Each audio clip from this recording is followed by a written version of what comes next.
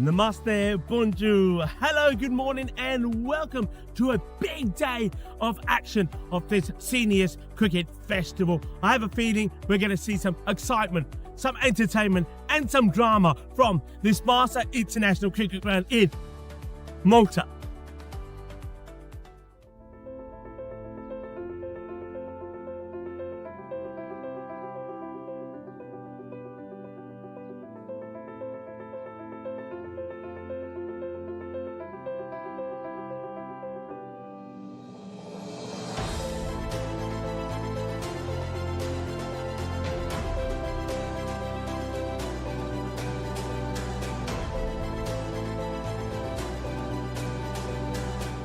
That's right, cricket lovers. Today, the destiny is in the hands of the teams. It all comes down to whether they will be playing in the championship pool for the big trophy later on in this festival, or will they have to settle for runners-up or the Spirit Trophy. Today is a big day, especially when we talk about the two teams in action in Group A, that Mark Lawson group. It's going to be Warwickshire taking on the Australian Kangaroos in the first match. Both teams made very impressive starts. Warwickshire, for example, they were the inaugural champions back in 2018. They returned 8 years later and they're hungry to do it again. The Kangaroos were here last year. They learned all about the festival. They know what it takes now maybe to be winners, and they started really well. Both these teams played the Essex CXs in their first match, and both of them put 200 on the board and got comfortable victories. So this is going to be a real match. I think it's going to be an absolute humdinger. Before we talk a little bit about the match, I want to talk a little bit about this surface, because a lot of people have been tuning in from around the world and they've liked what they've seen. The reason why they've liked what they've seen is I feel that this artificial deck is one of a few. By that, what I mean is that it almost behaves like a normal turf wicket. We've seen bounce on here, but also we've seen how well the slower bowlers do perform. Now, it's a pitch that I feel has something for the bowlers and for the batters. Now, the reason for that is if you look at some of the stats, we've seen batters score runs. Yesterday, for example, Rajan Sharma, what a wonderful knock he had. He scored 89 on there, cracking the ball to all parts of the ground. We also saw Rameez Mohammed from the Canada Masters score good runs. But at the same time, we've seen bowlers take wickets as well. For example, a man that we're going to see today, the captain of Warwickshire, Nigel Moore, he took 5 for 20, which is the best figures of the festival's history. So there is something in this pitch for everybody. Bowlers have to apply themselves, and I think that's bowling short of a length and not letting the batters drive. The batters, they have to take their time, get themselves in, and when they do that, they can go on and make a lot of runs. It is going to be an absolute cracking day, and I can't wait for this first match to start. Hello viewers, well the other day we saw the best ever bowling figures in this Seniors Cricket Festival, and it came from, on the day, the captain of Warwickshire, and that was Nigel Moore, who's here by my side. Nigel, first of all, congratulations on your 5-wicket haul. Thank you very much. I said to the lads, that's my first 5 in an awful long time. So to do it here, fabulous. That was really good. Not just to do it here, to do it on camera, it will be there forever. Have you ever been captured having a performance like that on camera before? No, never. So I say the 5 is a rarity, and on camera is very nice. So yeah, I can look back and remember those wickets. So it's good. I hope you got the match ball anyway, and if you didn't, well, we've got to find it and we've got to put that on there. But let's talk a little bit about the Warwickshire side as well. You return after you were the winners in the inaugural festival back in 2018, so 8 years later you're here. I know on that day you were captaining, and I said to you, you said, good to be back. You said, yeah, you wanted to make a great start, and you did have a cracking start, put 200 on the board against the Essex CXs and went on to win. You took a 5-for. I think also Hooper bowled brilliantly well as well. Yeah, Steve Hooper bowled really well. So yeah, six runs off 5 overs. I did give him the option of the other end and he didn't want it, so it's his mistake to bowl from the wrong end, but we'll see. I think we'll stick to plan and he'll bowl from this end and I'll go from the other end again today. Well, it worked really well, but of course the player of the match performance was from another star behind the stumps, and that was Kevin Bissett. I mean, tell me a little bit about Kevin. I know he's played a lot of good cricket. He has. He's played for England back in the day. He's had some games for England 60s. Really good keeper, and that just showed. Didn't miss anything. Took them all, took 2 stumpings, 3 catches. he's great stuff. But he's relegated to being on the field. He's not keeping today, so that shows how tough it is to get into our side. Well, he's not keeping today, and the other change is you're not captain today, but it is a big match for you today. You're taking on the Kangaroos. Now, they look pretty impressive as well. They too scored 200 against the Essex. What are your thoughts going into this match? Important match, because whoever wins goes into the championship pool. Absolutely. So, the rest of the games are all knockout effectively now for us if we're going to try and win it. So we're really looking forward to it. Two good batting sides. Let's see who's got the best bowling. Absolutely. Beautiful day for it as well. Join me in the commentary box and Nigel out there in the middle for the start of this match.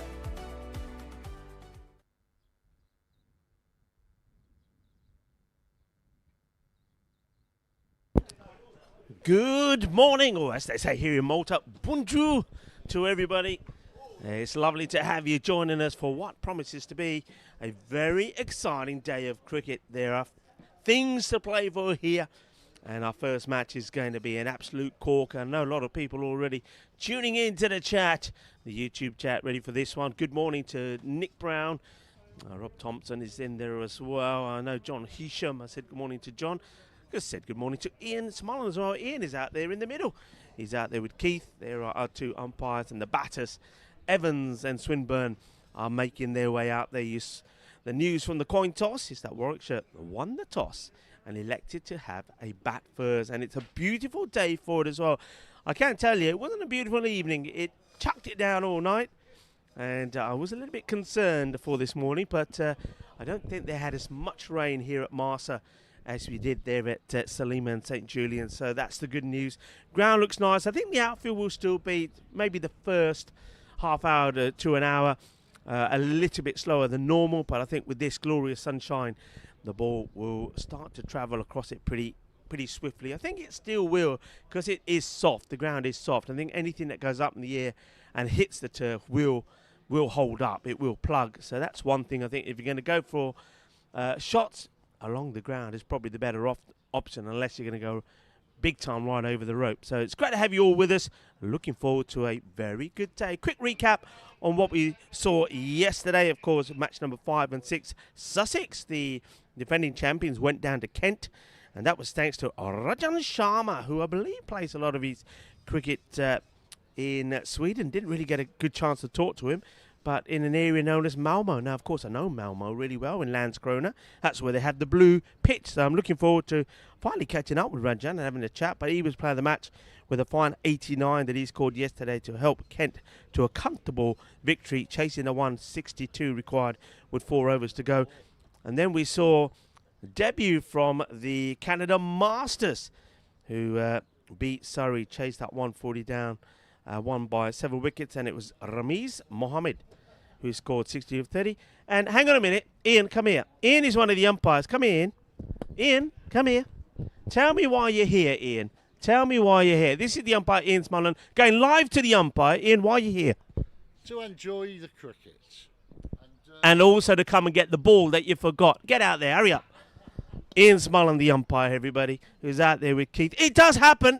We do need a ball to play with, people. We do need a ball. And a very nice ball as well. What would you say, the ball, Dave? Pink or orange? It looks more pink tonight. Yeah, more pink than orange. Some people say it's orange, but I do like it. You can't say that you can't see it.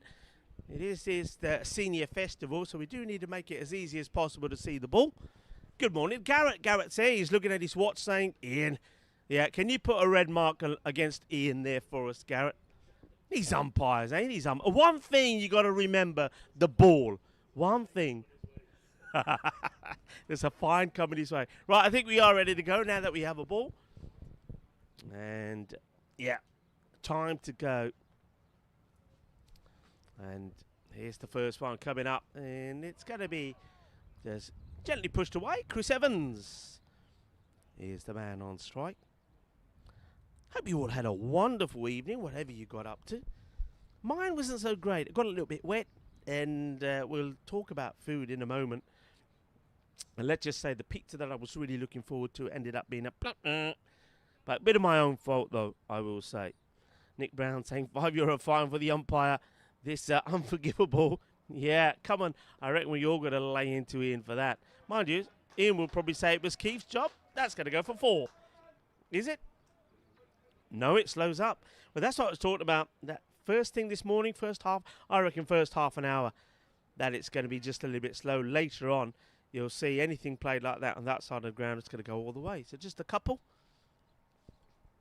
Good morning from the hub. I've got Dave, the Warwickshire scorer, here with me. Now, Dave is going to tell us a little bit later, maybe at the drinks break, actually. I'm going to ask Dave to tell us about Warwickshire's journey to Gozo, which is a beautiful beautiful place, a beautiful part of Malta. One of the 7 islands around Malta. That one's going to be a wide. So we'll talk to Dave later. Good morning, Dave. Rahul and Kenneth are with me as well. Sam is having a very well-earned day off.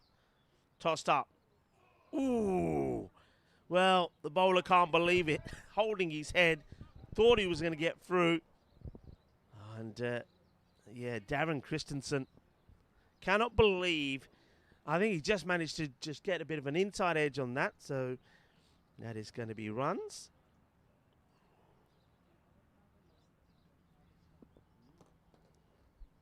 Christensen still holding his head. Couldn't believe it. By the way, some wicket-keeper news. Jack O'Connor is behind the stumps. So not Randall McDonald. But they might change. We know that they did that the other day. And that's why on my sheet I have 2 keepers marked. Randall McDonald, who was, of course, the player of the match when we saw the Kangaroos in action in the very first match. I'll give you a bit on that in a moment. Let's see this over. Good line, good area. Just getting the ball up there, making the batter play. And that's been called over. 3 coming off the first. And a bit of a close call there as well, wasn't there, for Evans? So over is called.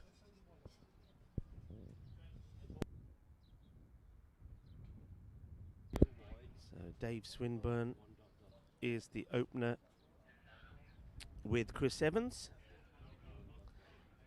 Yeah, so the Kangaroos, when we saw them first up against Essex, 202 for 2, and as I said, Randall McDonald 58 not out of his 50 balls. Peter Vachia, he scored 45 of 30, and Darren Christensen 36 of 50, and James Jackson was in good form as well with the ball. I've got him down as John Jackson this time. I'm pretty sure it was James Jackson. With the ball, who bowled well for them? Peter took 1 for 21, and Ian Caldwell was 1 for 24. So there you pick the bowler. Says a bit of an appeal here from the keeper. O'Connor not out, says Ian Smullen. Warwickshire were very much the same. I said the Kangaroos put 200 on the board against the CXS. Warwickshire put 200 on the board as well, 204. Little bit of width played away. Will be a single. Fielding done by Derek Braidner.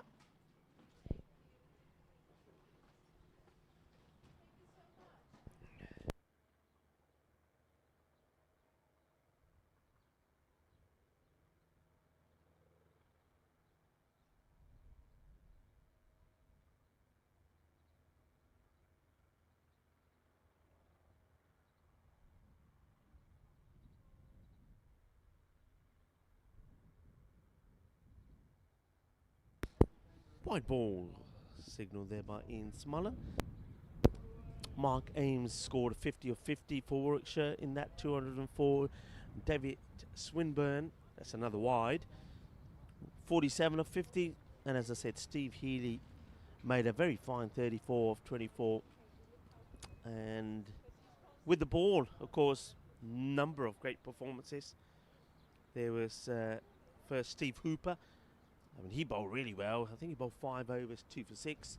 But he was pipped to the bowling award by Nigel Moore. And of course, we had a lovely chance to speak to Nigel. And wasn't he bright? I really needed my shades out there with that bright yellow shirt that he had on. But he took 5 for 20. Best bowling figures we've ever had in the history of this festival. Our player of the match went to the keeper, Kevin Bissett. But he's not keeping in this match. He's playing, but he's not behind the stumps. Dave Edge is listed to be the keeper.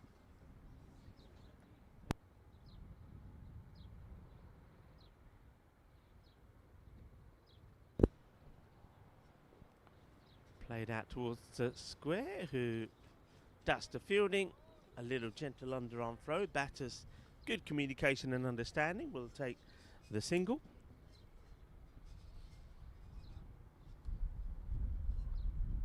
Let us know what you've got any stories to tell about your dinner. I know some people are cooking something nice. That's a nice looking shot, and it looks like this is going to go all the way. Beautifully played, lovely timing. All in the wrist. That one all in the wrist and placement. Barasana shot leg at that. Joka Lagia. Beautifully played. Lovely hit. Lovely shot. 4 runs and over is also called there. So a few issues in that one from Darren. Yeah, just didn't find his line. So Caldwell was the other bowler. His first over went for 4.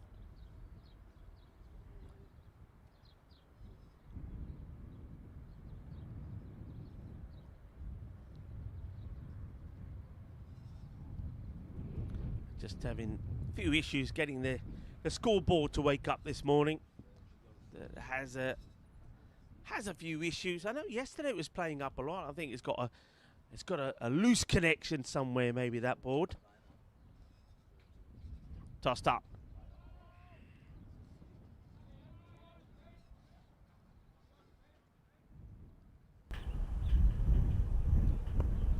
Movement being made in the field.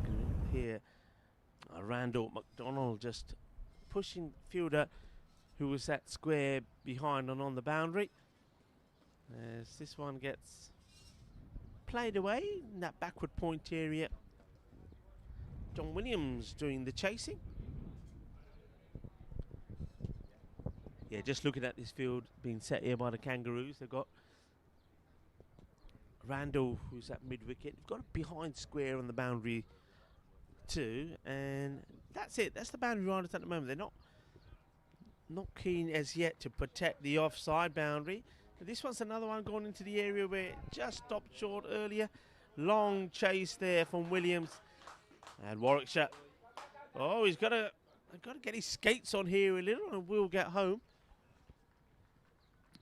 Making the batter rush to get back. Swinburne. 3 runs to Swinburne. Well run from the batters. It's one thing that where I think yesterday particularly. Oh, umpire! Ooh, umpire gets out of the way. Fielder then has a chance to take the catch. And I think that was a spicy one. A little bit of masala on that. And, oh, the umpire did really well. I think that's Ian. Ian was quick to move. The fielder probably wondering what the umpire's moving out the way for. That was right at his forehead. Gets hands to it, thankfully. You've got to say it's a catch. It's a chance that goes down, though.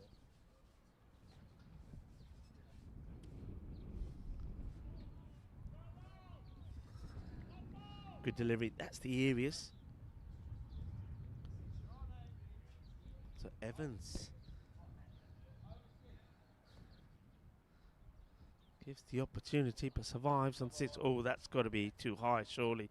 Let's see what the umpires feel. Nothing signalling at the moment. That certainly looked above the waist high. And, well, to my amazement, nothing is called by the umpires. That's quite astonishing, actually. And the batter can't believe it. Both batters can't believe it. They're looking at each other. They're looking at the umpires. And the men in black. Well, probably Ian was still worrying about that ball that he thought was going to thump him. And let's have a... I mean, you can see it there on your screen. That was really far too high for me. I know it wasn't necessarily a quick delivery, but doesn't matter. It was too high. Gets away with it.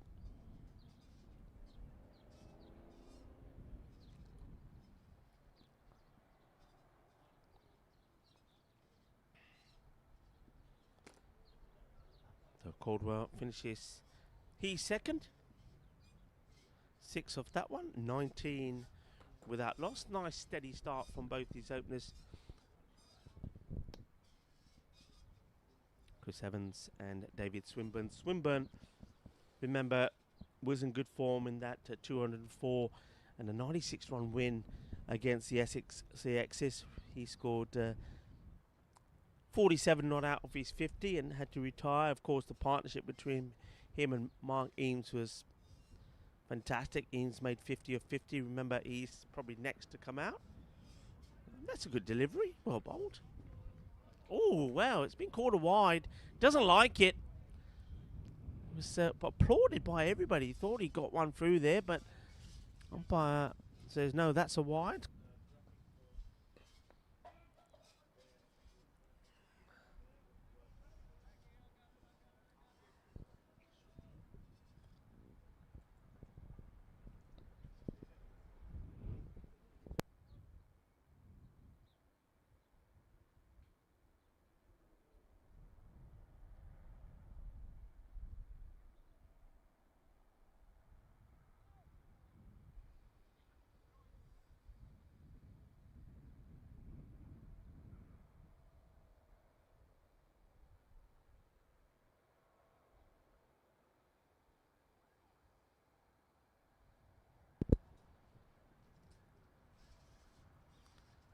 Some subtle movements in the field. They've just pushed the mid-wicket round and brought, so they've basically got two fairly short. That's going to be a wide down the leg side. Two pretty short, so they've got a orthodox square and a short mid-wicket, and then I think in between the two, they've now pushed back somebody on the boundary at cow corner. They feel they've also got a fine leg back actually, so it's a big appeal. Did look like a long. Oh, he's given him actually. I mean, he did come a long way forward. It does strap him full on the pads. Now we'll have a good look at this actually. Batter, of course, as you can imagine, never impressed by it, but Caldwell gets the wicket. Let's see this again. It's an interesting one. Here's the replay coming up now. So it's tossed up. Yeah, I mean, we haven't got the perfect angle, but it is full, and there's the ball catching there. Now, my question always is, I mean, look from side on, did look like the batter did come a fair bit forward. So it's the bounce element for me. And I just feel, unless the batter, this is my own personal observation and feelings, that unless the batter is all the way back, I don't think the ball going to go on and hit the stumps. But the umpire is standing wicket to wicket and gets a better view of what you're seeing there on the camera and decides that that is going to hit. So he's been given out. So wicket will go.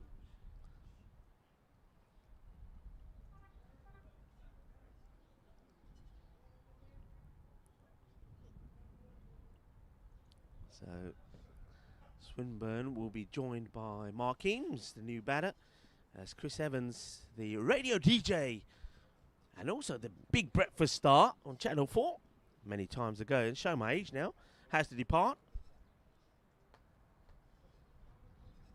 Yeah, what are your thoughts in the chat? I know people will have their views on it. I've shared mine. What are you thinking?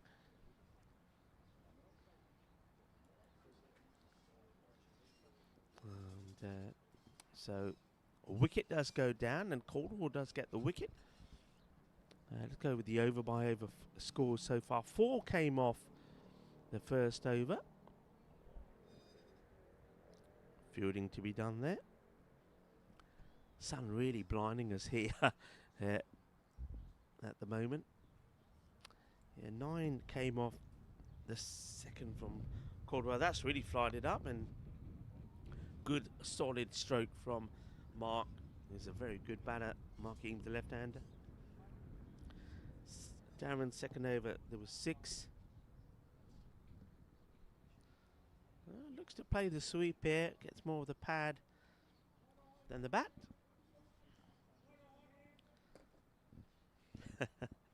And Caldwell, very vocal.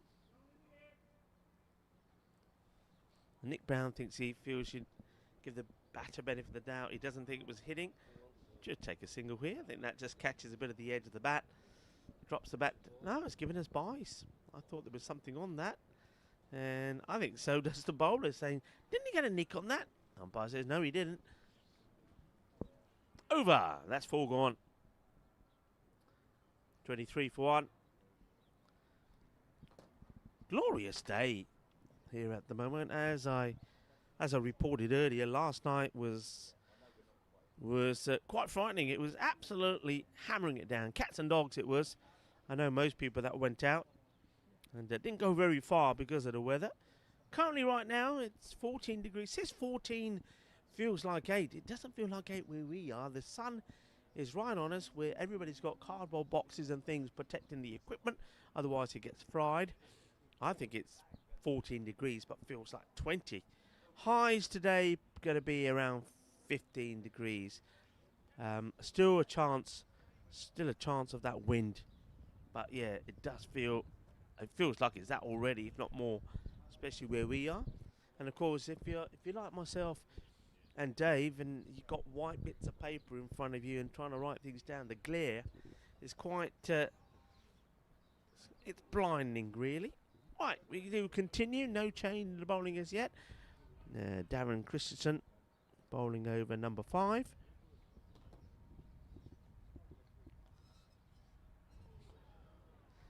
Wow, it's going to be called a wide, and I think the ooze there is that doesn't miss that leg stump by too much, but must have been more than what the bowler thought, because it has been called a wide. He's standing sort of way outside his leg stump. That's a nice looking shot. Controlled sweep. Fielder's got work to do, and is not going to be able to catch up with it. It was a long, hard chase there from John Williams. It was a little bit of a Aja, aja, aja, aja, meri pyari, aja, aja, aja, but it never came to him. It just got away from him. That's 4 runs. They couldn't catch that bright pink cricket ball. Lovely balls, by the way, as well. It's got the festival logo on there as well.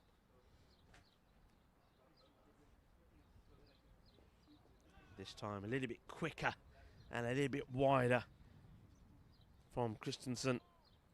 What bowl is the shout there from Ian Caldwell? Ian Caldwell, it's always a pleasure talking to him. He's got so many stories to tell. Of course, he, like many of the Kangaroos, have travelled to many places playing the cricket. They're passionate about the game, and I know that they've made hatloads of friends wherever they've been. And what's happened here? I think that's probably may call this a dead ball because the batter just moved out the way. Must have been a little bit of talk or something. Haven't seen a signal from the umpire as yet. No signal. They've got a signal that a dead ball, but it hasn't. I didn't see anything there. Dave, did you see a signal? No, I think they're asking how many balls are left. Well, the batter just stepped away. Yeah, batter just stepped away though. So.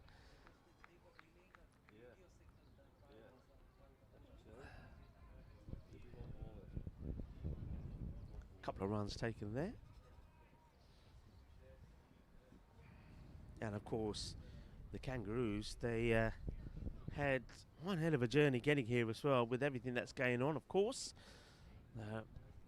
around there in the Middle East, it was not easy for them to get here. Had to change their plans and change their routes. Had to spend a couple of nights in Cyprus, though being the Kangaroos, they made the most of it. I think the Kangaroos were going up the mountains to the snow. That's what I was told. They went and saw a bit of the snow, had a good time, and made their way here. I think they spent a few hours plus sleeping on a few airport floors as well. But all for the love of the game, and we're grateful and very happy to have them here. And of course, we'll try and catch up with some of them a bit later as well. Maybe have a bit of a chat. I know we've also got an evening planned today with Henry Brofield, and I know that a lot of the Roos will be there, and I'm looking forward to, if not today during the cricket, but certainly in the evening, catching up with them and having a chat. That's the end of the over. 30 for 1 of 5, so 7 coming off that one.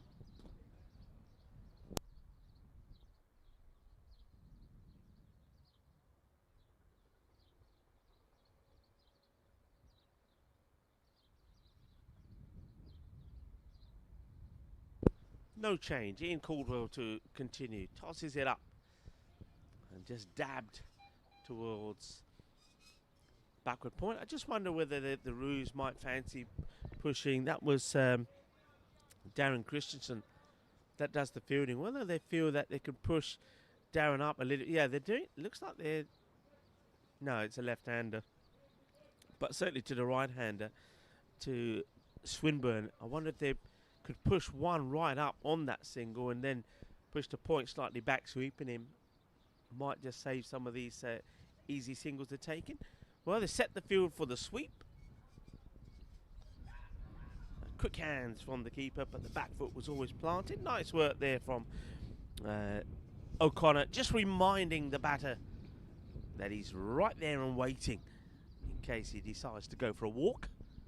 So on the boundary, Christensen is there, and Randall McDonald, they are on that leg side boundary, square leg and behind square. You've also got Derek Braidner, who's orthodox square leg, so they're feeling that this is where they could get Mark Eames. They're trying to make him play differently, trying to make him play outside of his box perhaps. I've got a sweeper out there on the offside as well. That's nicely played. Gets in between one, in between two. Now the chase is on. Andale, andale. Iba. Who's going to get there? It will once again be John Williams. And a little bit of team fielding to get the ball back to the bowler. Chased by Williams. Williams then passes it on to one Kangaroo. And the other Kangaroo passes it on then to the captain, John Murphy. And Murphy now having a bit of a chat here with the bowler, Caldwell, thinking about maybe a change in the field.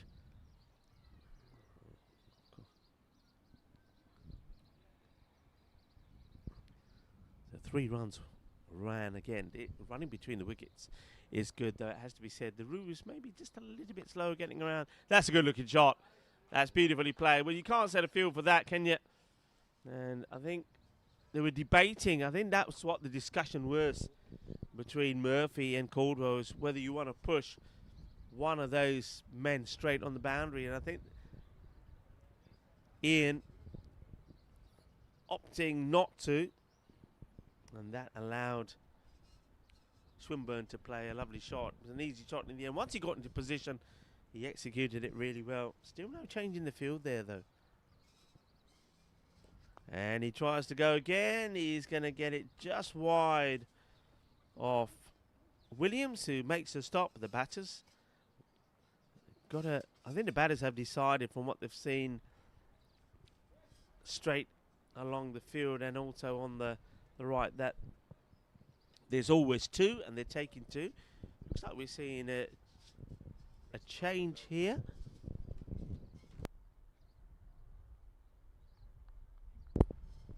So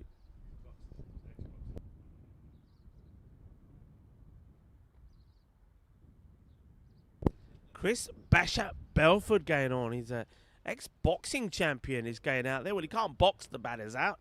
He's going to have to get him out a different way. But he goes out there, and Derek Braidner is going to probably find his way, make his way to the bar, get some refreshments. So Derek Braidner comes off, and the basher goes onto the field of play. Some of the lovely characters that we do have of the cricket. Right, something's coming through. What we got here, and Chris M.D. Smith saying, "Come on, Bears!" Of course, that's the Warwickshire Bears. You see the bear on their logo. Of course, I was standing in front of that flag with the bear on it. What's the tree? Is it a particular tree as well? Is there a story? Because I know it's very similar actually to the symbol of Madrid. If you have a look at the symbol of Madrid, because Madrid is the bear and the strawberry tree. because many years ago there were, would you believe it, that Madrid had bears roaming all over the city, and also the strawberry trees, and that was the. You'll see it also, I think, on one of the emblem on one of the football teams. I think it's Athletic Madrid has the bear and the strawberry tree on it. So, just wondering if there's a story behind that in Warwickshire, whether the tree has any significance, or is it just any tree? Definitely the bear there, isn't it? The bear. That reminds me of the old advert, "Follow the bear." You know what I'm talking about? Those in the UK will probably remember it. Follow the bear. And it was to do with something that sounds like beer.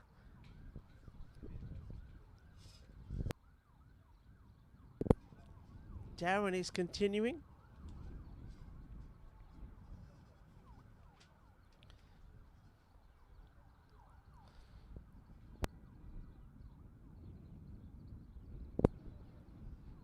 Oh, finds the...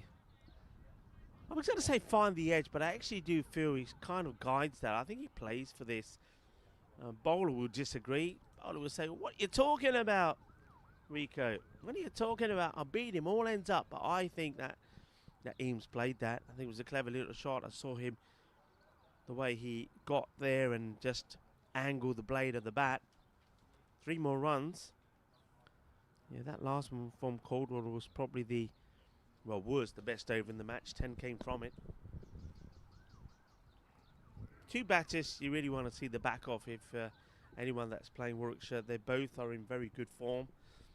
Mark Eames and Dave Swinburne.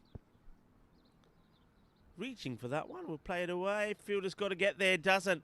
And now he's got a difficult chase on.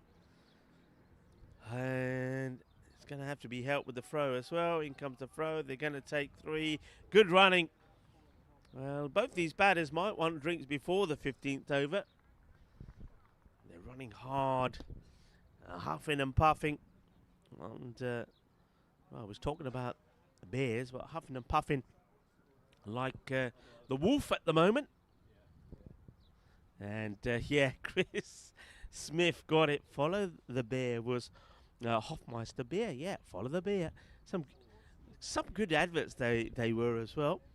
Of course, the Kangaroos will be thinking more about the Forex, the Forex's advert, or the Foster's ones, but not allowed to advertise as they could before, are they, these days, because of all the many restrictions? So yeah, follow the bear. And Nick Brown, maybe we should we should call you the Nick Brown Bear, since we're talking about bears. And he's right, it is great running for the lad. You're absolutely right, you know. I mean, I know so many people in the personal messages that I've been receiving, and also people have said this on the chat. I mean, I'm here and I'm telling everybody this is a seniors festival. I think all the players now, the extra criteria in the team is that you can have one player that's 58, you can have 2 that are 59, but all the others have to be over 60. But from what I've seen, everybody's over 60, and in fact a lot are 75 plus. So when you take that into consideration and you see that on a day like today, where never mind what the weather forecast tells you, I reckon there's about 20 plus out there, the sun's out, they're running hard, they're running threes, that's an amazing achievement. I just, fingers crossed that when I get anywhere near this kind of age that I'll be grateful if I could walk up this flight of steps. But these guys, yeah, I mean, I take my hat off to them. They are true athletes, and they've looked after themselves, and they look, keeping good shape, and that's why they're out there playing the game at this level. Yeah, it's well bowled, well played as well. So we are seeing a change here now. This is Randall McDonald doing the bowling. I wonder if Randall will bowl X amount of overs and then switch with the keeper. We'll have to wait and see.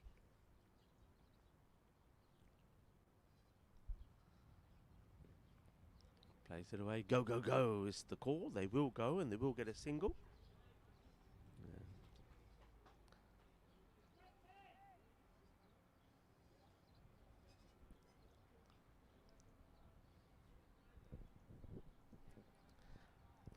Randall wants to make some changes here in the field. He's directing the troops, he is. You go there. You go there. You stay there. He doesn't...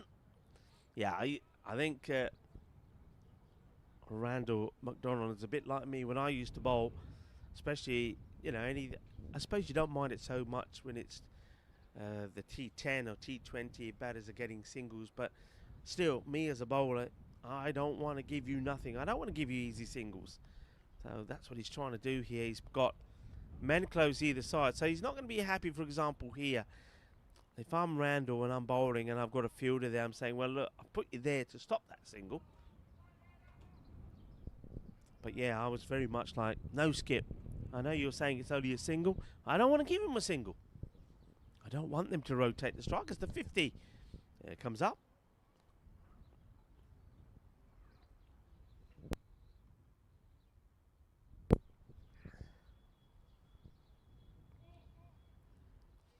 Played it down into the ground and taken by the keeper.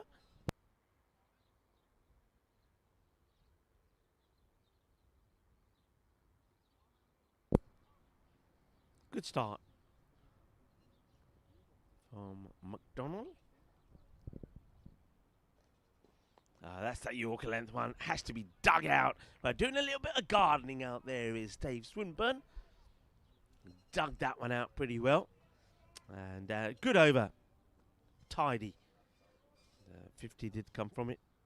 As in the 50 on the board. Not 50 runs, of course. 2 runs off the over. 8 overs now completed. Remember, drinks will be taken at 15.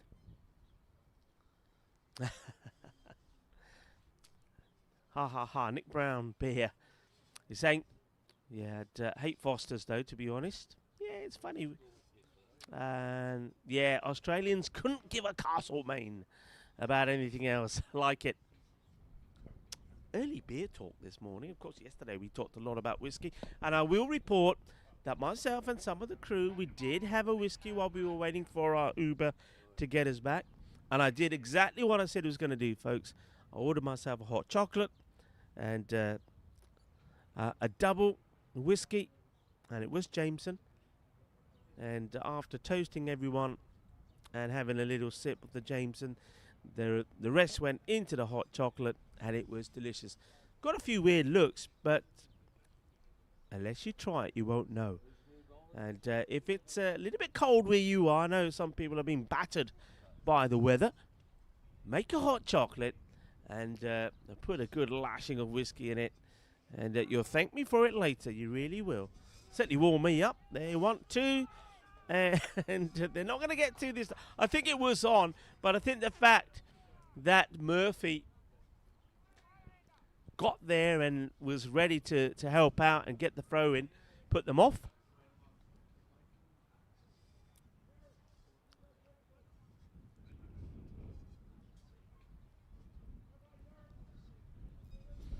Oh, thank you very much for Chris. You're giving us a little bit on the history. He's saying the rugged staff is believed to refer to Morvidus, an early legendary Earl of Warwick, who is said to have slain a giant with the young ash tree torn up by the roots. So there you go, ash tree. Thank you very much. See, educational to be on the chat as well. That one's okay. Now remember, if you haven't done so already, I said this is Peter. Bowled very well the other day, by the way. Peter Warwickshire. Played away. Will at least be a couple here, I think. Even though the field is pretty quick, and that's good decision. Good decision. Because I get the feeling that probably was Randall doing the chasing, and he does cover the ground well, and he has got a good throw. Yeah, very cheer. So they have made a double chain in the bowling front. Nice to see the Warwickshire boys doing the traditional cricket thing and walking around the boundary rope, having a walk, stretching their legs, having a chat, stopping, watching, and enjoying the sunshine. Good fielding and a little flick back as well. Nicely done. This time I think it's the Captain Murphy.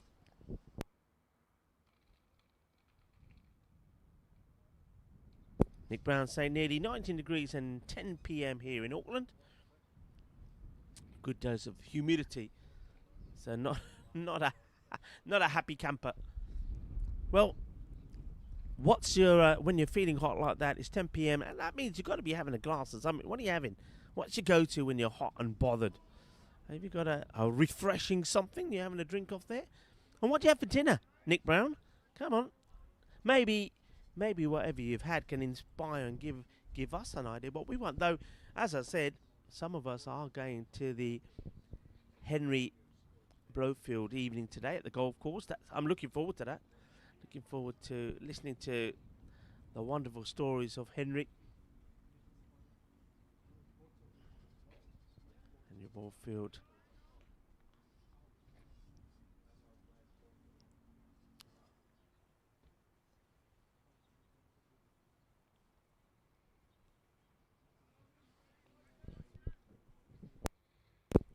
He's been supporting the festival for many years. He arrives today.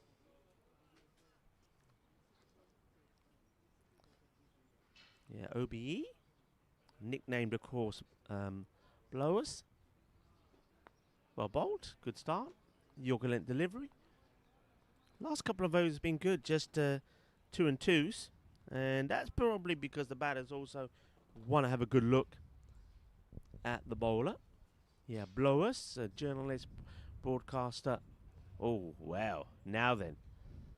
It's no ball because short and over the head of the batter. So, free hit to come. And, of course, I know him very well from a test match special, listening to him talking. And my early question is, what was his phrase? What's the phrase that he's known for? Okay. So Blofield, really looking forward to seeing him here.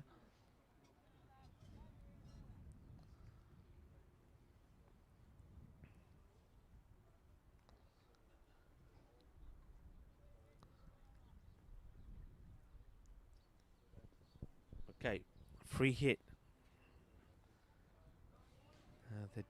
I think they did change batters, and I don't know what the regs are for this tournament. Ankit's behind me. Free hit. Can they change the free? Can they change the field? No, not allowed. I know in some. Okay, so if the batters have changed, you can. That's what I wanted to check. So the batters have changed. Lefties on strike. So there we go. It's pitched up. It's in the air. Can't be out. Remember, I don't think anybody's going to catch it anyway. It's just going to be a single, so they get away with that. Yeah, so Henry, we're going to tell you, of course, as I mentioned, his nickname was a sports journalist, broadcaster, cricket commentator, test match special, and Radio 4 was when I used to tune into him. Pretty decent cricketer as well, until unfortunately he got the accident. But has scored 100, scored 104 not out for public schools. That's worked away. Again, should be looking for 2. Nobody really helping out with the throw, but the help now comes. Yeah, the accident happened when, fortunately, was knocked off his bike, and he remained unconscious for 28 days. But he played 16 first-class matches for Cambridge. Skippered by Ted Dexter.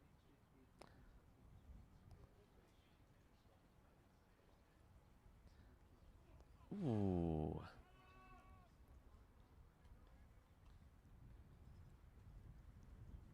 And, of course, his first victim behind the stumps was future England captain Colin Cowdrey, who also is somebody that we will meet here.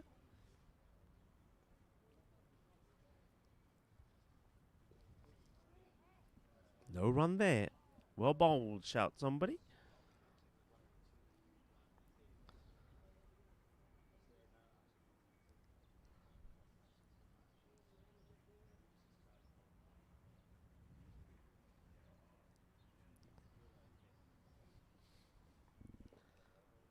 Plays that out to backward point. They've run well and they continue to do so, even though the bowlers have got pretty tight here now.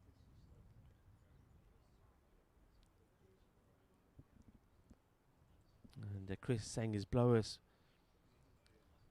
was hilarious. Commented on a lot of seagulls, yeah, and a lot of buses as well, Rob Thompson, I feel. And Rob Thompson saying it was 27 here, and now it's about 19. And Nick Brown saying a Thai takeaway, or Thai, nice green Thai curry. Okay.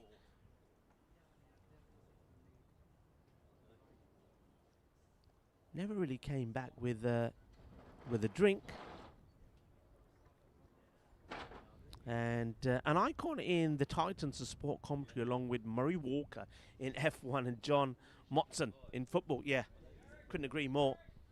But can you remember what was the saying that he was known for? What was his favourite saying? Anybody got that? Anyone know? 58 of 10. So starting to put slow things down a little bit. Batters will know that, but at the same time, I think they know that if the bowling's good, you've got to respect it.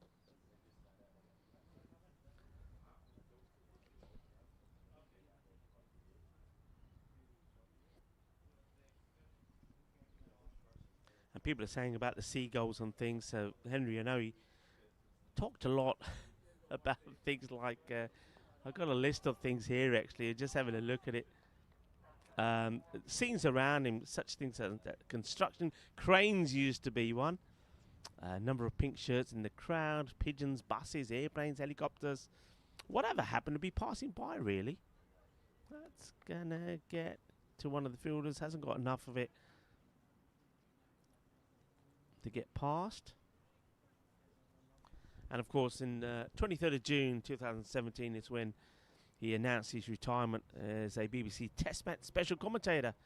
His last Test commentary was when England played the West Indies at Lord's on the 9th of September 2017, and he was given a standing ovation and a lap as he went on a lap around the ground following the match. Yeah, Blowfield was awarded the OBE for services to broadcasting in 2003.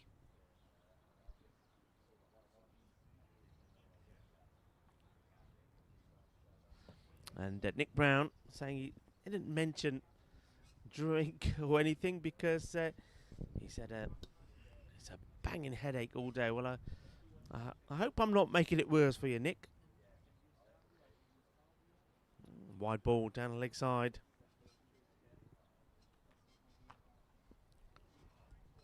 Let's have a look at this. Fires it through. Good take. Good bit of wicket keeping. Nice movement.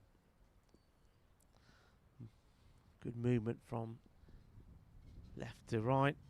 That's shot that he does like to play, and I think they should really be thinking about putting somebody on that. That's going to be a hard chase for Ian Caldwell. Was going to get there. Peter continues.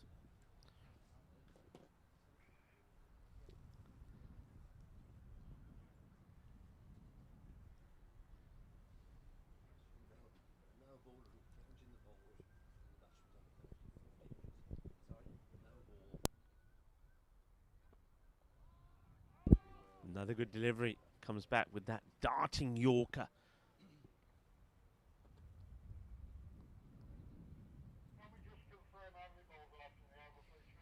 Umpires just want to check how many balls to go. Oh well, that doesn't really help when. Oh, look at the sweep. They like it. They're asking the question. The umpire says no. I think once again it was a good long stride down the ground, and I think if we have a look at this again, I think you'll find that perhaps the bounce is going to take that over the stumps. It's the end of the over. 11 overs now completed. 61 for 1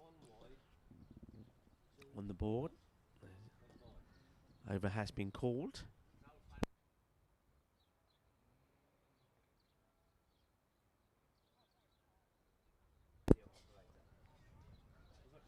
Let's go to international days today, and most people are talking about it being very warm, so may not appreciate that it is National Hot Tub Day. Oh yeah, now you're talking. Hot tub celebrates the joy and relaxation that a hot tub brings.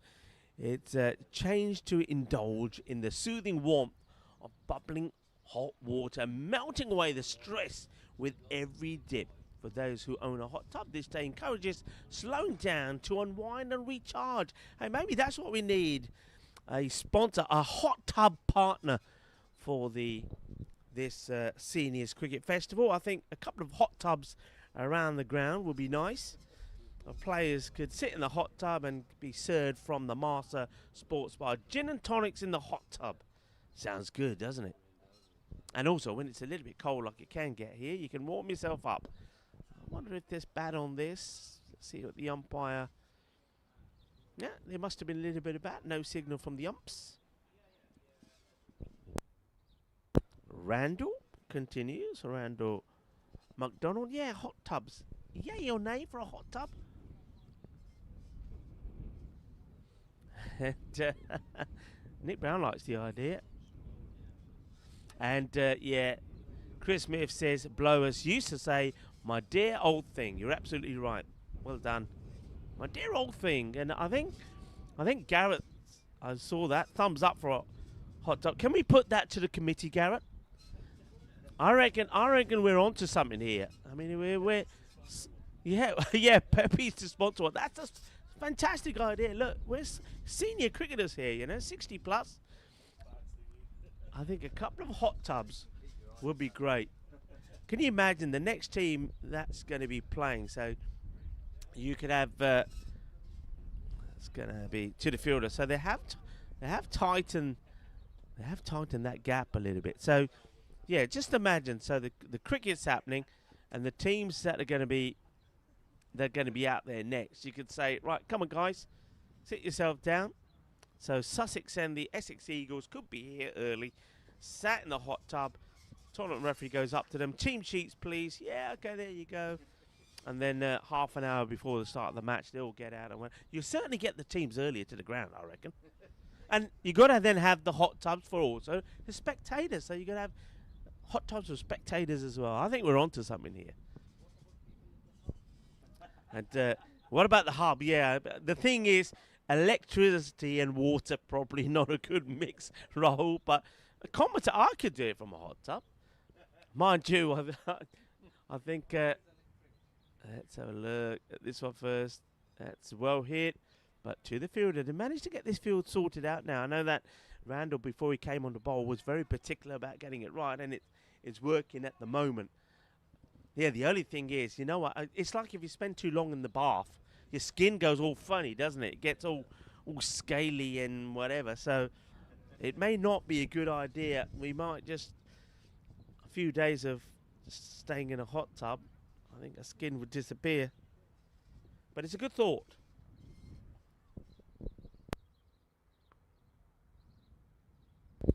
Just a single. I think Nick Brown saying, yeah, that's probably not very safe.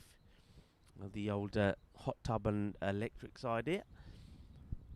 The day also highlights the many health benefits that hot tubs provide. The warm water and massaging jets. So yeah, don't forget the jets. I know Garrett was saying he's got a bit of an issue with his back. So the hot tub and the massaging of his back would work pretty well. And work wonders for aching muscles, stiff joints, offering a natural form of relief. So if you do have a hot tub, or if you have the opportunity to get inside one, enjoy National Hot Tub Day today.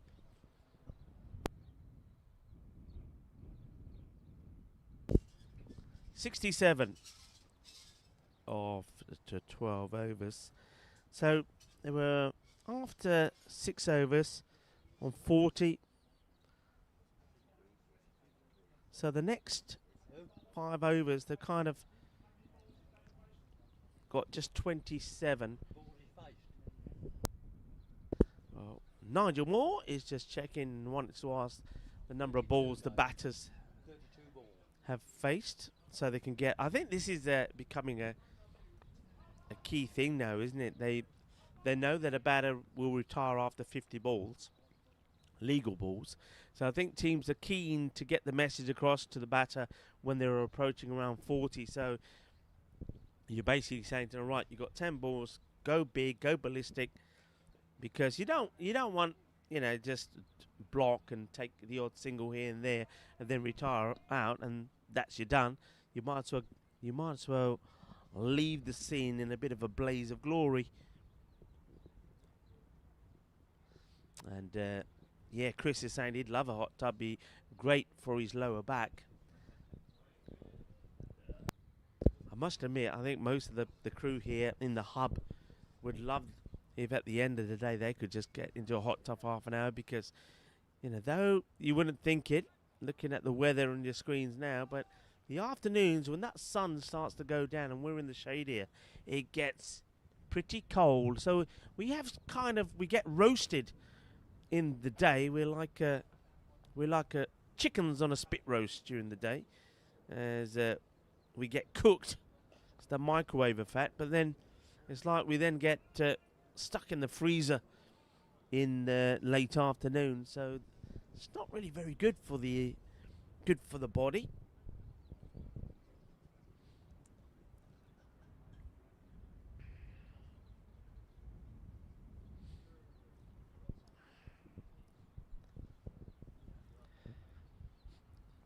Peter Vachia continues. These two bowl really well, actually, and I think the same way that the Kangaroos will be happy when both these batters get to 50 balls face and will have to retire. I think the Warwickshire side will be happy when Peter and Randall have finished their spells of bowling, because they have not given hardly anything away. That one's well stopped by the fielder, gets a good hand on that. Had to do, really, and that's well handled by Darren Christensen. Runs across and plays like a left-handed tennis forehand to keep that ball and stop that ball getting past him. Another over comes to an end, so 12 completed. 70 is the score. Thank you for joining us wherever you're joining from. I know that Chris and Nick have been keeping everybody entertained in the chat, talking to me. Hello to Rob Thompson there. I know that cricket's also happening there in Portugal, and Phil G's been joined by Tina as well, I understand. So if you are flicking between screens, do enjoy and do say my highs and my hellos to both Tina and Phil G. I hope they have a great day in Portugal, but also, as you go and say hi to everybody in Portugal, get them to come over and say hi to us here in Malta. I mean, how wonderful is that? The amount of cricket that you can see. You can see the seniors doing battle here on a very important day and a very important match, and then you can go over to Portugal and see some of the youngsters who are probably blazing the ball big over the boundary for big sixes. So wonderful to have so much cricket on display. High in the air, there's nobody there, but this will plug. They probably will look to go 3. That's now 2. Probably definitely got 1 for the throw here. And no says, I think that's, David Swinburne says, no, I can't, he says. I need my drink. He has run well. He's been running, they've ran a number of 3s, but on this occasion they decide not to. Of course, Malta and Australia have a very good connection. And remember the old saying, there's more Maltese in Australia than there are in Malta. It always used to be the same. It's not actually true, but there's a fair number of them. I know that when we had the High Commissioner here, Matt, he touched on it as well. Right, there's 2. Are they going to go for it? They've got to go for the 3rd here, I feel. I think they could walk it. And they're not going to do it. They're just going to take 2 again. I think Swinburne definitely is feeding it out there now. Just 2 byes taken. Yeah, there's close to 200,000 people with Maltese descent in Australia. And on the island there's about 450,000 Maltese. So that's a fair number, though, still, isn't it? But yeah, it is a bit of an exaggerated saying. And while we're crunching numbers, 450,000 Maltese here, 300,000 cars. And the beauty about the weekend, and probably from now on for us, is as there are school holidays and it is the weekend, the difference it makes. It's like everybody had evacuated the island this morning. There was hardly any cars on the road. Yeah, it's a normal thing that once somebody turns 18 that they are bought and given a car. That's why there's so many of them.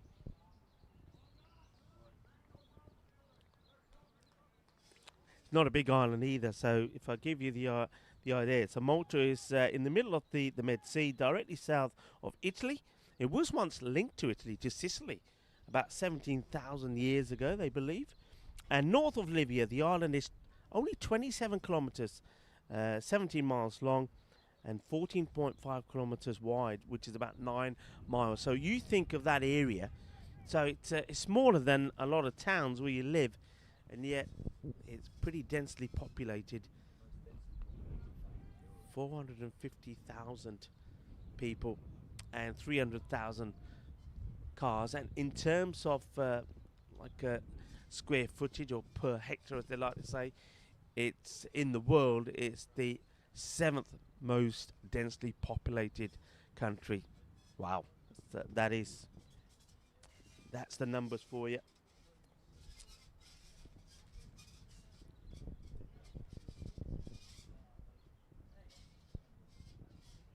Randall continuing, doing a good job. And they're looking to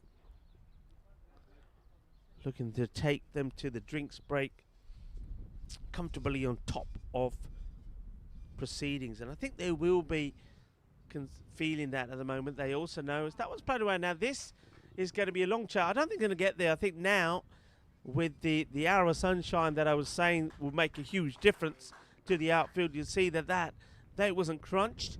Once it gets past you on that side, it goes all the way to the boundary. That's 4 runs. And that's nicely played. So we've waited a long, long time for a boundary. And we finally get one. That's only the second that Eames has hit as he moves to 29. 2 boundaries to him.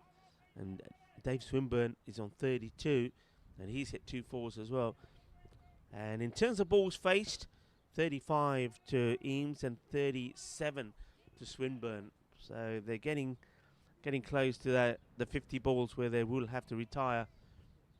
82 of 14. So one more and then drinks. I know that Mike is getting sorted and Mike is asking us. I'd love a tea actually, Mike. Thank you very much. Yeah, tea. A cup of cha.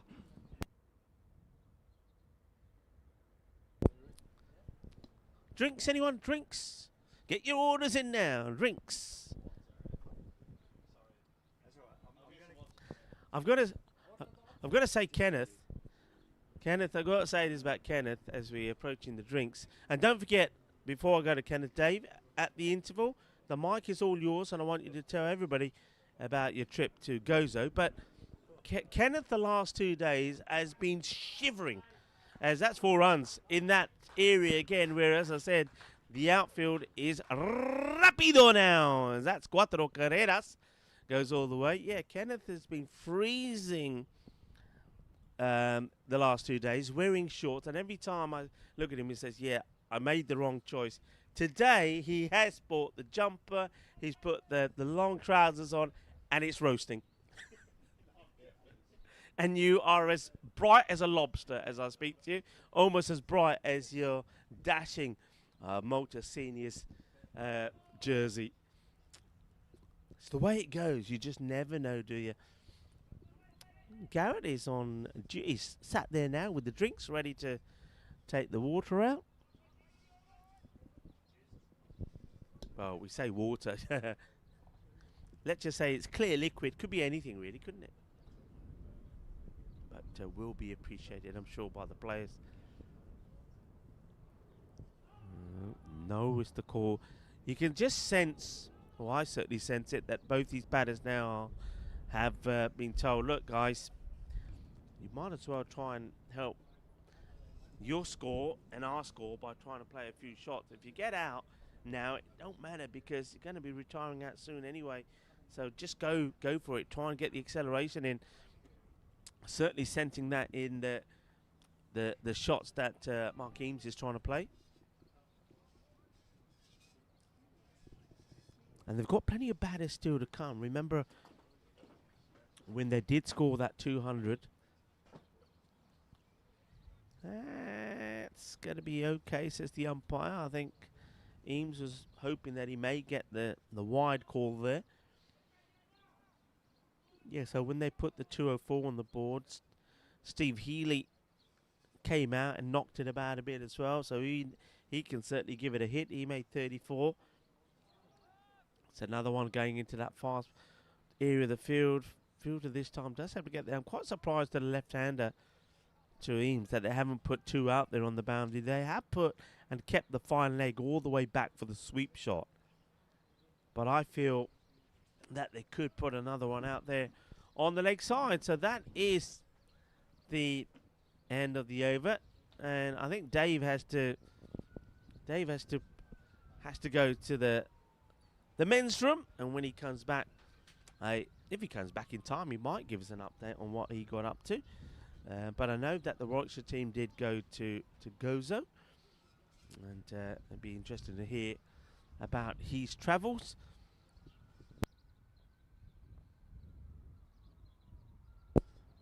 So, one thing I can tell you, in fact, I'm not going to tell you, I'm going to ask you a question. So this is my first question of the day. What's the lowest score in Test history? So I'm going to leave you to ponder that. Now, don't cheat. Don't get onto your old Google or whatever it is and try and find out, or Chat GPT. What's the lowest score in Test history? I'm going to let you think about that. And while you're thinking about that, let's talk about what Dave and Warwickshire got up to, because Dave is back. So I'm going to hand you over to Dave, who is the official scorer for Warwickshire, who's going to, as the players have drinks, going to give us an update on their trip to Gozo. Yes, we had a very entertaining trip to Gozo yesterday.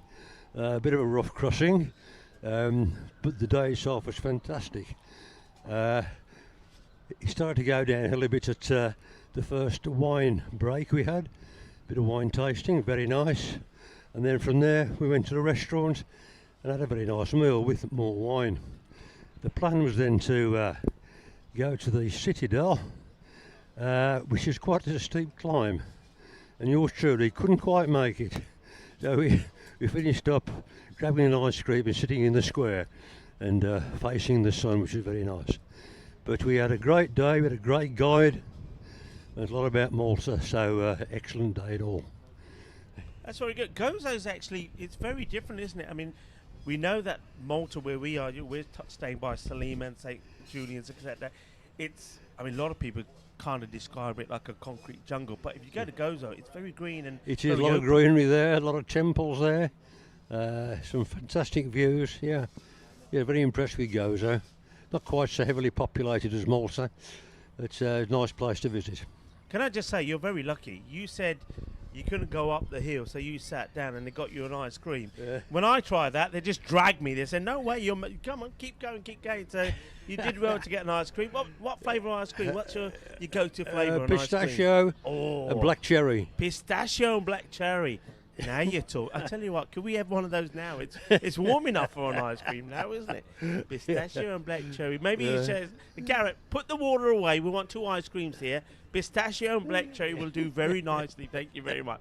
But Dave, thank you very much for giving us an update on the day to Gozo. Thank you. Yeah, well, that was Dave, one of the scorers. And we have a multitude of scorers coming in here. It's lovely. We had Shirley yesterday, who did a great job. And did the whole day yesterday, did Shirley. We have had Julie as well. Who else have we had? And here we had Adrian, who was with us. And Dave here today. So it's wonderful. And what's also wonderful is the cup of chai has arrived. I'll just keep that over here. It's not going to get cold if I keep it in the sun, is it?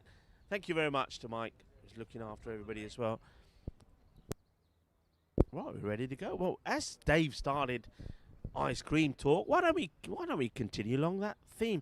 Ice cream flavors. What's your favorite ice cream flavors? And you all want me to ask Raoul. So Raoul, favorite ice cream flavor? Got time to think about it, and Kenneth as well.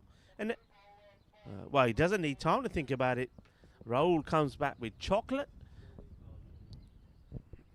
I think we might have a change in the bowling department here. Let's see who's going to bowl here. So chocolate is Kelvin Bond. It's going to bowl the over. So halfway point, 89 for 1 was the score. What about you, Mike? Hang on, Mike, you might as well. Mike is here. Let's give Mike the mic. Favourite ice cream flavour, Mike? So my favourite ice cream flavour has got to be rum and raisin. I do like a rum and coke. My dad was in the Royal Navy and actually came to Malta in 1957 on HMS Bulwark. And apparently as a young kid, still a babe in arms, when the ship was in port, my mum used to take me on board to visit my dad, and I was apparently imbibed in the tot of rum.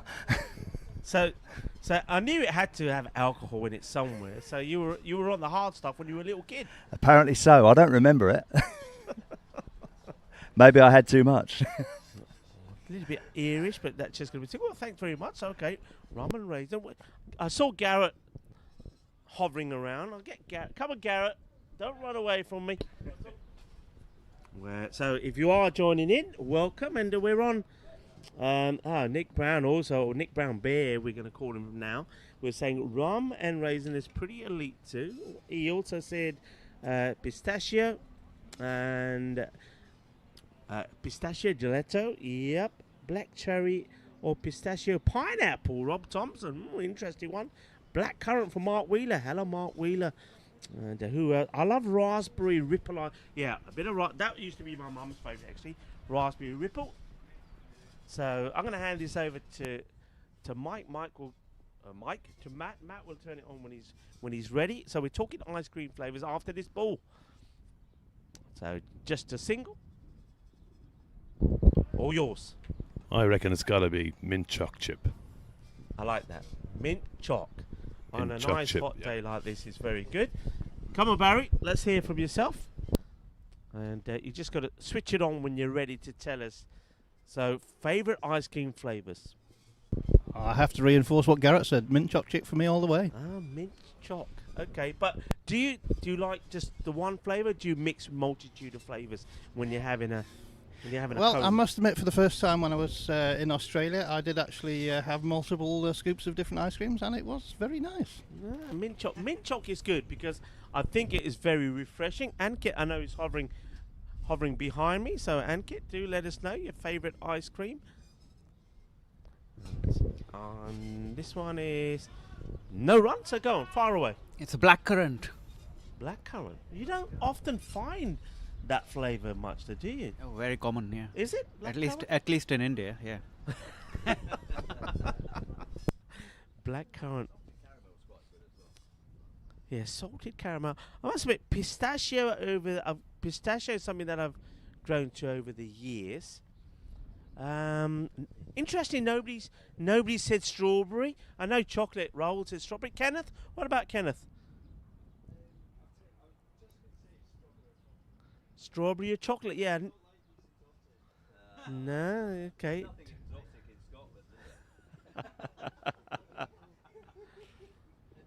A single gets taken. So Bond, not a bad start again from Bond. Nice tidy. I think Warwickshire will probably want to accelerate here, and these batters are in their kind of 40 balls faced. Who else? Anybody else come up with a really good? Who said salted? Somebody said Mike said salted caramel. So yeah, Nick Brown said a really good salted caramel is also a good contender. Yeah. Let's play to just a single. Bubblegum, yeah. Barry says there is bubblegum flavour as well. Yeah. Speaking of flavours, don't you get some weird and wonderful flavours in crisps these days? I don't know what's going on, but it's all a ploy, isn't it? You think, wow, that's interesting, but it never tastes like what it's supposed to. At least ice creams, if you do get raspberry ripple or mint, whatever, it actually tastes like that. But these crisps, no, they don't. Cheese and onion, yeah, the good old-fashioned cheese and onion.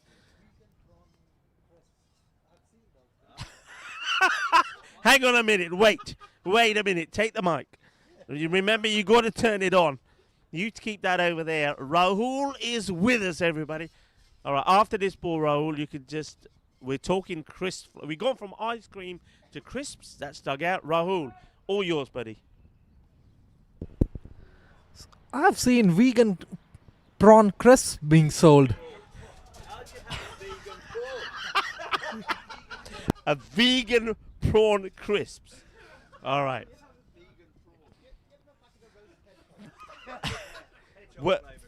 So were they nice? It was trash. Okay. I'm glad you chose your words selectively there. What made you try it? So you are obviously a vegan. You don't eat meat. You don't eat fish. You don't even eat eggs. What even made you try vegan prawn crisps? I was given that at Derbyshire. Vegan prawn crisps. Okay. Well, that's Rahul. Now, Rahul is... You can't really talk to the food talk because I know you were telling me on the way back yesterday that's a good York-led delivery. And no run there as Peter Vachia continues. I know on the way back yesterday we were saying that your usual routine is go back, you normally have a lie on the bed, and then you get up, go for a walk, find something to eat. Kind of went a bit wrong last night, didn't it?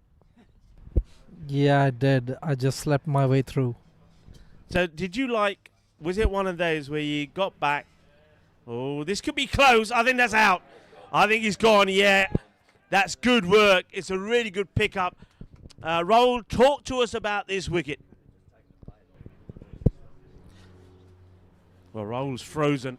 He needs some of those vegan prawn crisps to get him going again. So yeah, the batter did a backward defense and tried to sneak in a quick single, but the throw came in really quick and the bowler didn't miss the chance. Yeah, it was good work, wasn't it? Good pickup. I think they've got away with a lot of these singles, haven't they? But all of a sudden the fielder just accelerated, got a good throw in. And I think credit to Peter Vichachi as well, because he was behind the stumps quickly. It's a good lesson, actually. I know a lot of kids are now on their holidays. And if you are tuning in, with permission from your parents, of course, you can send us a message. But that's the thing to do as a bowler. Get behind the stumps. And Peter, using all those years of experience to do it, gets behind the stumps and completes the run out. So well done.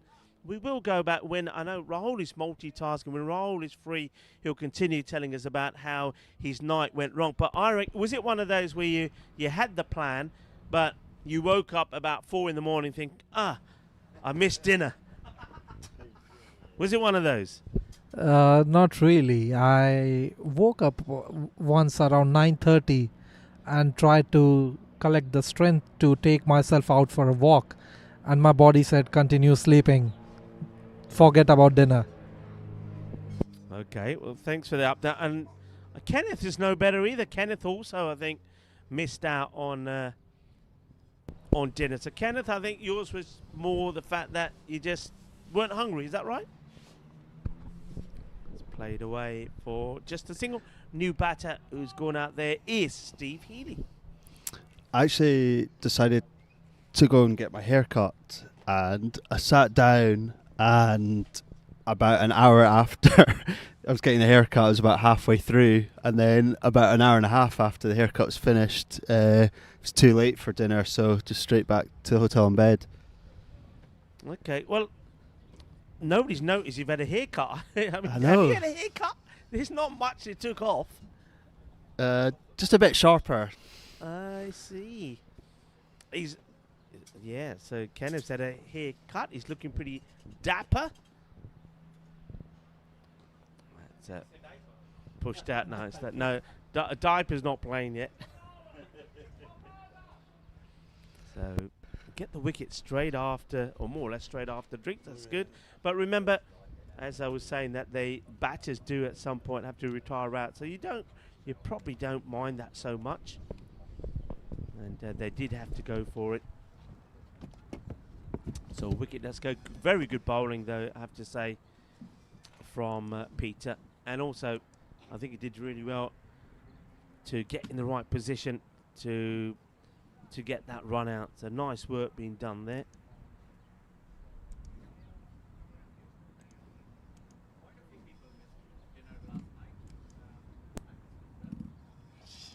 Why does the my score roll? Yes. Why does my score can't say court on here? Court? Yeah, it says court. Oh, All right, returning to the action. 97 of 17. Good ball. No run. Bond is going to continue.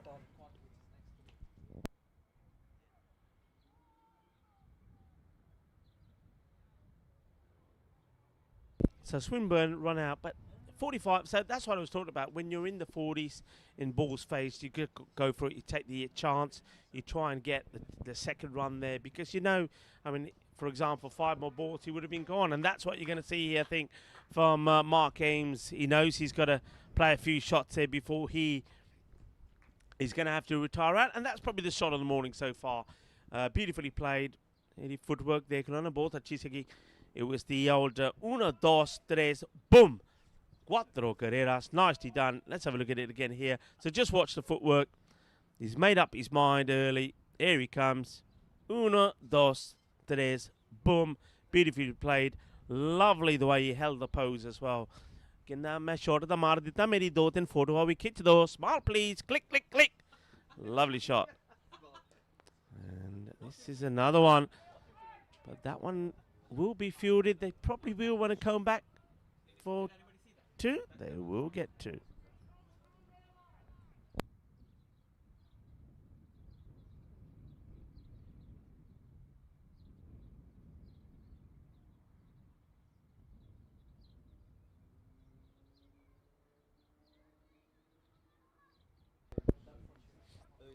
Plays that one away.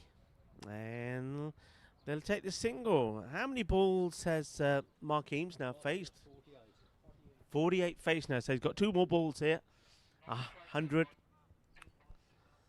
100 up as well. And it's one of those where you just feel that it could again kind of be around that 160, 170 mark. Ideally, I think they'd like to try and get to that 180. That would be what they would be aiming to do.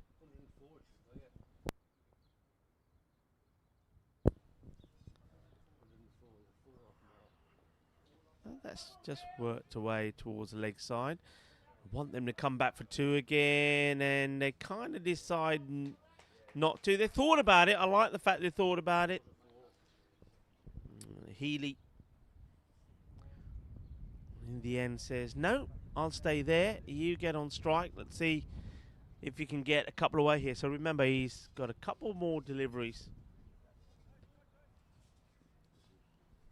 And then he will have to retire. And I think that would please the Kangaroos.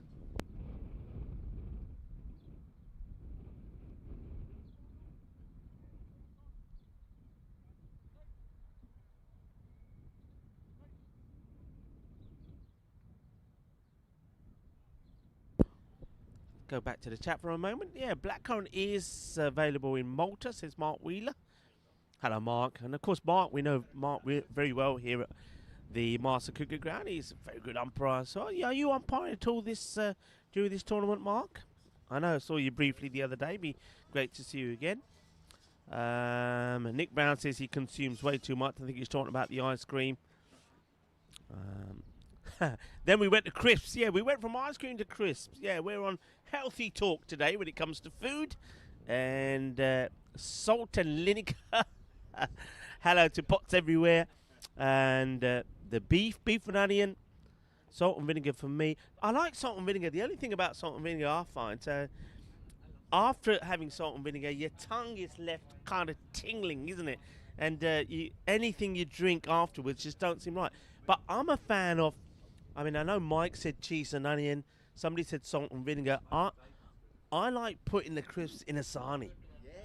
You know, so you basically, a simple cheese sandwich, then you put the crisps inside and you crush it all together. Yeah, I like that. I like a cheese and crisp sandwich. And the other thing I like to do with crisps, apna jira gatia nahi hunda, chebra. I like to get a normal like chebra or gatia mix or Bombay mix. You can buy them everywhere these days. And then just get any crisps, crush them up and add it to them. Yeah, I like that. I like that. And you can again just put them in a sandwich. So yeah.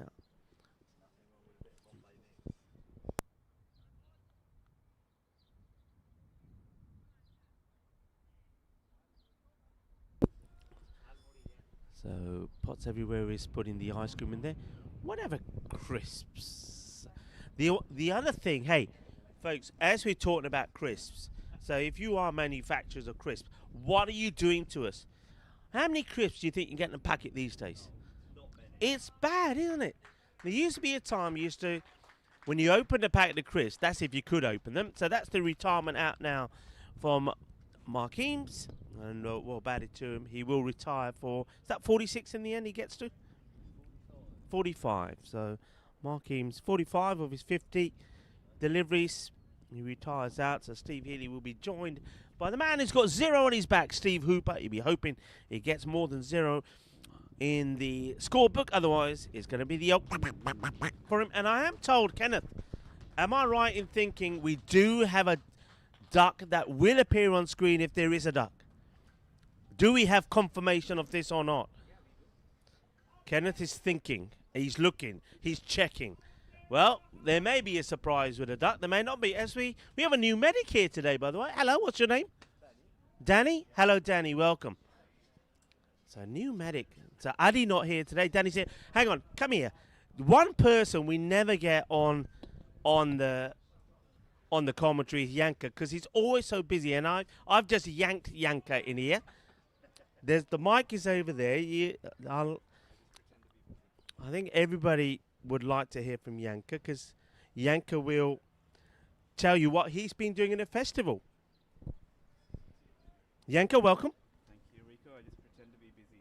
Just run around, make it look like I'm actually working, but I'm having a really great time. You do more than pretend to be busy, because I'm making you run around every morning here, because we get here pretty early, and of course those marvelous introductions that you see every morning would not be possible if it weren't for Yanko.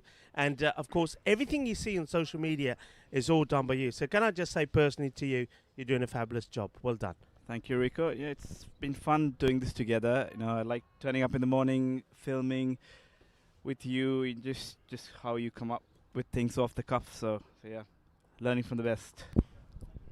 It's been great. So everybody in the chat, I want you to all put lots of hearts and a lot of love in the chat for Yanka. We don't often hear from him because he's very busy, so it's good to hear from Yanka, and it's good that he's doing a wonderful job. Now, Yanka, you may have heard us talking about different things as the over comes to an end. So that's 19 done.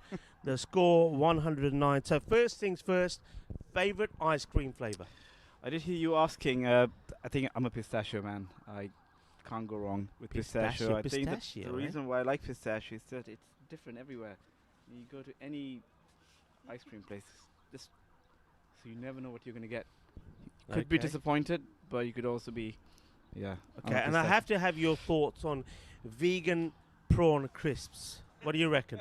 What is a vegan prawn? Don't know what that is, Rico. Raoul introduced us to vegan prawn crisps. I've no idea. I'm going to look out for them now, and if I find them, Rahul, don't worry, I'll buy you a packet just for you. What about favourite crisps? Rico, I thought you were going to say I'm going to look out for them and stay away from them as far as possible. Crisps, I think I like something with a bit of a kick. Okay. Like a flaming grill. Ah, like nice. That. Yeah, a bit of that, like the chili ones. Sweet chili, yeah, sweet chili. Yeah, I'm a Sri Lankan, so I do like my spice. Well, talk about spice, a little bit of spice in the middle there. As we see this one, going for 4 runs, well, that one had a little bit of masala on it. 4 carreras. And they need a few more of those right now. Well, Yanka, lovely talking to you. I know you were walking around with your camera. What are you up to? Where were you going? Well, I mean, I was trying to capture the gentleman walking back after scoring 43. So Mark Eames, yeah. Mark Eames, just in case, we try and work out the player of the match as we go along. So try and capture potential candidates as they walk in and out. So, Okay, yeah, potential. that's it. Don't get aggravated, Kangaroos. He's just saying potential candidates. Potential candidates. Well, yeah. Yanka, great talking to you. Thank Keep you, Rico. up the good work. Thank you, Rico. It's hit pretty well. And I think Mike has another ice cream one. So we're going from ice cream to crisp to ice cream. Go on. So in the Philippines, especially in the Albay region, they have what they call sili ice cream, and sili is the Tagalog word for chili. So they do a chili ice cream. They do it in mild, medium, and strong flavour. It actually really works well. You know what? It's an interesting thing because that's a concept that's catching on now. How many chocolates now can you buy which have got chili? They're hot chocolate, but not hot as in hot chocolate that you drink. Hot chocolate as in spicy hot. So, yeah, it is something that's happening. Yeah, chili and chocolate works really well. In the air and gone. Well, that wasn't spicy. That was too easy as the catch is taken by John Murphy. Holds on to the catch and the wicket falls. That's going to be Healy. Healy goes cheaply. Healy is somebody I think Warwickshire would have relied on to get a few more runs than this, but I don't think he gets good contact here. Hits the bottom of the bat. Skies one up. And an easy catch taken. Mind you, I have to say, no catch is easy. We've seen all of them drop, but John Murphy makes no mistake at all, holds on to it. Good catch.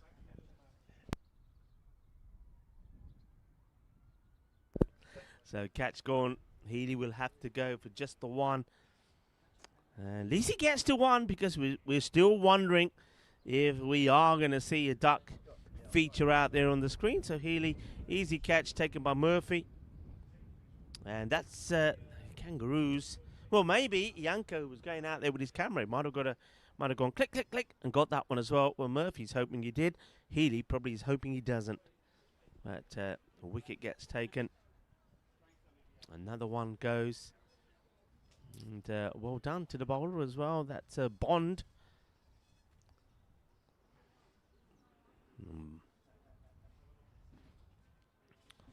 Bond. My name is Bond, the license to take wickets, and he does take a wicket, thanks to a straightforward catch there taken by Murphy. So, a new batter has gone out there now.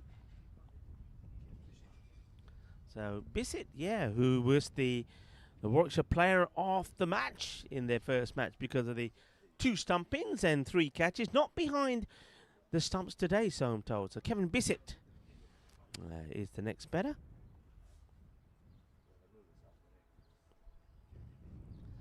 And that's played nicely. And it's going to go for 4. Cuatro carreras. Oh, that's a nice start.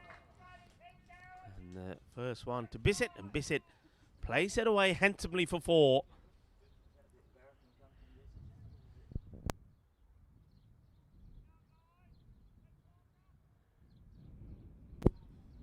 Bissett out there with Hooper. 2 men who put in very good performances the other day. The chat has been great, by the way. Nick Brown saying it's a travesty that he hasn't got 007 on his shirt. That's not a good delivery. That's going to be 4 more. Ball Sigi Gandhi. Gandhi ball. Good to Changi Pay. 4 runs. Yeah, you can't be bowling that. That was too short. And when you've got a new batter that's come in, it's almost like Bond doesn't really know how to bowl to the left-hander. And looks like we're having a change here. So Ian Caldwell, who was off the field of play for a while, is going to come on. And I think Basher, the boxing legend Basher, is going to come off now. He's had his little stint out there. So 122 for 3. So though there was a wicket in that over, it was also a pretty expensive over.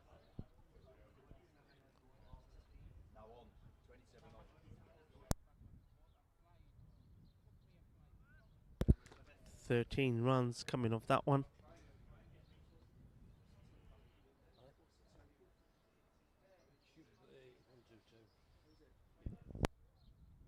A little bit of chat about getting the field right here.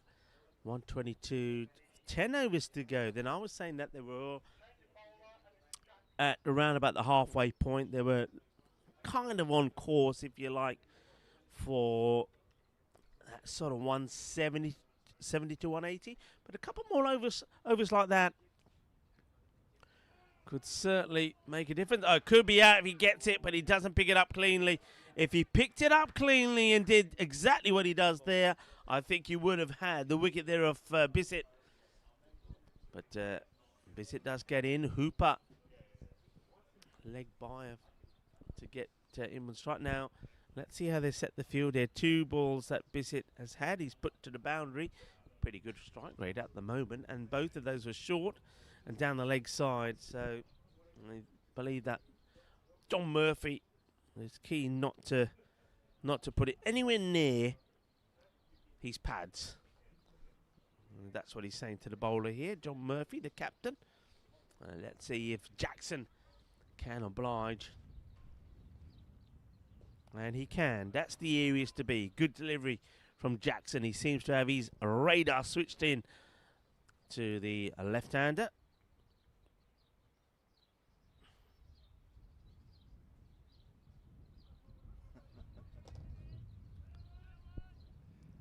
Jackson again. Now that could be close.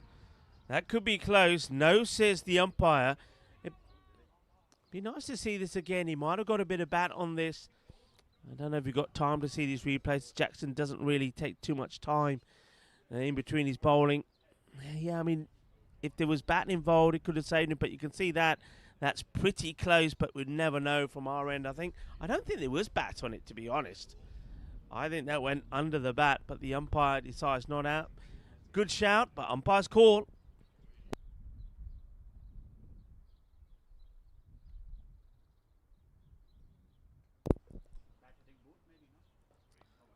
Plays that away. I just think here that the field set, they took a while to get the field right to Mark Eames, in fairness. The Australian Kangaroos, to the left-hander particularly, they don't really like to put another fielder out on that leg side, because the left-handers have scored well as well in that area. I know that Rahul's got a very busy man. Rahul, maybe after this over, we can have a look at where all the runs have been scored, the wagon wheel, the team for Warwickshire. And I feel that a lot of those boundaries have been hit by left-handers on the leg side, and I just don't feel that the Kangaroos got that right. So what they've done now is they've taken the one solitary fielder on the leg side who was behind square and moved him all the way to mid-wicket where the last ball was hit, rather than put another fielder out there. And I don't really understand why that is. And so this is another one that will go to the fine leg. Now, they've always had the fine leg out there for the left-hander, so they've got that right. But then they've left a massive gap between fine leg and mid-wicket, and I just feel that, and it's not that they've got 4 fielders out, so they can have another one out there, and they're just allowing the left-handers to get that away. So this is what I was asking for. Thank you very much to Rahul. So Rahul, powered by those vegan and prawn crisps, gets the, well, he did get the graphic on for us. It's kind of disappeared quickly. We'll have it back again. But it does show you where those runs are being scored. 126.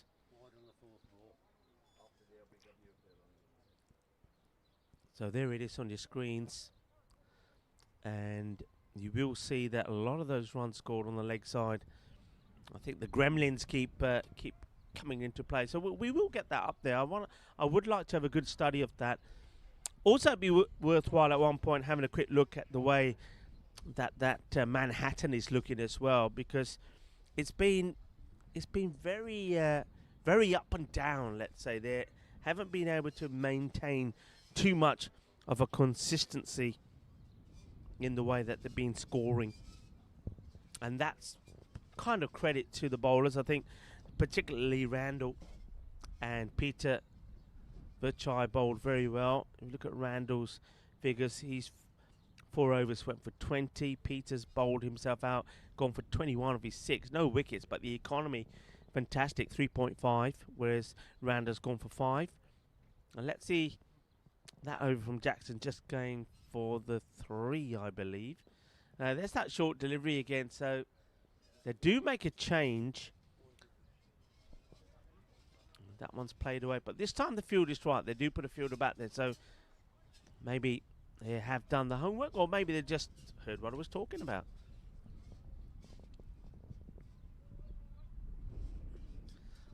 So, John Williams.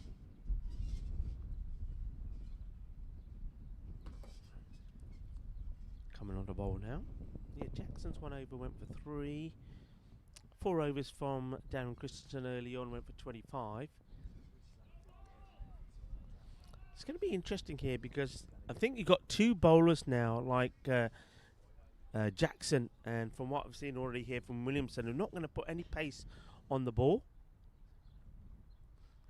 Nick Brown saying, what is a vegan prawn? Prawns can't be plant-based. And he's saying he's genuinely baffled. Well, they are. The thing is with crisps, they are. We started talking about them. Such weird flavors out there now. You can, any flavor you can get. You get. I've seen roast dinner flavor crisps. I don't know what that's about. Bit of an edge here.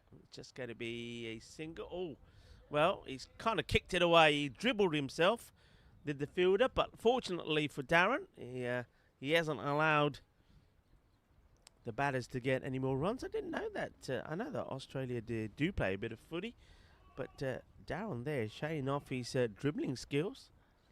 Beat the offside trap. Did Darren? Yeah, so you have some. What's the weirdest? I mean, I know that. I think he gets back, says the umpire. He really did get back. Well, let's have a look at this again while the umpire resets the stumps.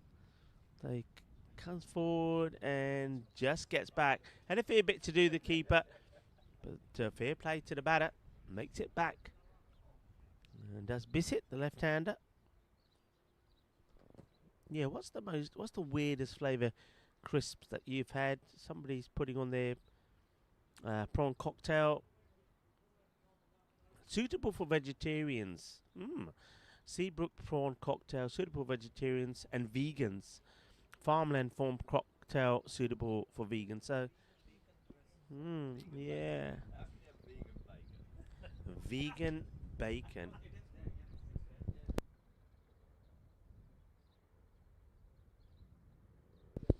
It's a bit weird, isn't it? Because, I mean, Rahul, you're vegetarian. Not picking on you, but there's not pick on Rahul Day again, by the way, but I'll just be interested to know what Rahul's thoughts are here. As this one's tossed right up, and that's hit well. That's going to go to the boundary, I believe. Oh, will it slow down? It does hit the deck. It's just going to get over.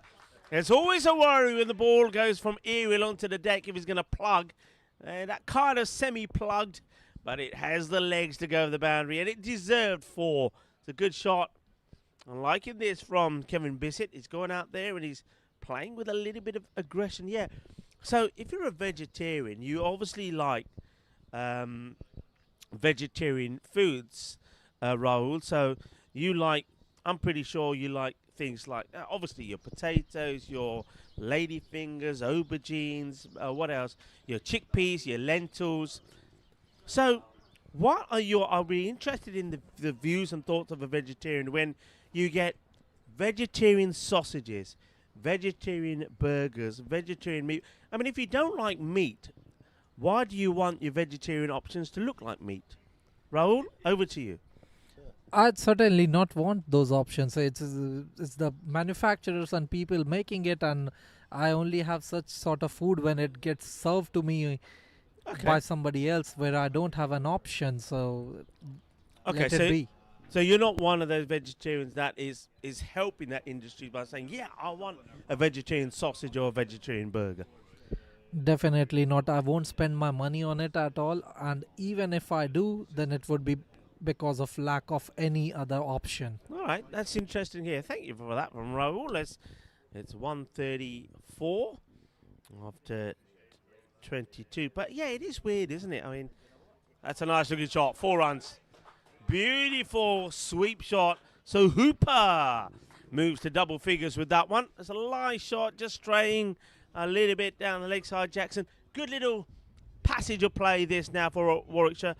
And what they haven't done, which we've seen several times by other teams, they haven't slowed down just because a bat has been retired out or they've lost a wicket or two. In fact, they're accelerating pretty well.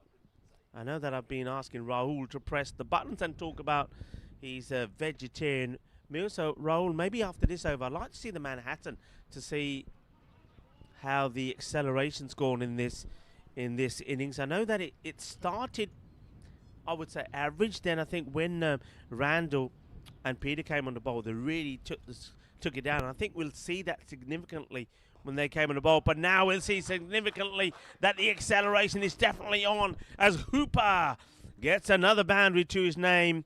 Eso es muy guay, muy genial. Es un golpe muy bueno. Más bueno de un jalado de chocolate. Nicely done. Here's the replay of this shot. Little bit too short. He has time to get the swing in. Risk-free, over the top. 4 runs.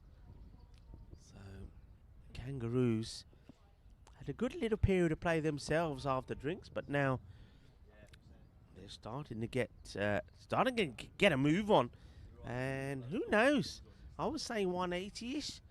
It's another good shot. Good bit of fielding. Really well fielded. That's Randall, of course it is. McDonald who gets down, makes a stop. And though they have got a sweeper back there in Caldwell, I think Caldwell would have struggled to stop that.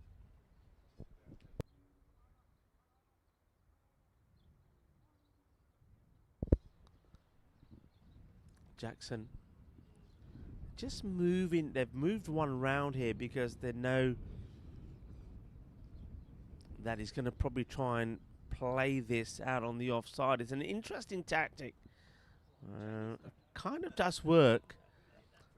So there's me thinking that I think they should be thinking about moving him around the other way to protect the leg side, but they bat themselves to, or bat the bowler really, to keep it outside the off, Jackson.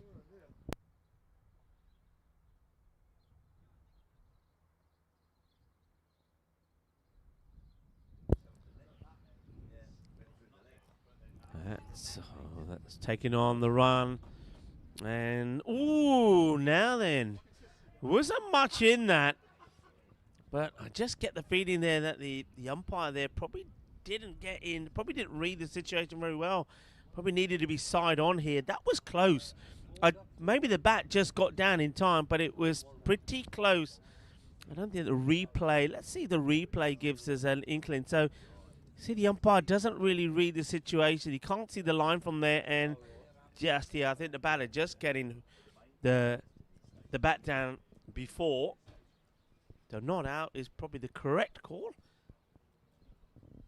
We get to an end of another over, 145 of 23. And there's that Manhattan, and it's exactly as I was thinking. Pretty steady start, and then when Peter, Vrache and Randall McDonald were bowling, they took it down. But just look at how it's starting to peak here now. Remember, 15 overs was where the drinks were taken, and after drinks, we can see some pretty high skyscrapers there. That will be encouraging for Warwickshire. It's exactly what they would want here. Remember, they got wickets in hand, so they can afford to go for it. And we haven't seen a lot of their batting. Remember, when they did beat the Essex CXs in match number 1, they only lost 2 wickets. So there's a lot of batters out there that haven't had the opportunity. So they might as well really go for this. Get the acceleration in. John Heasham, who's at the ground, is saying a good morning to Bob Polk. Good morning, Bob. And seeing a change in the bowling department. Andy Slevin is going to start with a wide.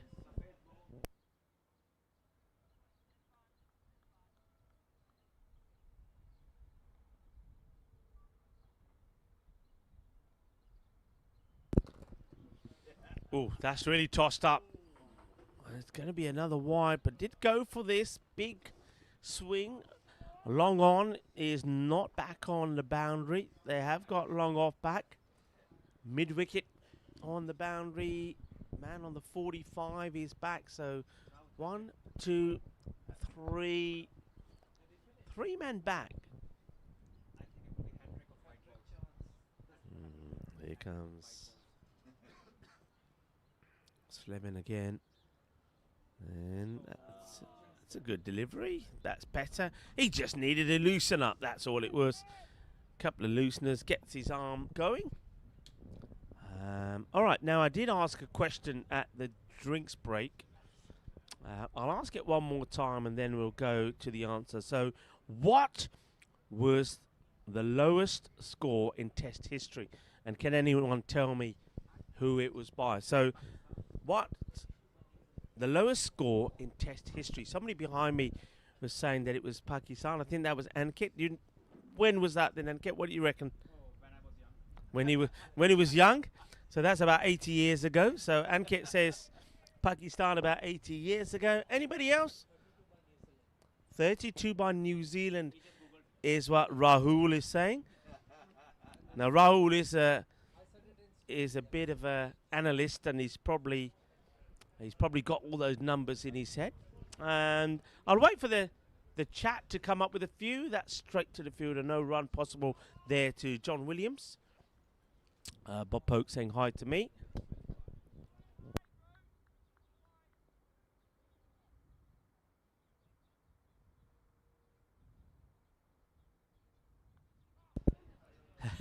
I like what Bob Polk said there. I know we're not quite on food talk, but we have had some food conversations.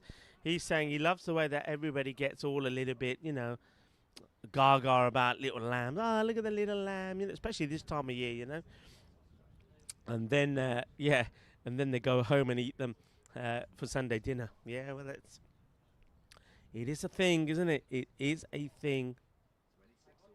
Nick Brown is saying West Indies at Eden Park. Okay.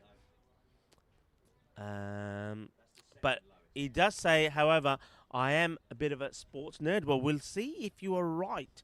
Let's give it to the end of this over, which is more or less coming up now, and that will help because, hang on a minute.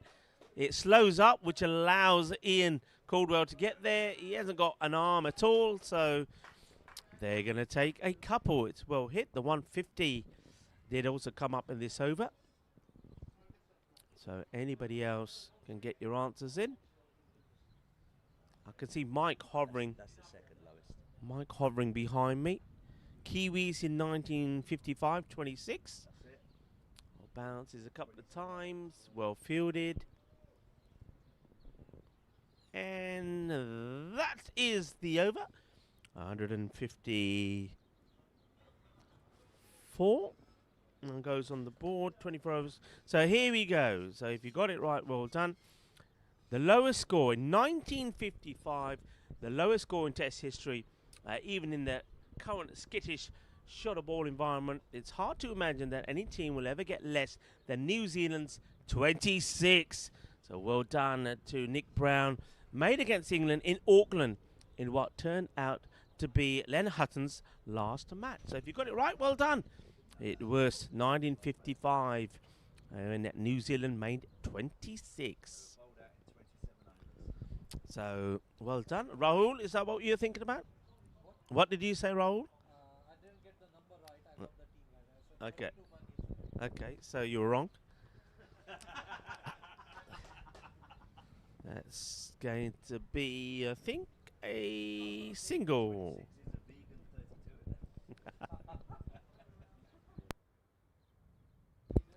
Jackson comes back on, just a single to start there. So a big finish here could again get Warwickshire to that 200 mark, They would love that.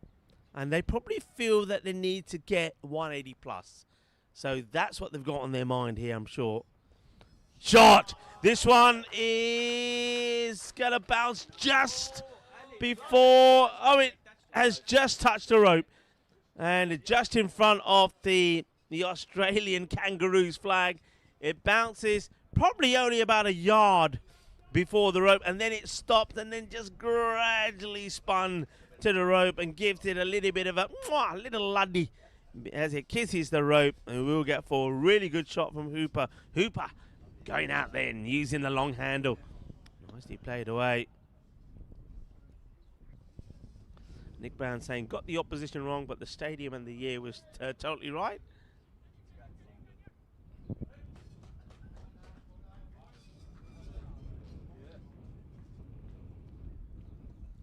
So well done. And Mr. Maximo is in the chat. Well, Maximo comes up with the answer once we've given you the answer, Maximo. That's not the way to do it, but nice to have you with us. And he said, now talk about Gozo.CET versus the Malta Super Kings in 21. I know exactly what Vinny's talking about there, and that's gone. Wicket goes. That's the end of Hooper. Hooper will go for 24. A very valuable 24, and he's certainly done the right thing. But that's nicely done. Good work. A wicket goes. Here it is again on your screens. I went for that big shot again, but this time just that little bit of extra width. It's a very good sharp catch taken there by Jack O'Connor. So O'Connor picks up the wicket. And Jackson does the job. So Hooper gone 24, but a very good 24. Didn't waste any time. Played some really nice, exciting shots. 24 of 19. And a new batter is on his way out. The man who's got number 13 on his back. And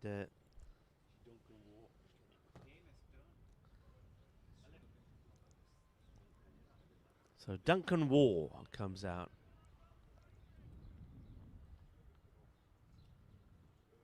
So Duncan War, yeah, what Vinny's talking about. I mean, it's maybe I'll put it to the hub and people around here. So we had a 2021 a match between Gozo.CET. I know that Warwickshire went to Gozo yesterday, and the Malta Super Kings. And the Malta Super Kings made, I think it was 202 in that match. So, Gozo Super Kings, how many? In reply? 5. That's not a 5? Who else? Ankit? About, no, that's been done. Where you been? Did you have another sleep? Did you have another kip? No, that one's done. That was 26. Was the lowest test score. New Zealand, yeah. We got that one. So, Gozo Super... In fact, Mike, you're not far off. They made 6. 6. Lowest score that we've had on the European Cricket Network. Yeah, 6.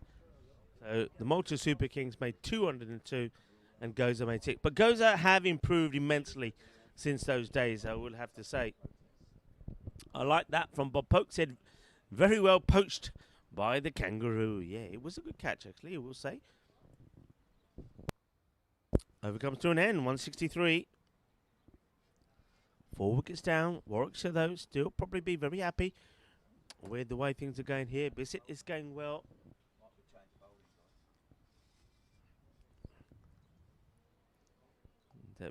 Bissett looks like he's changed shirts with well, I'm pretty sure that Bissett was 13 the other day on his shirt, but here's War.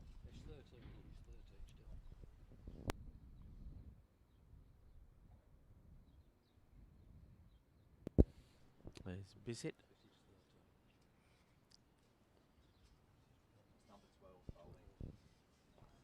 In the air, but gonna be safe as Murphy comes round to do the fielding. So you kind of get. So Randall does come back, who did bowl pretty tidily.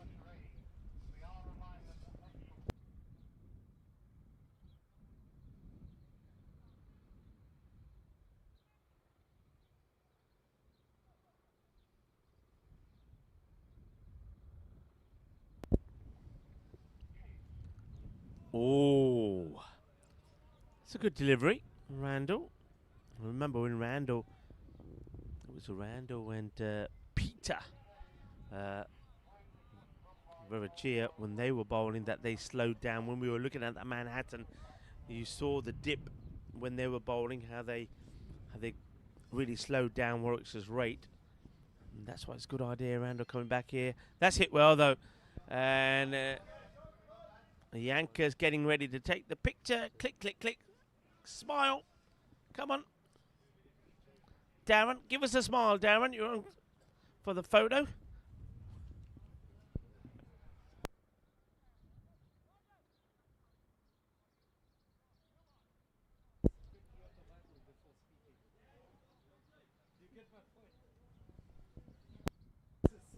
A lot of time being taken to get this field right. Hello to Steve McVeigh. How are you, Steve? And Vinny just going on to say about Gozo that the next day they actually won a game. Yeah, they did. I think it was that they beat Sweekie, and of course we know that Sweekie United since then have become a very strong and powerful team themselves.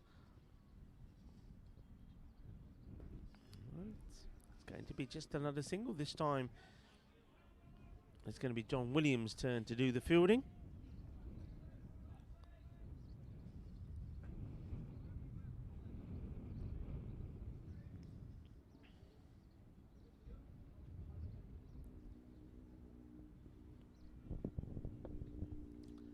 Bissett, I've liked his batting.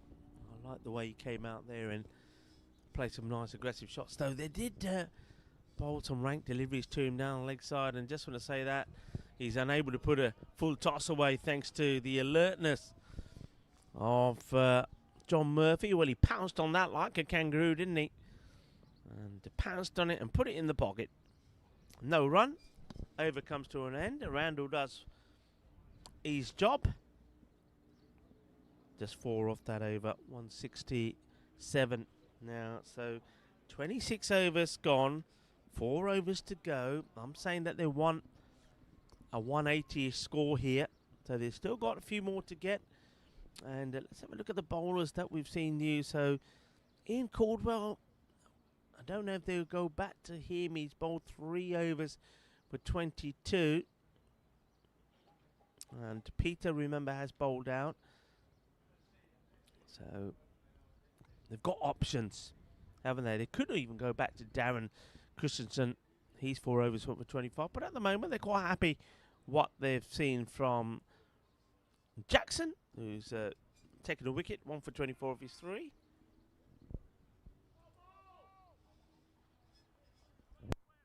And it is Jackson who continues. In Caldwell is, I think, a few seconds behind the game here. I think the ball's been bowled. As the bowler's ready to bowl the next, he screams out, well bowled. Oh, that's well bowled as well.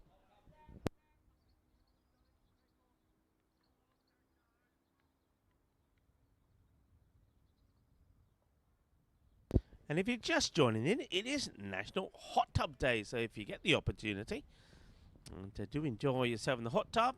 This is hit well and well watched also. Well watched and well fielded by Randall. Only gets, and look at that throw. What an arm from Randall McDonald right over the stumps. You're not taking 2 to him, are you? Yeah. Hot tub at the end of a day. There's nothing better, really, is there? I think the best thing for me would be to be somewhere where it's really cold. Maybe somewhere like Austria, perhaps, where it's snow all around you. That's it. Well, fielder's got work to do. They've got to be thinking about 2 here, but probably not going to get there. There's that team fielding again. I love the way they do that. So Darren Christensen gets there, flicks it to the fielder who gets in between him and the bowler and is ready to shine into either end if need be. Yeah, nice work from the Kangaroos.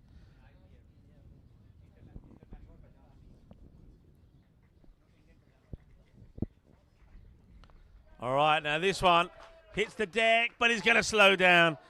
Ah, it was what you heard there from the Warwickshire boys. They thought we were going to get a boundary there, but just going to get a couple.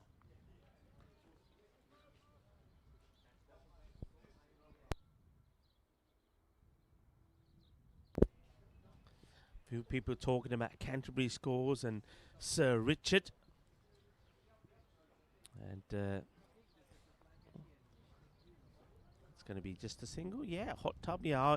So going back to that, I'd love to be somewhere where it's really cold and snowy, and then sort of right there is the hot tub, and you just sort of, you know, get into the hot tub with a nice cold drink, and you know, it's nice, it's warm, the steam is up, and all around you it's just snow. I think that would be great. I love that. No point having a hot tub in Spain where I live. You just go into the sea. That's the hot tub. Yeah, some people are talking about Sir Viv. So I could talk about Sir Viv for you if you want. It's 172 of 27, and Arando to continue. He moves his field around. Yeah, let's talk about Sir Viv Richards in 1981. And marked Antigua's inaugural test with a blistering 114 against England. That's going to just be wide of field. This one is going to be stopped. They will take the second as John Murphy retrieves the ball. Yeah, he scored that 114 against England in Antigua. In his first test innings on home territory, Viv really meant business. 90 of his runs came in boundaries. Wow. So 114, 90 in boundaries. He took a relatively sedate 306 minutes over it. England drew a rain-affected match thanks to a 20th Test 100 from Geoffrey Boycott. Of course, Devon Malcolm, who was here a few days ago, was telling us when, yeah, okay, yeah, I don't mind that. He's just letting the batter know, the non-striker, that he's watching where he is. Bissett. That's played nicely, whipped away around the corner, but there is a fielder there. It's just going to be a single. Yeah, Devon Malcolm was told us that how he, when he was just a young lad, he went to Yorkshire and he bowled Jeff Boycott, and that had a lot of people coming up and wanting to know who he was. Who was this young fast bowler? And yeah, well, when you knock over the stumps of Boycott, you're going to get noticed, aren't you?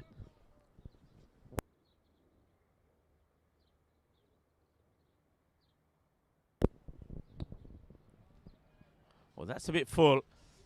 And that's going to be hard work for Ian Caldwell. He's trying to get there, but I think he's going to be beaten to it by the captain, John Murphy. And he's going to be in trouble here. Maybe we'll just make it. Could have had 3. You think about it, that War was able to run halfway and get back. That means I think the 3 was on. But then maybe they're keen to just keep Bissett on strike at the moment. He's going well. He's hit the ball well. And dabs this one down and will take the single. So this is going to be a competitive score. I said that they want 180. They're going to get to that 180 and more. And maybe a blistering finish. Blistering from Bissett. Could see them get to 200. Remember what's at stake here, folks. So we're seeing 2 teams in Group A of Mark Lawson Group. Both have won their first matches, playing their last matches. That's ripped away up in the air. Fielder's got some work to do. Can't do nothing about it. Only had to move maybe 2 meters or so, but that's been hit so well, and you can see down that part of the ground, the ball definitely isn't plugging. And that's 4 runs, so they get into the 180s now. As Randall's struggling to keep the consistency when the batters change. So the winner of this match will finish top of Group A and will play in the championship pool matches. The loser will have to settle for playing in the Runners-Up Cup. And that, of course, means, well, we already know that Essex the X's will be playing in the Spirit Trophy. So massive match, and the Kangaroos, if they're to do it, they're going to be chasing, I think, close to 200 here.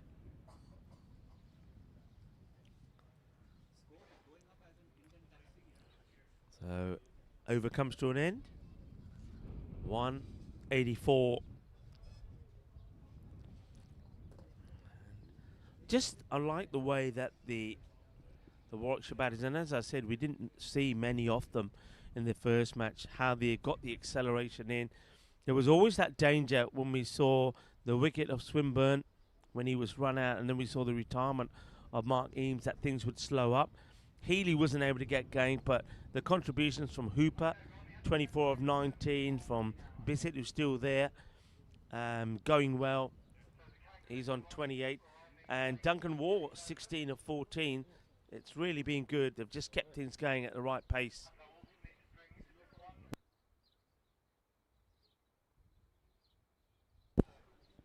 Right, it looks like there's a bit of a time penalty being deployed here. Now, in terms of the time penalty, that means that the fielding side who've taken too long, they are now not allowed, because they've gone over time, they can only have 3 outside the 30-yard circle. So there's no penalty in terms of runs, but the penalty is that they have to now field for the last 2 overs with only 3 allowed outside the circle. So that's now being communicated to the captain of the Kangaroos, John Murphy.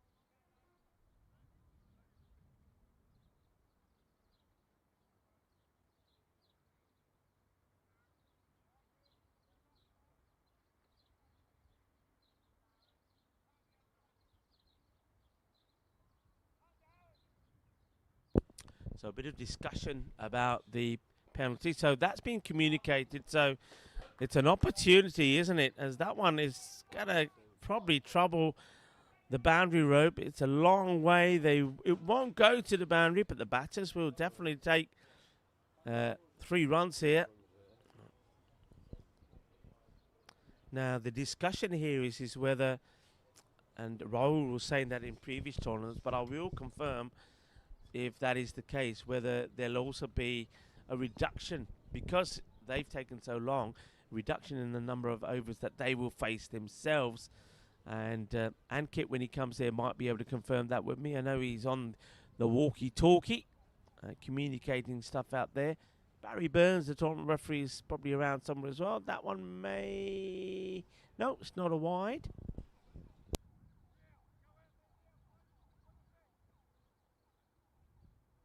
I'm going to get confirmation from the tournament referee on how that works.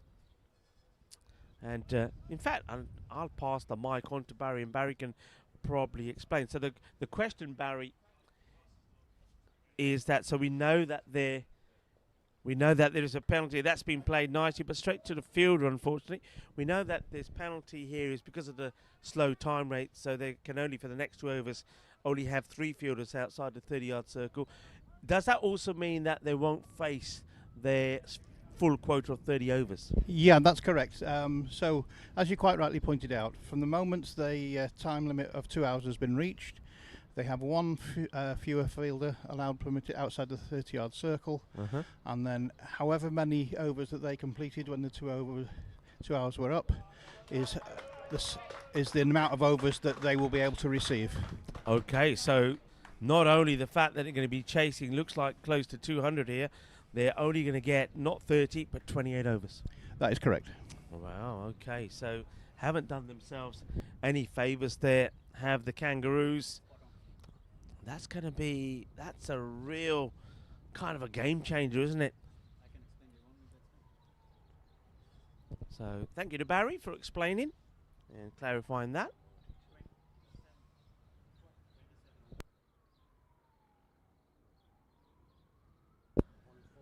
That's a drop ball in there after the ball before was hit for a boundary. 191. So the Warwickshire scored 200 against the Essex CXs, and looking to do the same here against the Australian Kangaroos. The Roos themselves did score 200 against the same opposition.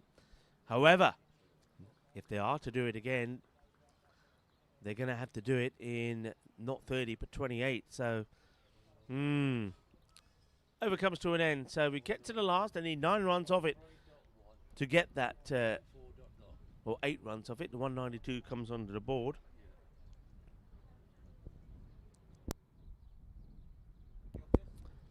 And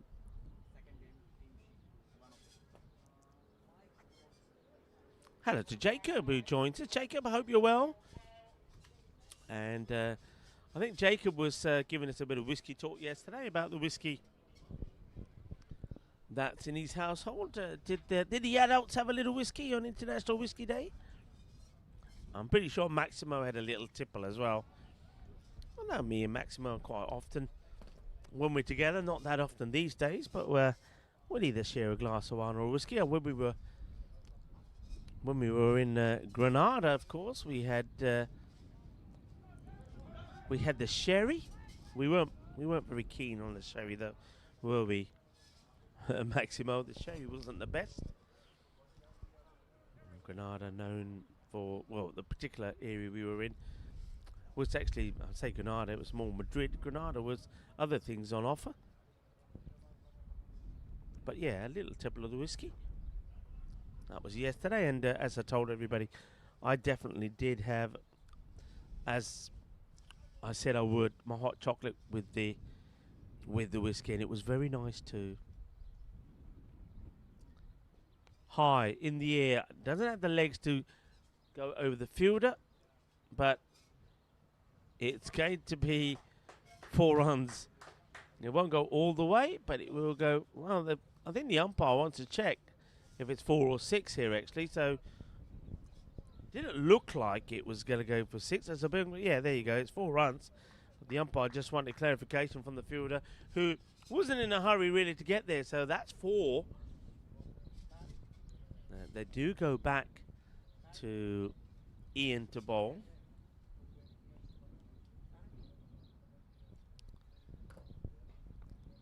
Goes high again. Bit of work to done. Somebody's got to try and get there. And they're running hard. They might as well turn around and go for the 3. They should be. And they decide not to. They'll take a couple. So the 200 definitely coming up here. 199. Ian Caldwell getting the ball back. Took one for 29. Flights is up on the pad. He's a long way forward, but he gets the dot ball in. You can see here, I think we've got the replay coming. What that angle doesn't show you is how far the batter was down, but it does show you that the ball was also straight down the leg side. He's fine where he is. And the Warwickshire boy saying he's got to leave his crease first. And that will be out. And he'll get stumped. And I think that might be the end of the inning, so they won't get to the 200. But 200 will be the chase. 199. The wicket goes there right at the end. We'll have a look at this again. Good, swift, tidy work behind the stance from Jack O'Connor. That means that there will be a wicket. Duncan Wall will go. But again, a very valuable knock from him as well.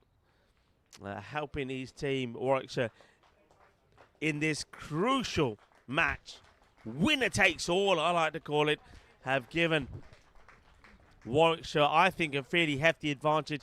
And the Kangaroos, yeah, they'll be a little bit disappointed themselves that they that they weren't able to stay on time, and as a result of that, they are not going to get the full quota of 30 overs. I think they're going to only have to bat 28 to try and get this 200 that they need.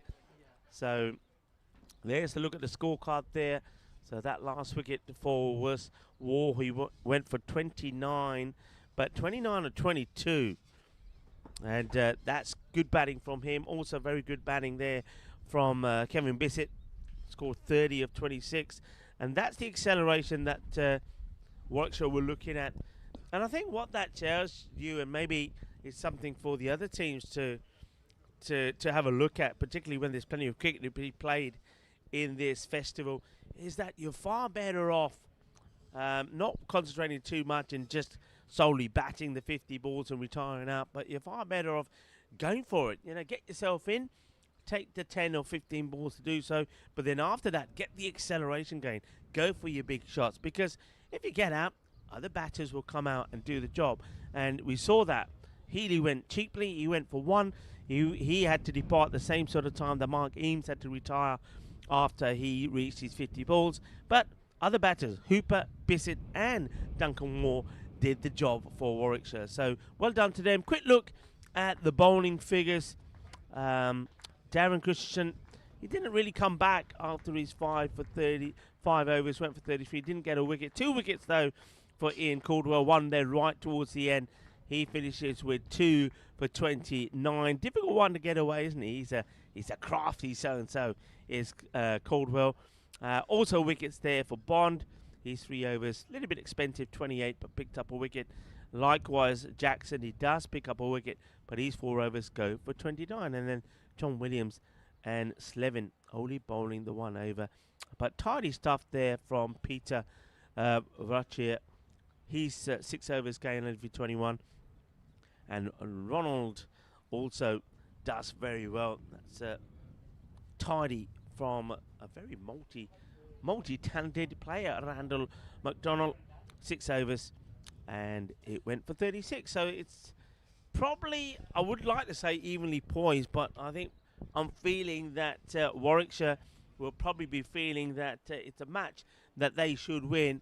And the only way they don't lose this match, or the only way they do lose this match, is if they don't bowl a good line and they give too many extras away, because with just 28 overs to get the 200 they need, they're going to need as many extra deliveries as they can get, the Kangaroos. Well, I hope you enjoyed the morning so far. We've watched some good cricket. We've talked a lot about ice cream, crisps and other things, and we'll be back to do it all again when we return in, well, more or less 10 minutes time. Hasta pronto, everybody.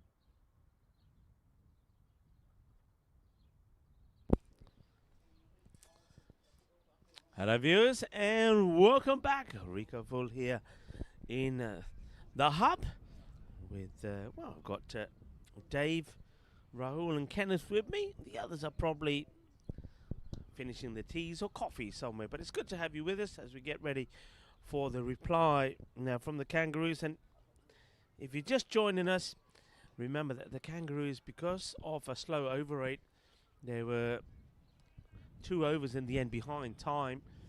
So not only did that meant that they weren't allowed to have for the last 2 overs 4 outside the ring, only 3. It means that in return they only get 28 overs. So they've got 28 overs to get to that score of 200. And this, of course, is the key match in the first group, the Mark Lawson group. And the winner will go through to the championship pool. And the team that loses this will not be competing for the main trophy. They'll have to go into the runners-up cup pool. Whereas Essex CX is the team that's going to finish third with the 2 losses they've had in their matches, will be playing in the Spirit Trophy. So this is the one to challenge for the main prize. That's well bowled. O'Donnell has to dig that one out. Randall batted very well the other day. I suppose with the Kangaroos, they too, we didn't see too much from all of them. That's going to get through. It's just going to stop before the boundary. But two runs. Good effort there from the close fielder. That was Dan Swinburne diving to his right to try and stop it. He's not able to do so. Welcome back to everybody. Johnny Heesham saying good day to Jacob. Hello, Jacob. Vinny Sandu was in the chat as well. Vinny will be, I believe, joining us here tomorrow evening, and ready to start with me on the Monday. Wait is the call. I did like the batting of Randall the other day, and I remember saying he reminded me of a typical left-handed batter in my days, especially the way that he worked balls off his legs and he played the pull and the hook shot. He made a very fine 58 from 50 balls not out and had to retire out.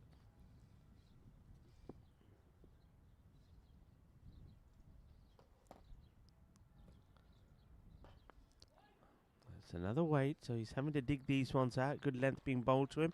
He's got Darren Christensen, who's out there with him. Darren also, both the openers made a good start. Darren scored 36 off his 50. He also, him and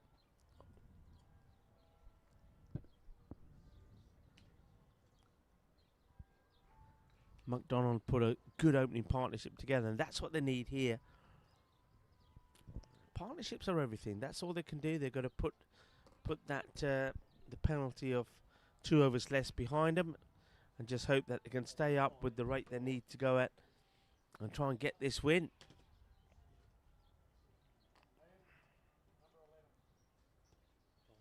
And that means they've got to start going just over that 7 and over. So it's not going to be easy. And the first over, they only get the 2 from that first. So that just goes to show you just how difficult it's going to be. Good start then from Duncan Waugh, who also put a good shift in with the bat. We've had all sorts of talk. I know people have been joining in from around the globe. We've talked about a lot of things. That's worked away fine, but only for a single. Yeah, we've talked about all sorts of things. It is National Hot Tub Day, and a few people have said yays or nays to hot tubs. I was a thumbs up. I don't mind a hot tub, warm water, massaging jets that massage your back and all the other aching muscles and stiff joints. Yeah, that'll do nicely at the end of the day.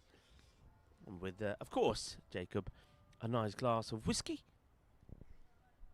And then we went on to ice cream talk, and then went to crisps and then ice cream again. And actually, when we were talking about ice creams, I should have mentioned another day that's been celebrated today. This one is in America, and something that until I read about it, I didn't really know too much about it. But now I've read about it, I want one, and that's Eskimo pie.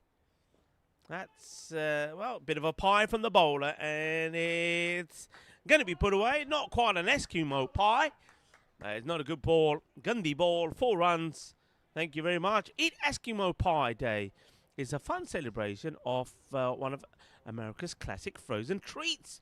The day invites people to indulge in the perfect combination of creamy ice cream and a crisp chocolate coating. That sounds nice, huh?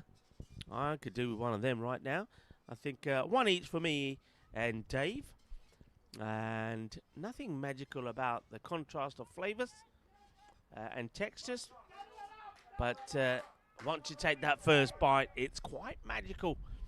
Whether enjoyed on a warm day or as a nostalgic dessert, the Eskimo pie, known to many as Eddie's pie, has captured the hearts of ice cream lovers for nearly a century. So it's amazing that nobody mentioned Eskimo pie when we were talking about ice cream flavors. All right, they're up and running. That boundary should spark things off here.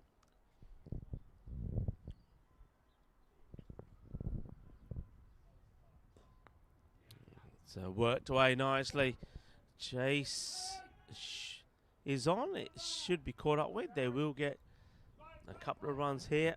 So this over has gone 1-4-3-2. The bowler's certainly got something to pine about, and it's David Pine who's doing the bowling.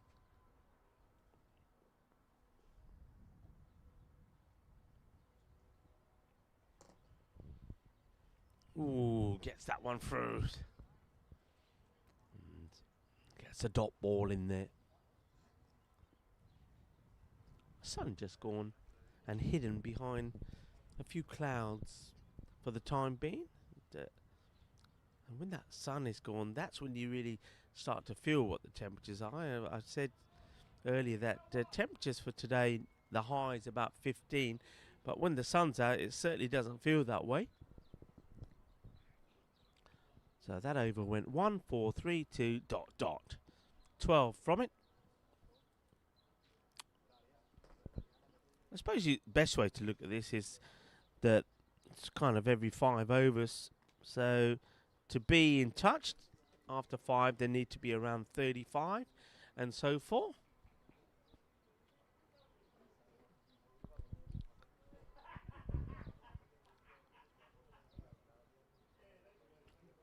Randall McDonald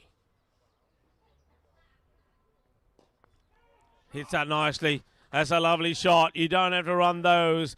4 carreras. Que bueno. बहुत अच्छा shot Maria. Ball थोड़ी wide सीगी, but ज़्यादा pitched up सीगी. उन्होंने left handle Randall ने बढ़िया shot Maria. आ देख लो. Shaba. 4 runs. Nicely played. Got an interesting stance. Any stance there, Clona? He's just kind of, if you look at the back foot, it's kind of, or the back leg, kind of bent. You can see he's ready to rock back and swivel if he's given the length to do so. But he's pretty quick. Getting onto the front foot. Oh, battered down. Starts to come down the track. It's probably feels that it was his call and they should have gone, but McDonald is saying no. Stay there. As the sun comes back out to caress this beautiful ground, as one of the many churches around here are chiming. Doesn't quite get this in the gap. It was there for the cut shot. It was looking to get it between the cover and the backward point fielder. That time it goes straight to Healy. Yeah, over. There's a church for every day of the year here in Malta. And more often than not throughout the day, one of them has got its bells chiming. Ooh, that certainly got a bit of lift to it. And it Eventually gets stopped by Dave Edge. The name is Edge, and his job is to catch any edge. Dave.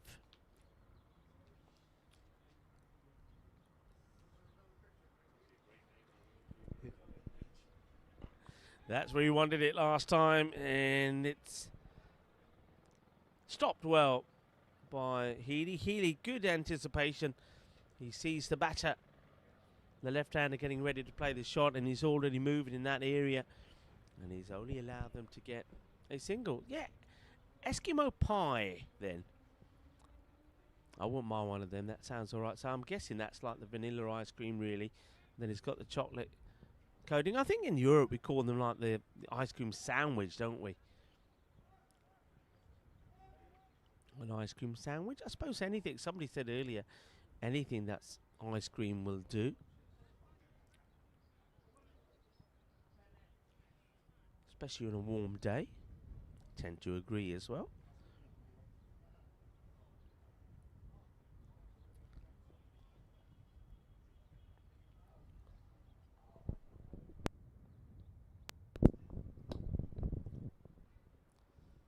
Ooh, a little bit late on that.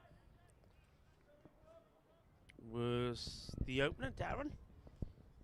That's another good over. Didn't quite get the required number of runs they needed of that one. Just the 5. Needed to go, remember, at the start of the innings, just over the 7 mark. So 7's a good guide, and they'll be hoping that at some point they could get a couple of good overs in to make up the difference, but they don't want to fall too far behind. So Duncan Waugh, good little spell from him so far. Well, we have got the Australians here, and it's of course wonderful to have them.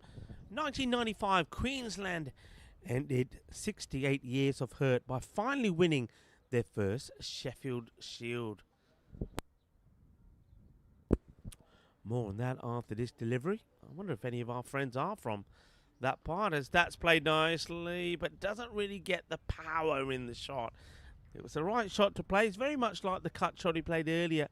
Gets into position, but not getting the timing right just yet. Yeah, they thrashed South Australia by an innings at an emotional Gabba, with Alan Border making 98 in his last Sheffield innings. Queensland had been the bridesmaid on 14 occasions, including 6 final defeats since the playoff system was introduced in 1982. So the hurt finally came to an end in 1995 for Queensland. Ended 68 years of hurt. Any Queenslanders out there in the chat?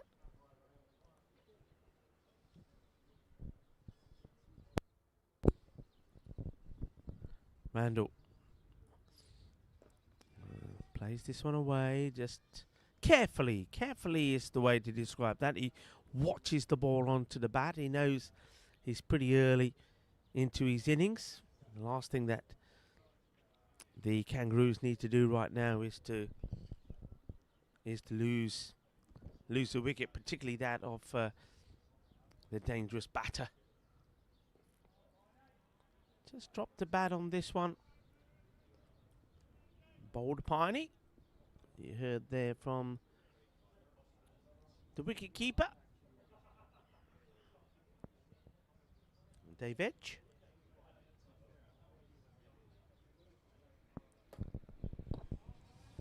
It's looking to just work that away for a single. Clouds once again appearing and covering the sun, and very noticeable when that does happen.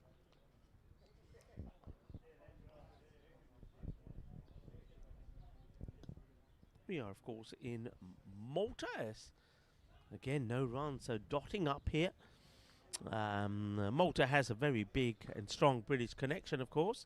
Over is called, and just the 2 from that one. 19 without loss.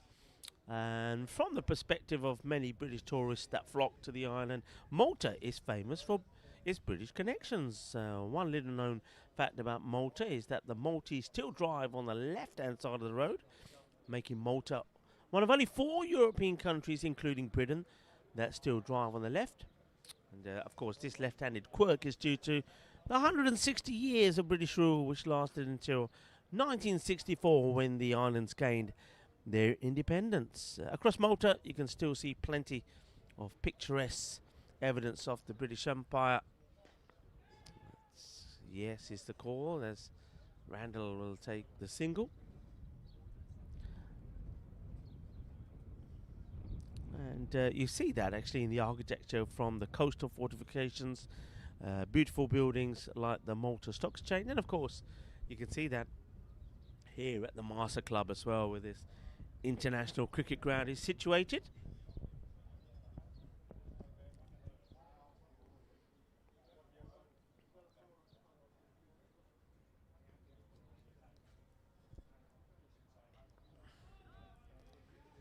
Struggling a little here, I feel. Here's the opener, Darren Christensen. He's trying to just nurdle the ball around, but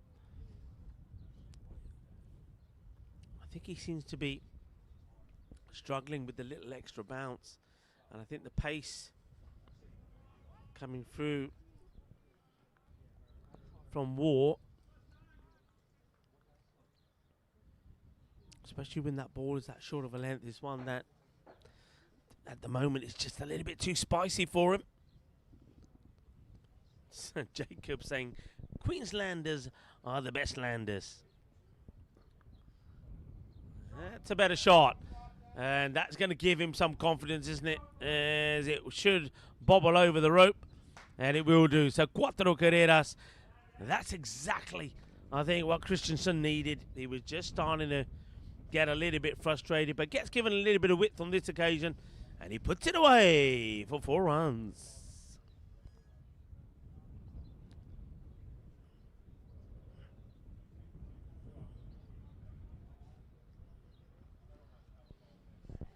And ball comes back now to War, who will probably feel that, okay, no more width for you then.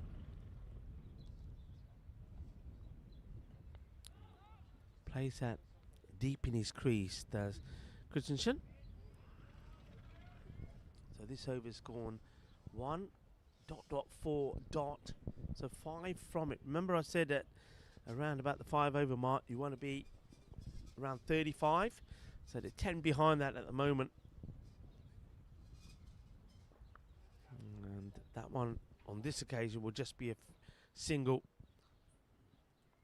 And that will take us to the end of the over. So 26 is where they are. So just falling just a tad behind.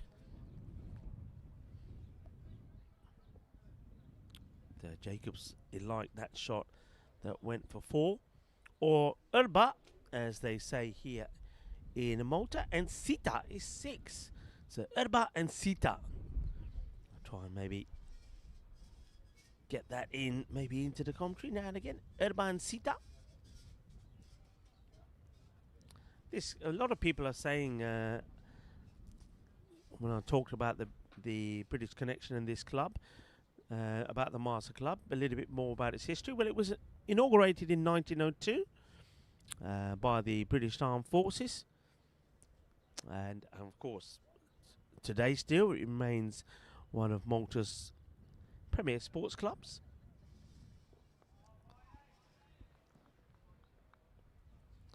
And this club is quite an amazing setup, really. One thing about Malta is that it's a country that has no forests, it has no real main park areas, so no natural park. That's in the air, just going to get past the outstretched hand of the fielder. That was Nigel Moore.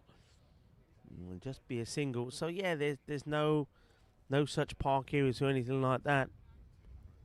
It is, as you can imagine, pretty heavily populated for the size of the island. So no forest, no mountains or rivers, but it still is still has a lot of wildlife, including the Maltese ruby tiger moth. It has a spider fly and the Maltese field beetle. So it still has some of that wildlife. So this area here in Marsa, because it is so green and lush, is actually, very well sought after, and they've done the best they can with it. It has an excellent golf facility. I know that some of the players, I know that some of the Kangaroos were on the golf course yesterday. It was a little bit chilly. Well bowled again there from David Pine.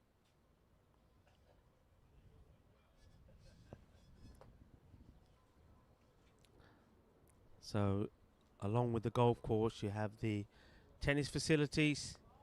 That's another good delivery. He wants to take the single there. That's good running, actually, from Darren.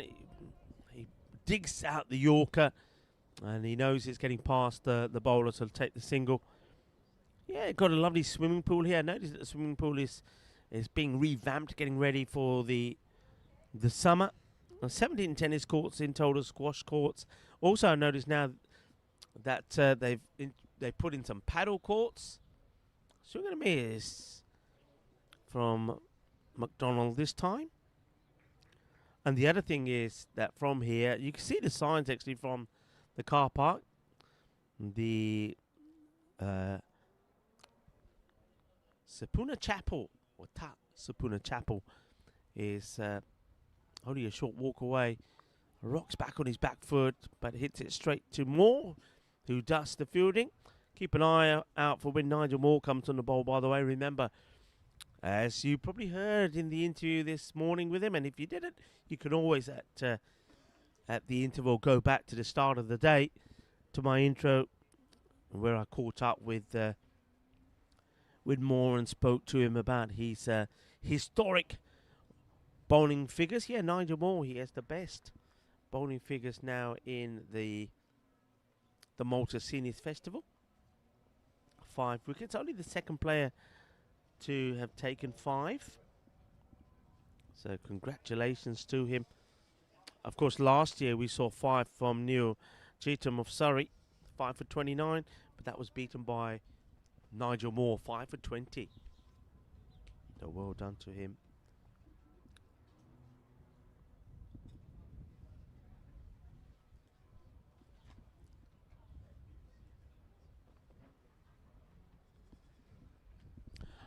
And Malta separately is a wonderful place to visit. And that's gone, I think. Yeah, it is. That's the wicket. And the wicket will go. And it's going to be a fantastic start from the bowler, Russell Lowry. And gets the breakthrough, gets the wicket. And it's going to be the wicket of Christensen, who did, he hit one boundary for 4, but he seemed to be struggling for me, did Darren. And that sometimes these wickets can be a blessing. The next batter could come out there and start creaming the ball all over the place. So that's the end. Christensen, a really good catch behind the stumps. Well, that's what Edge is there for. Edge takes the catch, takes the edge. And, well taken. And wow, what an introduction there for Russell. Sugar? You don't, no, you don't yet. And 11 balls. And gone, caught beautifully by Edge. 11 of 19, but yeah, he was struggling. Next batter comes out, it's having a bit of a look around. And this is, looks like O'Connor, who's next. Looks like a big unit, just leans and plays that out to the fielder who's walking in. And by walking in, that's enough to put the batters off taking the single on. Oh, he goes for this wide one now. He gives himself a little bit of room to play it away, but it swung and missed, no run.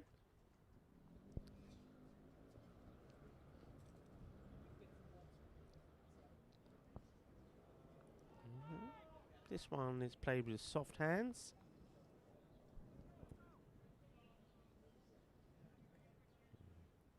what a start this is from Russell. Wicket, dot, dot, dot. And single this time. Singles though. At this point, a run aboard. Well, there's big applause for the batter there getting off the mark, O'Connor.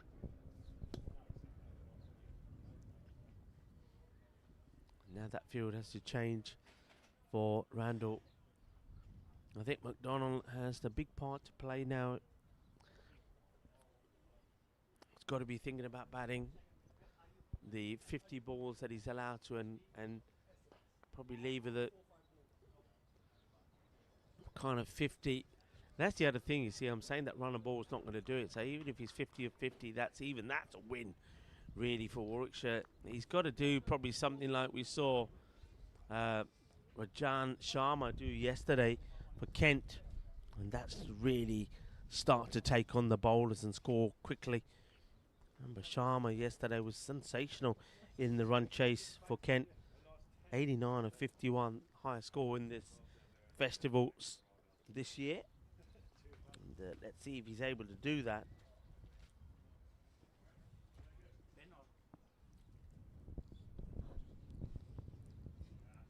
Good over. Fantastic start. And just a couple of runs from it. And got the wicket as well, so...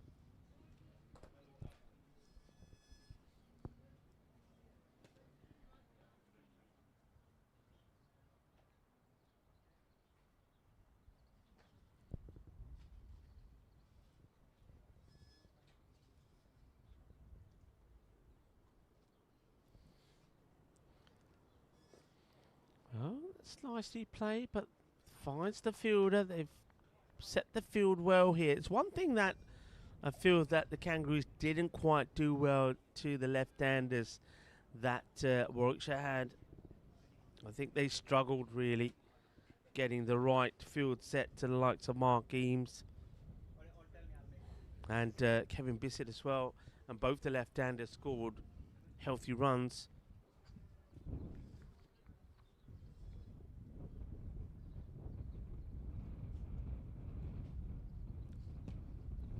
That rate still hovering around the... Oh, well, that's a bit of a Tortuga, but what a wonderful piece of backing up that is. Hits the pitch, takes a wicked deflection, but a good bit of backing up. I think that was... looked like that was Bissett who got down and made the stop.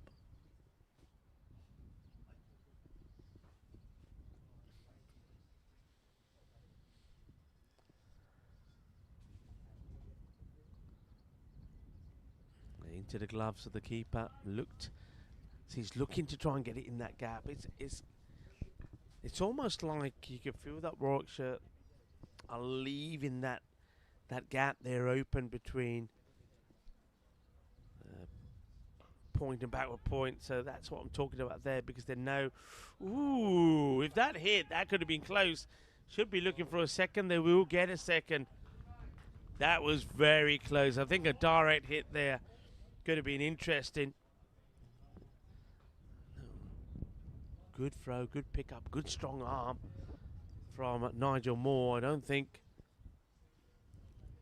Randall was expecting that, but he does get two. But yeah, they're leaving that gap there and they want him to try and go for it, and they're just... Oh, that's in the pads. It's... Gave that a little bit... Pitched it up a little bit more this time, Pine.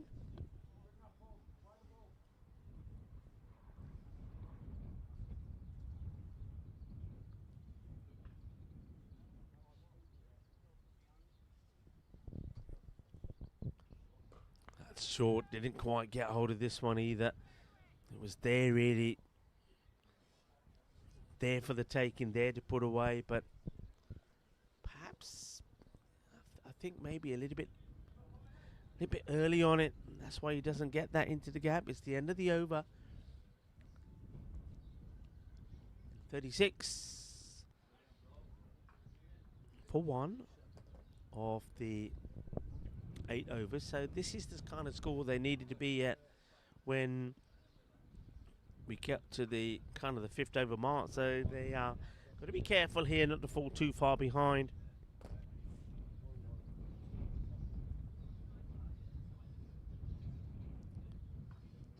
So at the kind of that halfway mark, I mean, you really want to be, if you've got wickets in hand, if you're around that 90 mark, don't forget the one thing you have to remember, they only got the 28 overs, not 30. So at that 15 over mark, you've got to really be at that 100 kind of score. Big corner weight this time as it goes to an easy bit of fielding to be done there by Evans.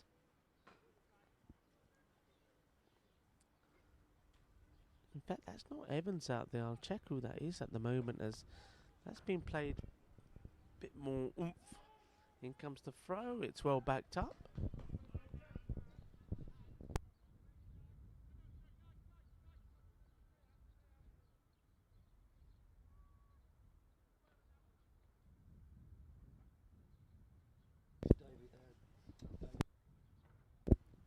David Murphy is the man who's there at short mid, but he's hit that well. That was in the slot, and it's been put away. It's been dealt with. It's gone hard and long. Goes the distance. Manos arriba from the arbitro, porque eso es 6 carreras. Take a look at this. It was right in the zone, and no mistakes. Have a look at this. Oh yeah, you beauty.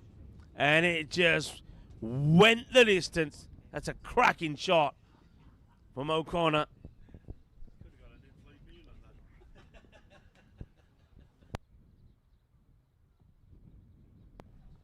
Oh, needs a comeback ball here, does Lowry.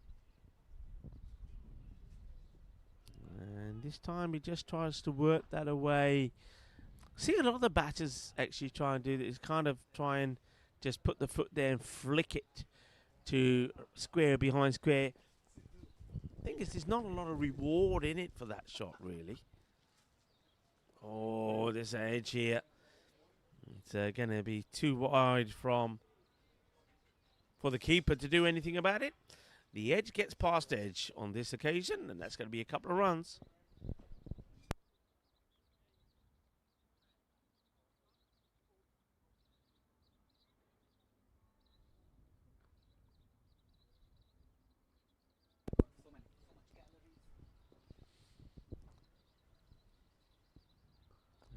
That's that solid defensive pushback. The umpires will call over. And score 46. So that's a productive one. 10 coming off that one. So Russell Lowry, his first over was a really good one, 2 for 1. But that one goes for 10. And that's probably the best over they've had so far. In fact, the second over from Payne also went for 10, so we've had 2 overs of 10, but that also means that there's been a lot of overs that haven't gone for many, and that's probably the issue for the Kangaroos. And I think they know now that they can't fall too far behind. Got to be looking as they get to the drinks break to at least, I think, minimum to be around the 90-ish. That's another one. He's just not getting the angles right at the moment here. Is Randall McDonald.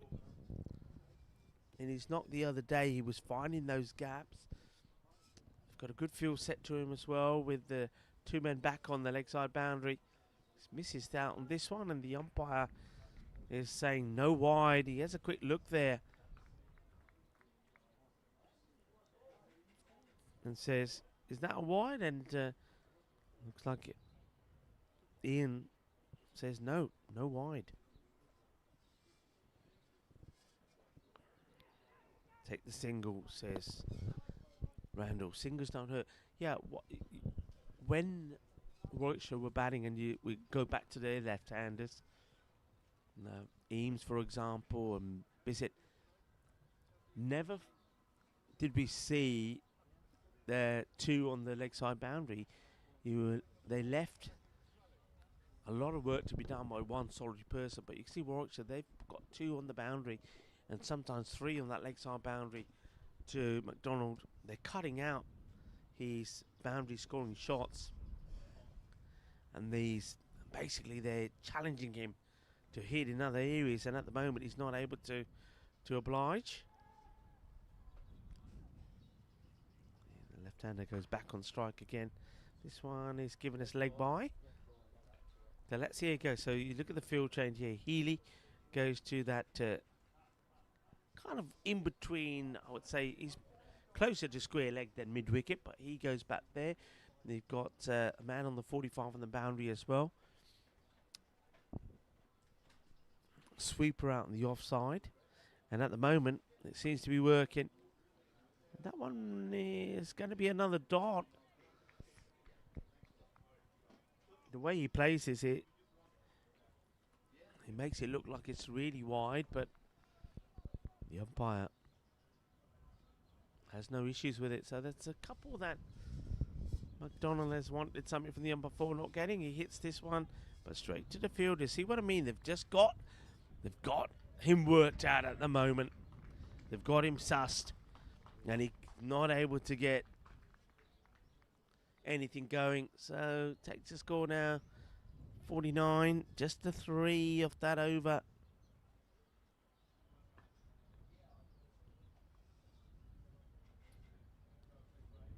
So as soon as you feel that the Kangaroos have got a good over in there and they're going to perhaps start to accelerate. So after Lowry went for 10, that one only goes for 3. The consistency is not there at the moment.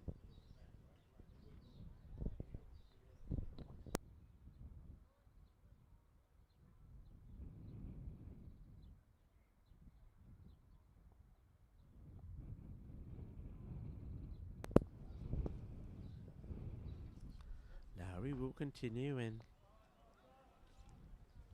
that one's just once again defensive block. You kind of get the feeling here, or I certainly get the feeling, is that the Kangaroos are kind of batting the way they're batting at the moment. It's almost like they feel that they're going all right with the rate. You can see there doesn't seem to be too much intent, especially, I know he's not been long since he's gone in, but O'Connor quite happy just to block a lot of these deliveries and play shots where he's not going to get any runs from. So it kind of suggests that you feel that they're happy with the rate that they're at, and they're quite content. They're content with being a length dot, but really they've got to get a few more runs going, and all these dot balls are hurting them. That's 4 dots now here from Russell Lowry, and they are way behind, and 2 umpires coming together here about something. I'm not sure what the conversation here could be about, but that's certainly dot so far.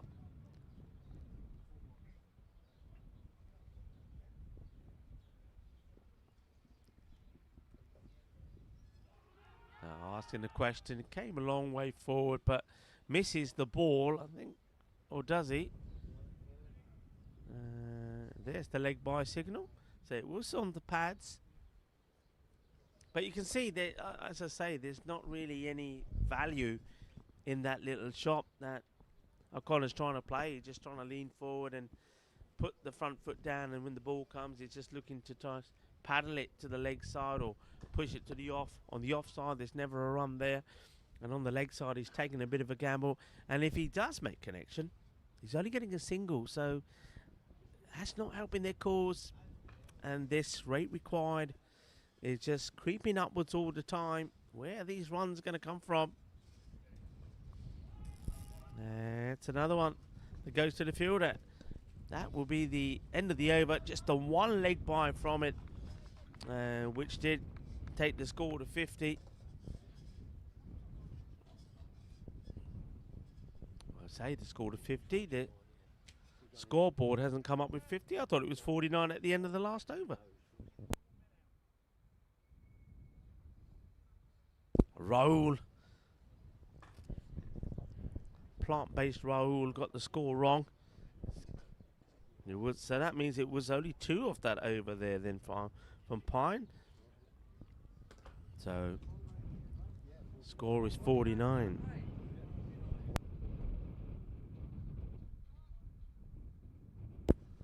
He's trying to say I was wrong. Go and check it. End of the last over, you had 49 on the scoreboard. He's trying to get out of it, you know. He's trying to get out of it. What do you expect from a guy that eats vegan prawn crisps?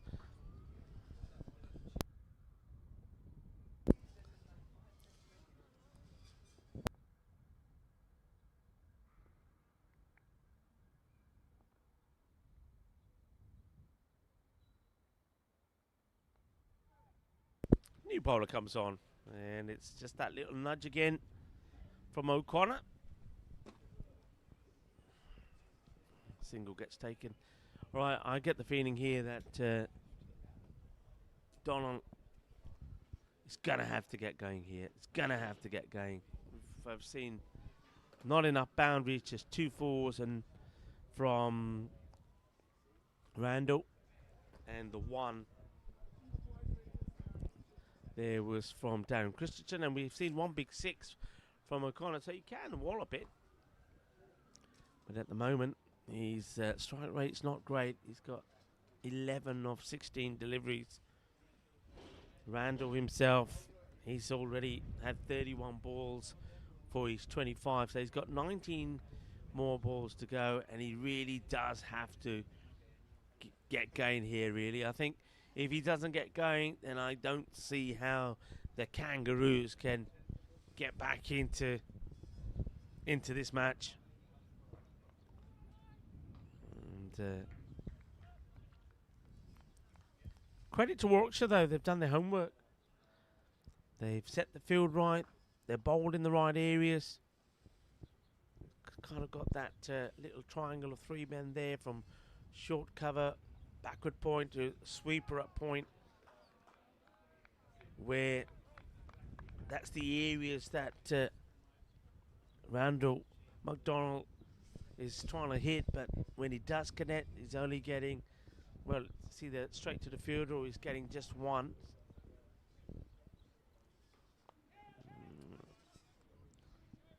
That one's been tossed up, but he's got the field set there as well. That's just a single. I think frustration may be starting to set in here also from the Kangaroos that are sitting on the bench. I can kind of feel their frustration as Jacob is saying good night to everyone. Good night. See you later.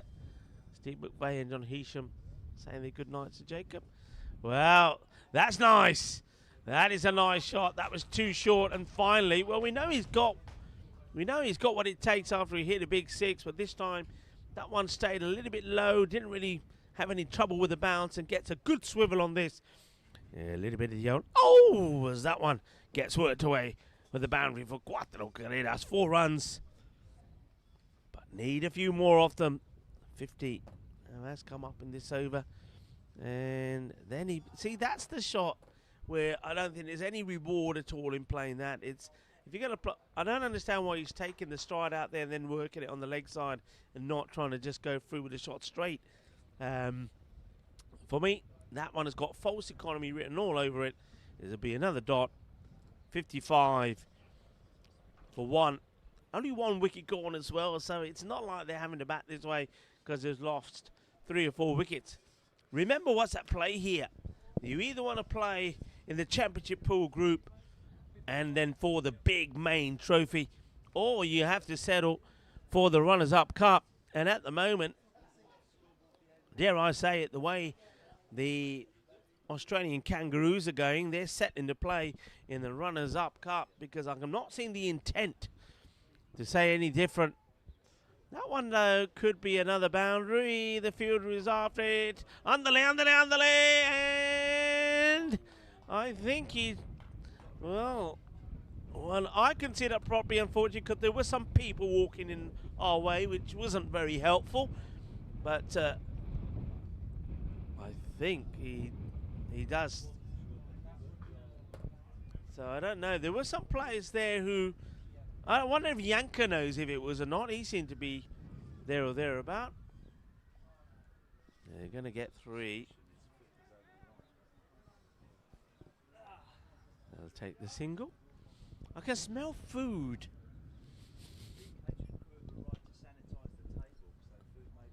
I can smell food. Food could be on the way. I wonder, what's the odds it's pasta? What's the odds it's pasta and pasta and sandwiches? Vegan prawn pasta.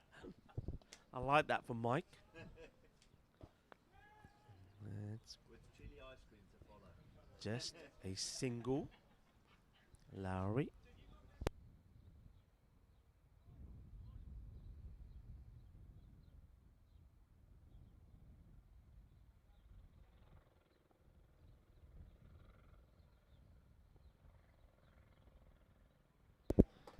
Tossed up.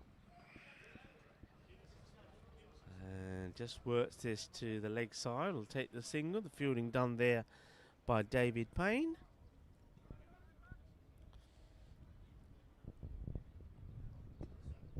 $60 is up, but after this one, couple more overs to the drinks break. And I said at the time they want to be, for me, minimum around 90. Well, shots like that will help. That's more like it. I think that's 1 bounce, 4 runs. They need a few more of those, don't they? They need to be hungry. Well, we're hungry. We can smell lunch, but the batters need to be hungry as well if they want, like I say, to progress into the main championship pool. So remember, from the 3 groups, the Mark Lawson group, which is Group A, the 3 teams in every group will then move to a particular next group, if you like, the way to describe it. So you'll have the championship pool, then you have the runners-up cup, and then you also will have, of course, the Spirit Trophy. And right now, Warwickshire look like they're looking to book their place in that championship pool. A team who were the inaugural winners all the way back in 2018, remember. And then, of course, just to remind you, the next match that we have coming up today, and that also going to be a big match, everything to play for there. And in fact, what we could have in the next group, you could end up with 3 teams on 2 points. That could happen. And that will be our next match coming up. And that's going to be the Essex Eagles that have got to win. Sussex are also playing. The Sussex need to win. There's no doubt about that. Otherwise, no run there. Sussex need to win and beat the Eagles. And if they do that, then you'll have the Eagles on 2. And you'll have Sussex who will get, if they get a win, they'll be on 2. So there's a possibility that that could happen. And then what I've been saying all the way along, that run rate is going to be very important. Swing and miss.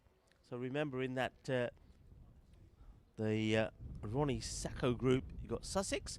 They lost yesterday. The Eagles have won a match, and Kent, they got a good win yesterday. So at the moment, the Eagles and Kent are on 2 points and 2 points. Eagles are above Kent at the moment on that run rate. High in the air, there's nobody there. They could run 2 if they want. And looks like they will run 2. So this match is straightforward in the Mark Lawson group. We know that the Essex Sea Axes, they are playing in the Spirit Trophy because they'll finish 3rd. And the winner of this match will finish 1st, and the runner-up will be in the Runners-Up Cup. So, and at the moment, what we're seeing here, even though the Kangaroos are trying to get something going here, they are struggling just a little bit. That's going to be no run again. And that's the problem, I think, for me. There's just too many dot balls. Murphy.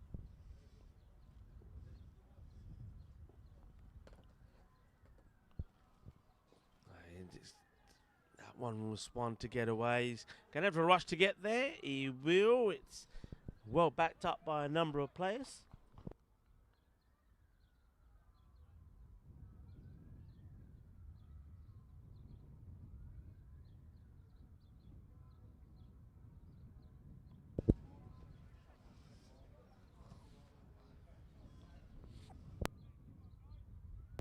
68 for 1.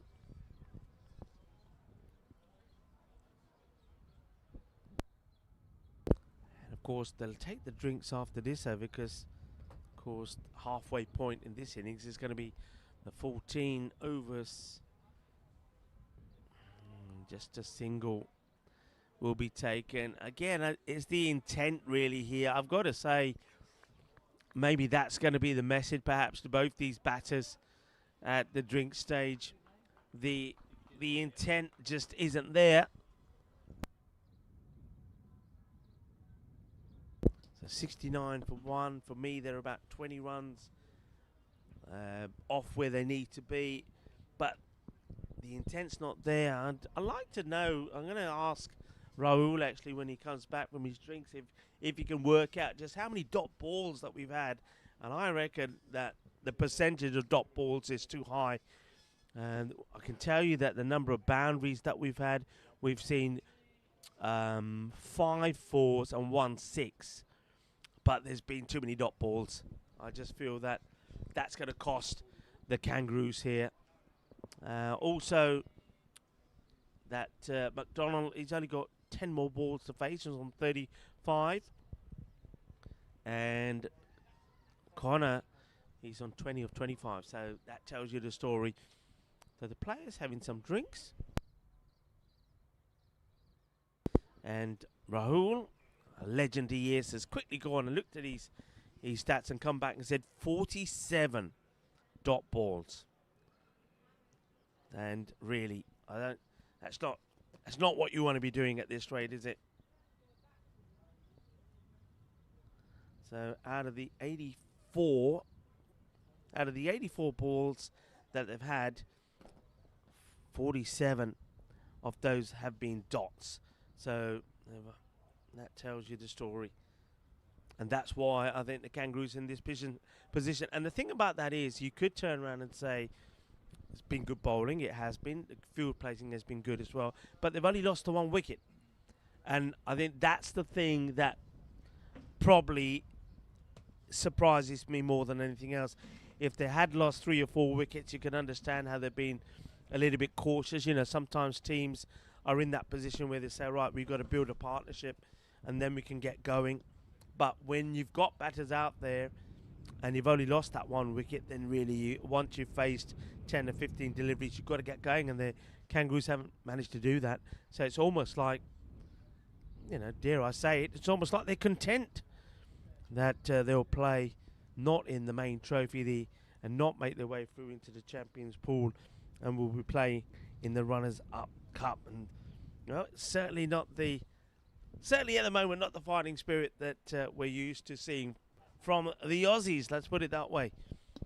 As the players get ready to start again, the umpires signalling to the scorer saying, are we ready to go?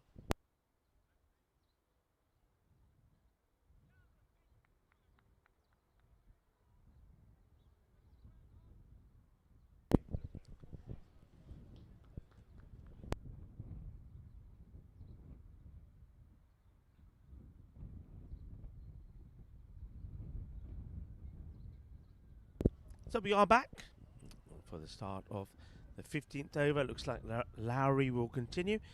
1 for 21 so far of the 4 overs that he has bowled. Right, are we going to see a change? You expect to. He's got 10 more balls to face before he'll be forced to retire out. Retire not out, I was going to say. Retire out. Of course, he can come back, but bearing in mind that there's only 14 overs left, and he can only come back once all the other batters have been in and out. That is not going to happen. Okay, we'll probably want to try and come back, and he will. It's well fielded out there in the deep, but the batters do double up.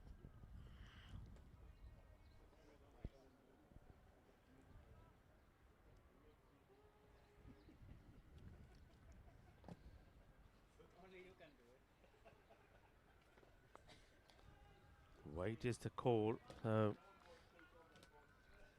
rate at the moment, they probably need to go over 9, about 9.2 per over. So, tall order from here on in. Okay, that's better. And a bit of foot fielding, and I think he might have made the save here. That's quite extraordinary. He's been applauded by some, I think there's some players, maybe some of the players from Sussex perhaps, that are here ready for the next match. That's a great bit of fielding.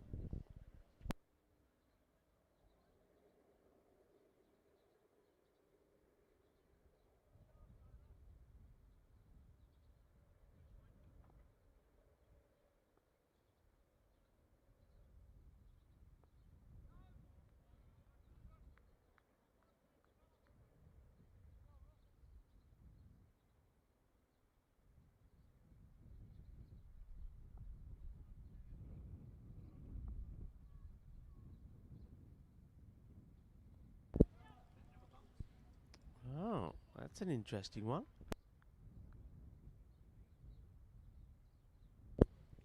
Interesting one there.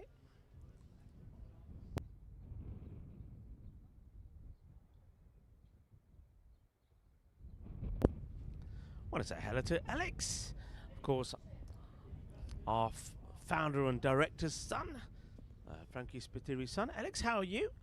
I know he's listening in, and you must be pretty excited at the moment, Alex, because it is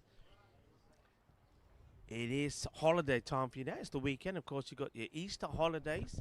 Don't eat too many Easter eggs now, will you? I'm sure you're going to get plenty. Alex Spitteri loves his cricket. I know that because I saw you briefly the other day, and let's just say you got a good eye. You were hitting the ball well, and he likes the statistics about the game as well. So, Alexis, maybe we'll have to have you in here and see some of the good work that Rahul does with all the statistics. But have fun, have a great day, and no doubt we will see you around at the ground.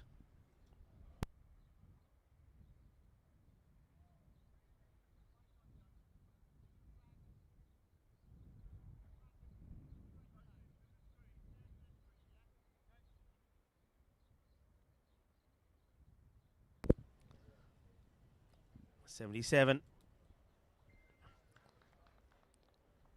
What are you feeling, folks? Got Scotty in. Hello, Scotty. How you doing? Scotty from the Sporters Club in Australia. Hey, Scotty, what's happening here? The Kangaroos, they're making a meal of this. Bit surprised about the run chase at the moment. I haven't really moved out of second gear for me. And, well, maybe Scotty coming in the chat might be able to get them moving. And, we know he can hit it well, Connor, but he's got to try and find a way. They've got to try and, well, you know what they need? They need a bit of a lightning bolt to get them going. A bolt of energy to get them moving.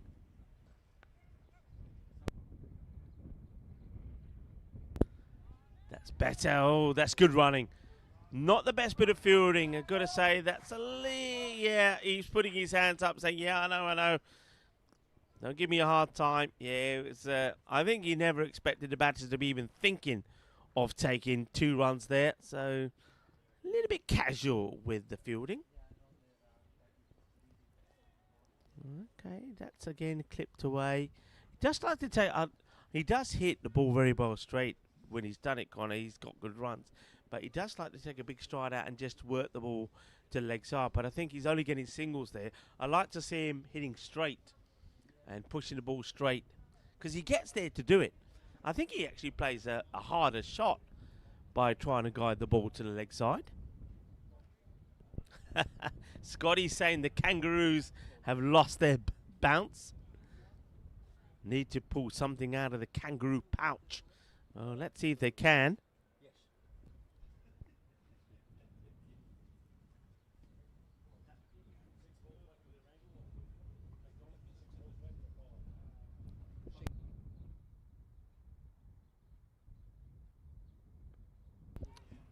Just going to be a single this time. So, as I was saying, Randall with, I think that's 5 balls left for him now, and he should be looking to try and hit those boundaries. Credit, though, you have to say to Warwickshire, they just haven't allowed or given them the opportunity to do so.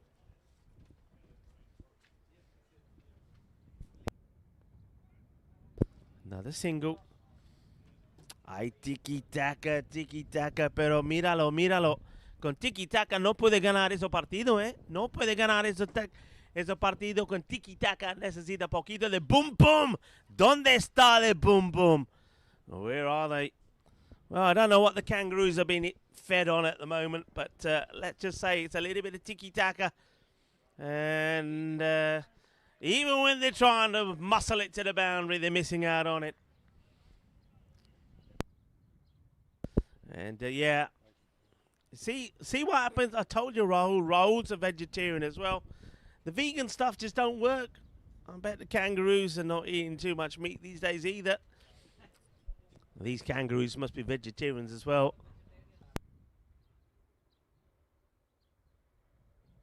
Yeah, Rahul is saying Kangaroos are vegetarian by nature. Yeah, I know. That's why they can't. That's why they got no meat in their batting. You can't be a vegetarian and then expect to have meat. So we've seen the bowling change here, and it's a good bowler to come on. That's the thing with Warwickshire. We haven't seen Steve Hooper, who's coming on now. We haven't seen the main man who has the best bowling figures in the history of the festival. And that was only the other day. That's Nigel Moore. So they got plenty of bowling. So the Roos have got some issues here. 84 for 1 at the end of 16.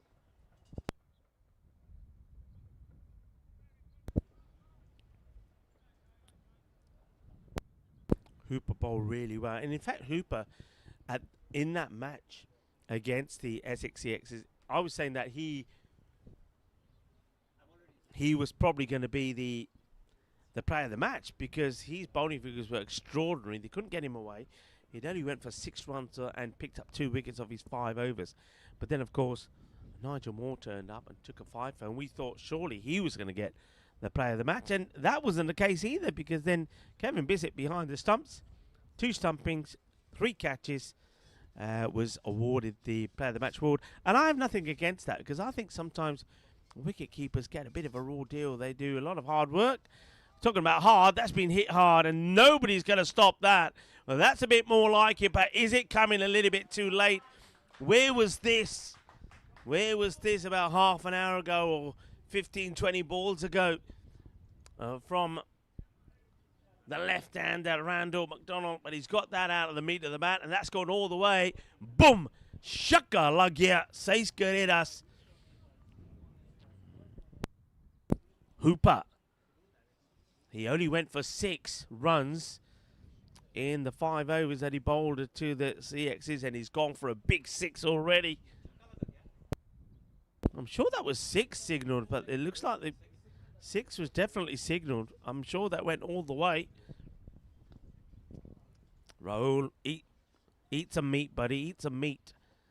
You need some protein. Prawn flavoured crisps. He's made it. Good running. That's good running. The urgency, folks, is coming now. But for me, as I kept on saying, that urgency should have come at least 5 overs ago. They should have been doing this 5 overs ago. And you know what? If they fall short, say, by 20, 25 runs, they'll look back at this innings and they'll know where they lost this match. That's another good shot. And it probably won't go to the boundary. But we'll have to come back for a couple. So that's another 2. Has just 1 more ball to face. It is, by the way, 50s come up for McDonald as well. So that's back-to-back 50s for him. So that's well done to him. He's got a 50. Remember, he did score 58 of 50 balls against the Essex CXs. So he's got 1 more to come. And let's see if he can get it away. They're good. They'd love a boundary. They'd love a 6 here now. That would also bring the 100 up. He goes for it, and he's going to be caught brilliantly. What a wonderful catch that is. It was the last ball that he would face anyway. He does get 50 to his name, does McDonald, but he's out to an outstanding catch. It was hit well, it was travelling, but safe hands. You got to say that was hit hard. It was going like a bolt, but what a good catch it was as well from the fielder. So nicely taken. And round of applause for the man who scored back-to-back 50s in the 2 matches he's played, Donald. And it's just a pity that he never got that acceleration going a little bit earlier. End of the over. Hooper will pick up a wicket. So that over's gone 1-6-2-2 wicket. So 11 from it. Looks like there's a ball still to come. And the new batter that's going out there looks like it's O'Connor. So he's going to go in. See what he can do here.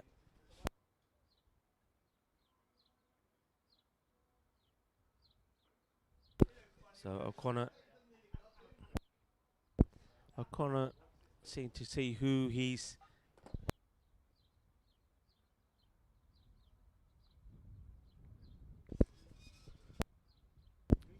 was that the over there? I didn't think it was over.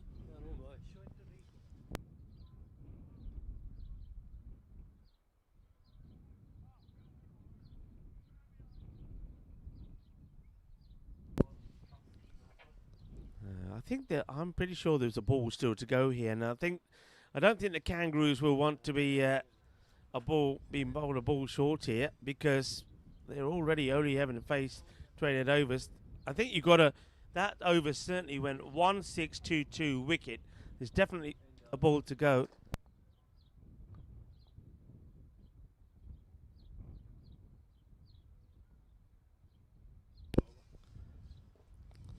It's played away. It bounces in front of the fielder. Just a single. So the Kangaroos, they're not going to be too happy about that when they find out. I mean, remember, they've already been, through their own fault. They're only getting 28 and not 30. But they need every ball they can get.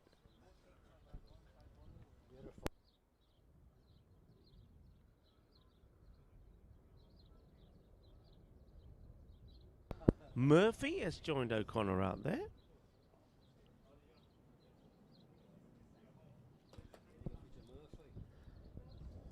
And he just plays this out. Well, this is a battle of the Murphys, isn't it? As you probably heard Dave just say there. Murphy the bowler, Murphy the batter. The batter gets off the mark. Still no duck in the day. And we're pretty confident that we might have a duck coming on the screen. We're not. Nothing's been guaranteed to me, but there could be.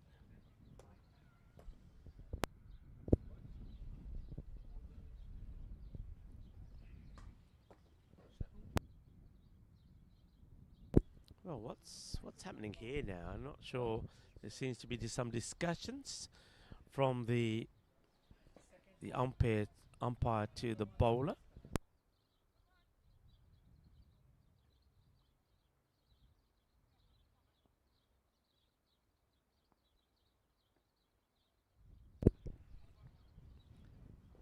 That's whipped away nicely, but once again the fielding's it's gone through him, but it's only going to be a single. It was always going to be just the one. I love the way the batsman.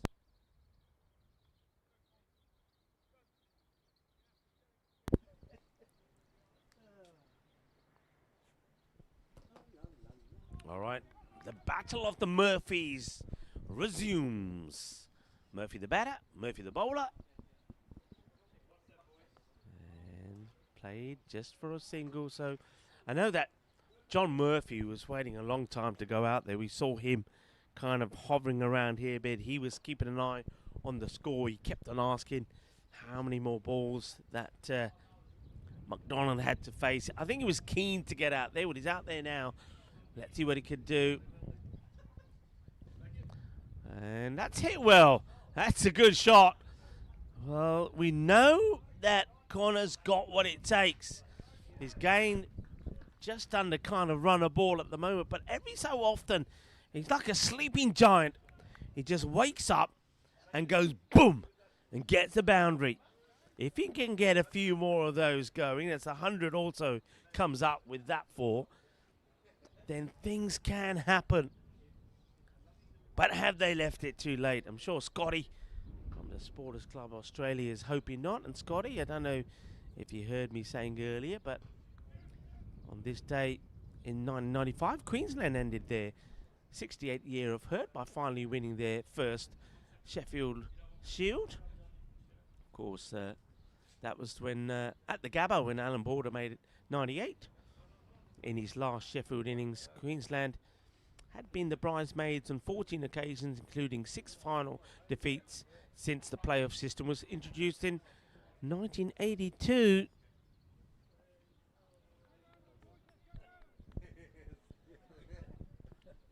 Overcalled. 104. 18 completed.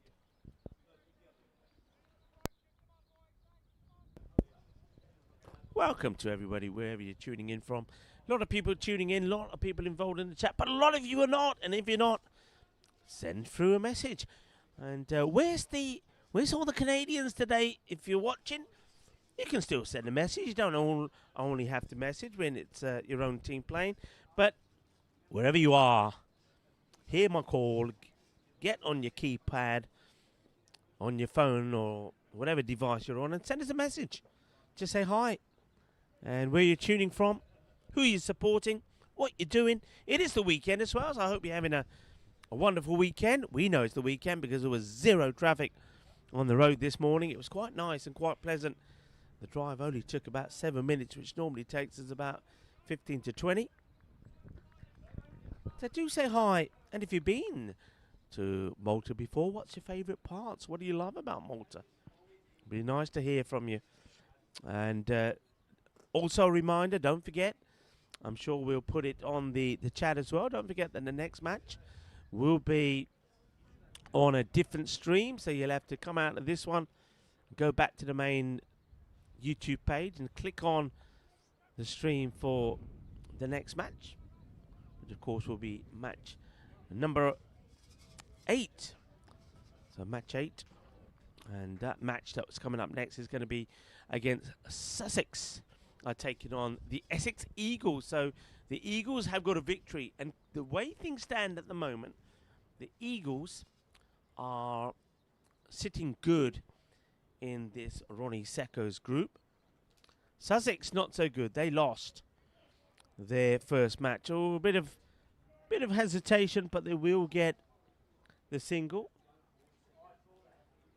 Yeah, Sussex, the defending champions, lost yesterday. Kent got a victory. That put Kent also on 2 points. So you've got Kent on 2 points. You have the Eagles on 2 points.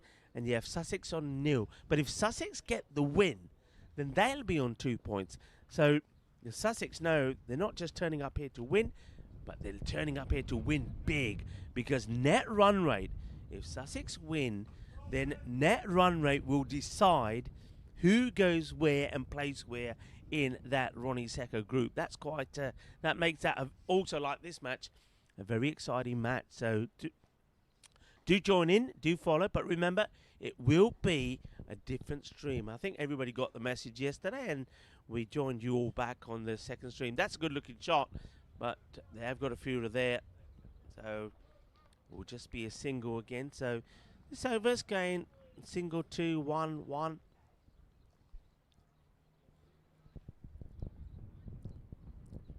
Roll if you're able to, maybe at the end of the over, if we could have a Manhattan.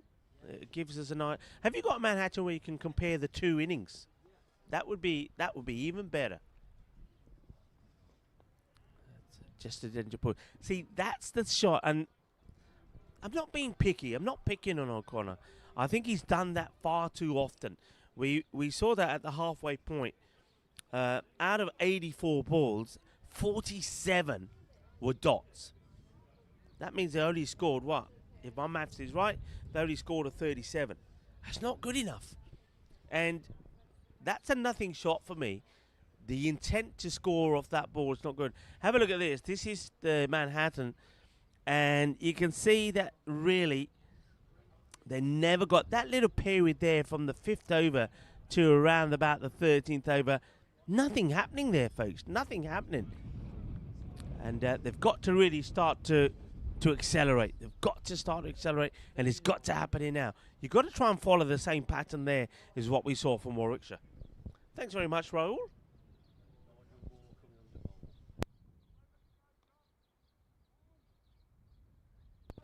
So here we go. Well, he's got a hard act to follow from his last bowling performance, Nigel Moore. Man who's, well, he's going, what's happened? Pick him up, somebody. He's got a bowl. Pick him up. What's he doing? Well, break dance. We're having a break dance party. Nigel Moore showing us his break dance moves. He's up. He's ready to go. All right. What's the odds the first one's a wide? Who's taking me on here? First one wide ball. What do you reckon? What the odds? Here we go. Pressure on Nigel Moore, the man who has the best bowling figures in the festival, coming on the bowl with the score 110. Is not a wide. It will be runs. They want 2. They're taking it on. The hustle is there now from the Aussies, but I think too late is my thoughts. Okay. This is the 20th over after this. 8 to go. That shot! That's going to go all the way. Bolle. Ginna sona shaba shaba. Well, that was out of the meat of the bat. Que guay, que genial, que grande. Ese golpe es más dulce de tarta de chocolate. Así me gusta. Well, I don't know who's doing the stretching over there for Sussex. I think it might be Alan. And Alan almost got wiped out by the cricket ball then while he was doing the stretching, laying on the ground. Well, goes at the same sort of area again. But that's gone to the fielder very quickly and dealt with very well by Russell Lowry. Just a single. Murphy, he looked like a man who wanted to get out there and try and make things happen for his team. Let's see if O'Connor can also oblige by hitting a boundary or 2.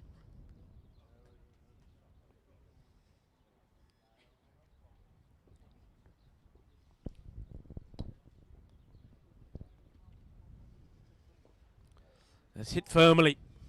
And it's work to be done there. And nobody there. They've only left the mid-wicket out. That's going to be another boundary. So is it start to happening? Is this the moment? Is that what they needed? Did they need Scotty from the ECN Supporters Club in Australia to come on the chat and get this run chase back on? Start swinging Kangaroos is what Scotty said, and maybe the Kangaroos are taking note. Yes, is the call. Good running, good hustle. It's starting to happen. I still feel it started a few overs too late. If they fall short by 20-odd runs here, they'll go back and know where it all went wrong. Christopher O'Connor, he says, O'Connor is my brother. I don't think his pacemaker is coping. Hello, Christopher. Nice to have you with us. This is better. This is better. So, Nigel Moore, the bit of break dancing before the start of the over didn't quite help. And it's the kind of overs that they need. 14 off that over, is that right? 15 off the over. Takes the score to 124. 124.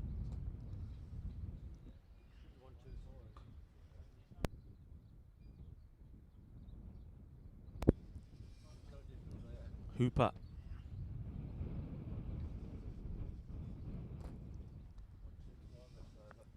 Shot. Gets it over the infielder. They're probably need to be thinking maybe another body in that part of the ground because Murphy, he's pulling and hooking beautifully. It gets the proper swivel on this, liking that. And the old, oh! Hee-hee. 4 runs. Nicely done.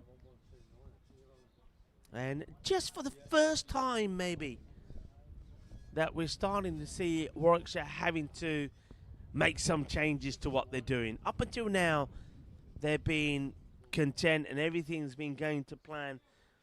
But for the first time, maybe they're starting to feel, okay, hang on, guys. We've got a bit of work to do here. Clever delivery. No is the call. No run there. Just Hooper took all the pace off of that. Just looped it up there.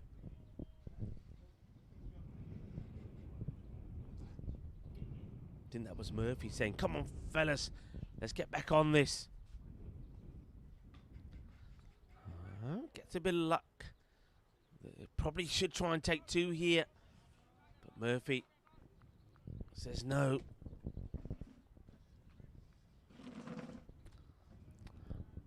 I notice that Yanker is getting a bit fashionable. He's got his jeans halfway down his butt. Youngsters have this fashion these days. I don't quite understand how it works. Well, the Australians are trying to help him out. You need a belt.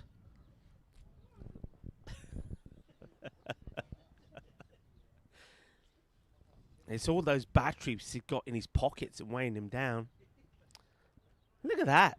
I mean, your pockets are where my knees are.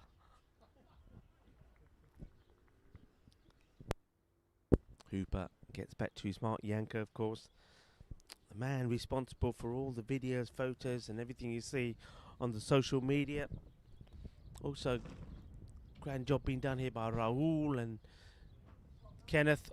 Oh, gets a foot on there. Should get 2. Bit of urgency now from the Kangaroos there. Trying to make a game of this. Trying to make a fist fight of it. Oh, Sam. Have we heard from Sam? Sam, who's day off today. Let's hope he's having a good day, whatever he's up to.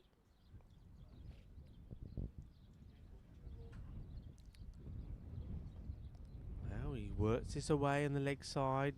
This time the 2 batters will be happy just to take the single.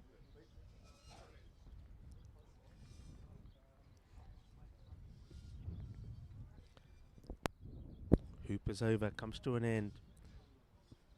134, so it's starting to happen. There's 10 off that one.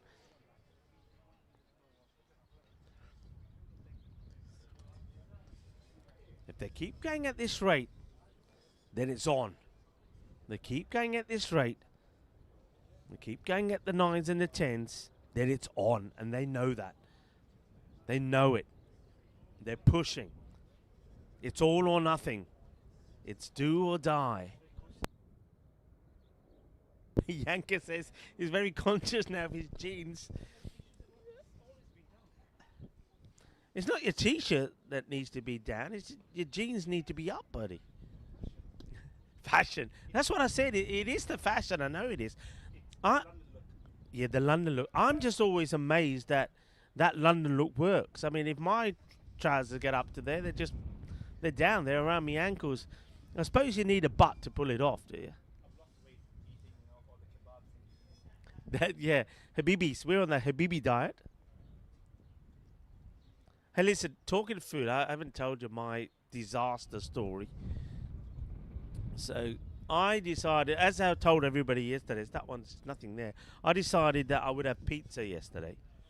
So everything was going to plan. I got back. I got all my bits of work done. Showered and thought, right, I'm hungry. And I was hungry because I'd only had just a banana in the day. Got to go for this. Just a single. So I went downstairs. I won't say where I went. And I just got the menu. Looked at the menu. Found the pizzas. And I said, yeah, okay. There was some options. I thought carbonara sounds quite nice. So that was what I picked. And the young girl, very pleasant, said it'd be about 15 minutes. I said, that's fine. And couldn't really go for a walk because it was hammering it down. So I just sat there, and in this place, that gets played out in the offer single, and the place was some of the cricketers were there as well. Shirley was there. Shirley came out, and let's just say Shirley was a little bit more boisterous than she was when she was doing the scoring. She'd had a few glasses of red. Anyway, the pizza came, got the box, went up to my room, and when I opened the box, it was like a pizza like I've never seen before. It was just literally, I mean, the only way it resembled a pizza was that it was round. So I opened the box, and it was literally just, it was all white, and it wasn't like melted cheese. It just looked like somebody poured like custard on it, honestly. So I just rang the place. I thought, I've got this pizza, but it looks nothing like a pizza. And they said, yes, sir, well, you did order the white pizza. And I thought, well, what do you mean? They said, well, we have, that's bounced over the field. It should get for 2 here. So apparently here in Malta, you have red pizza and white pizza. And the red pizza is the normal one with the tomato base and etc., etc.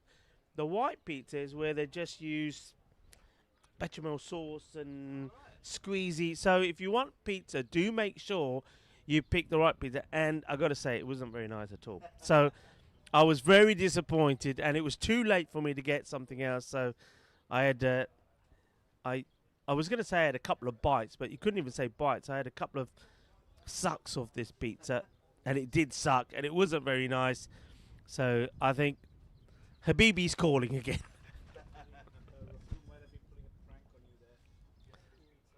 Oh, he could have been.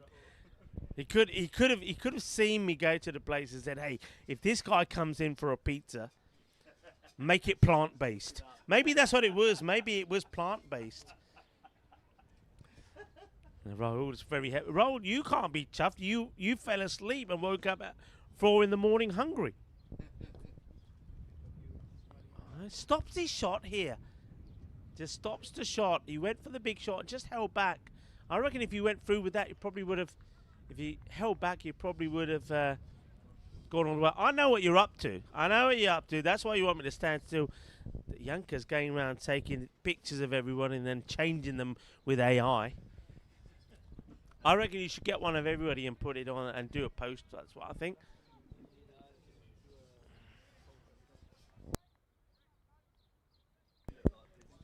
So yeah, the pizza was not nice. So we've got to find.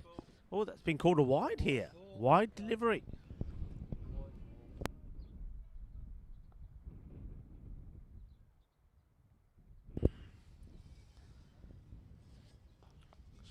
That's well hit. And it's... Oh, that's going to be 4, I think. I think that's 4. From where I am, I think that's 4. I think the foot was on the rope and he touched the ball at the same time. I think that's got to be 4 runs. Yeah, that's very good. I like that from the fielder as well. Very honest there from Dan Swinburne. He wasn't sure, and I think some of the other guys said, I think your foot was on it. And in the end, he said, yeah, it's 4. So 4 runs. That's hammered hard as well. That's going to be another 4. Cuatro más. Rum, rum, rum, rum, rum. Finally, the tuk-tuk has been parked up. And they've stepped into a Mustang. And they're going for it now. They're revving it up. And the Kangaroos are starting to... Well, Scotty, they're starting to bounce around. They're starting to come back. They're starting to fight. And they've taken it down from around 9, 10 and over here. The 150 came up with that shot as well. It's starting to happen, folks.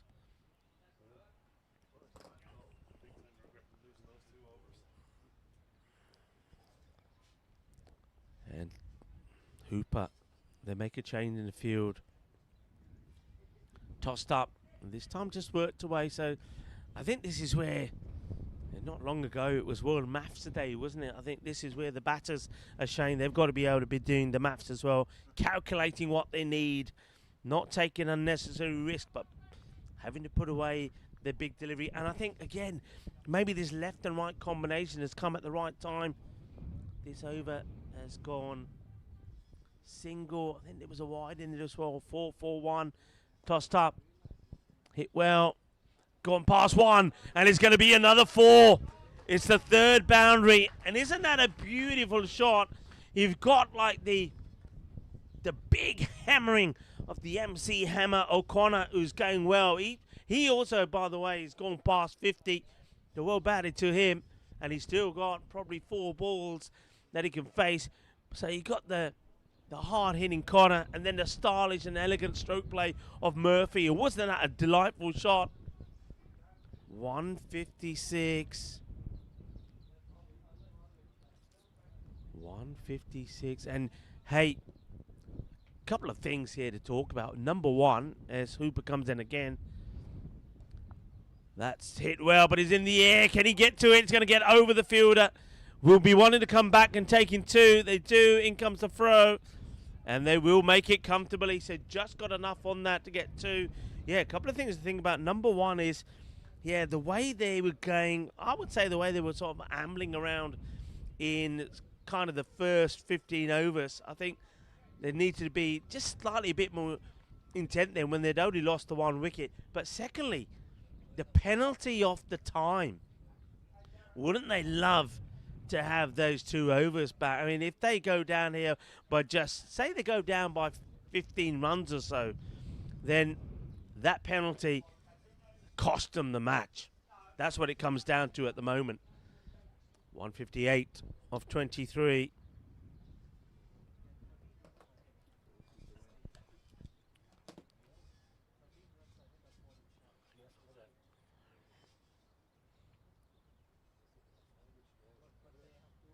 So 42. They need to go at around about 8.5. Around 8.5.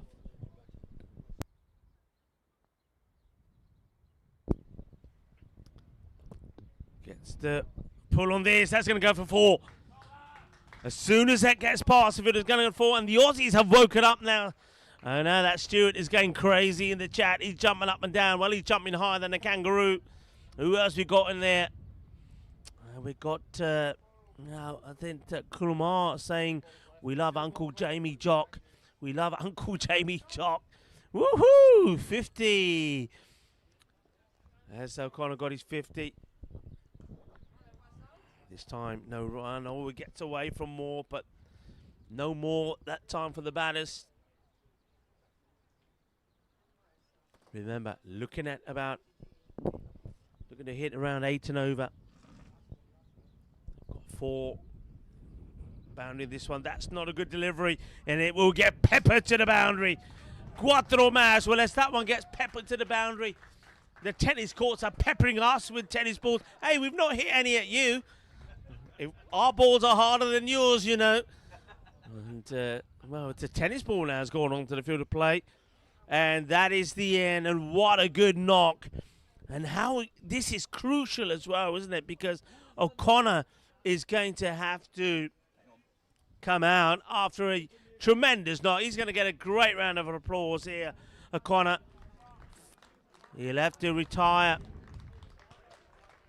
A very good 63. And just look at the Kangaroos. They're all around him. We know he had the power. We know he had the power. There were times when he was very selective with his shots. There were times when I was saying that the intent wasn't there. And maybe he was saving it for the right time. The thing is, though, a new batter's going to have to go out there now and just carry on. But they've got what they need in this over. That's nicely played. There's definitely 2 here. Definitely 2. Oh, they decide not to take it. I think it was on. If they went straight away, it was on. Maybe this is where the left-hander say, no, I'm the recognised batter now. Let me have a ball here. And if he sends this to the boundary, even if he gets a couple here, it'll be a good shout from him. The new batter that's gone out there is Peter. Now, we know that Peter's handy as well. He scored 45 of 30. 45 and 30 last time. We haven't really had a close game as such. I suppose the last close one was when Norfolk and Suffolk chased Surrey's 160 for a win. So probably the real, we said as it comes to the crunch, the games will get more exciting when there's more to play for, everything to play for here. Two teams fighting to play in the championship pool match. That's what's at stake. You're playing the championship one, the big one. That's where the big prize is. That's where the big trophy is. That's where you can be crowned the champions of this Malta Seniors Cricket Festival. That's hit hard. That's four. That's four. It's going to go all the way. It's wide from the fielder. It's a powerful hit. Peter Verchia goes boom out of the middle. Oh, well, that's sweeter than a bowl of rasmalai. And it's all happening here. So on this occasion, the batter being retired out doesn't mean things slow down. Peter Verchia, we know what he can do. He batted very well the other day as well. Derek is walking around nervously. He said if we don't win, it'll be a moral victory. 172. 24 completed, 172. Needing 200 to be victorious. Will they do it? Will they not? Will the penalty of losing 2 overs be the deciding factor in this one? And hi, Bruce. And who's that? I think somebody's saying this innings will be the thing of folklore in the O'Connor household. Oh, the Australians. The Australians were nowhere when they were nowhere in this match. And all of a sudden, when there's an inkling of perhaps a run chase and a win, they've come out of the woodwork. And now all the Australians are getting behind their team. Si puede o no. ¿Qué pensando? ¿Puede o no? ¿Sí o no? Can they do it? Can they not? 4 overs to go. Needing 200. Only batting the 28 overs. Remember that. He's hit that too well, hasn't he? He's hit it too well. Goes to the fielder. Dot ball. Hooper has stayed on. Is it Hooper? This War. Beg your pardon. This is War. He's played that well. That's going to take some stopping, you know. Fielder is after it. Ándale, ándale. Arriba, arriba. No puede, no puede. Mip, mip, mip, mip. Eso es cuatro. Cuatro más. Cuatro más. And you can see exactly why John Murphy was pacing around. He paced around for a good half hour, 45 minutes. He wanted to get out there. He wanted to go out there and do the damage. He wanted to go out there and get the victory for his side. And look at the score at the moment. He is getting great guns. 40 of just 24 deliveries. That's another nice shot. Probably not going to go to the boundary. They've got to run hard here. I wonder if they think about 3. It's definitely on. They will take it. 3 runs. So already they've got what they need in the over, but any extra runs here now will be bonus runs.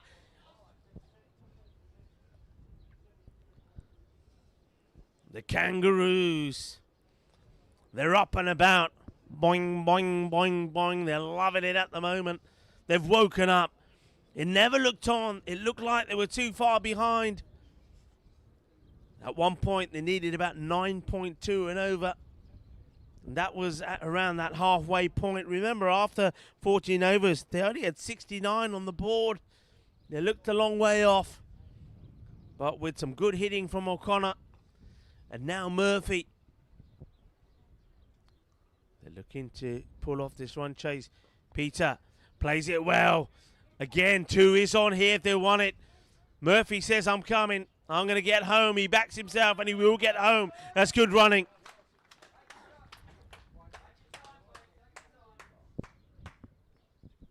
Come on, lads, says Scotty. Kangaroos all over the chat. Kangaroos all over this Marsa cricket ground. Well, this one will go down as an incredible run chase. It's pretty full, but he's hit that well. They'll just take the single. Keep that board ticking. This over has already gone for 10. And of course, good teams like to do it before they go into that last over.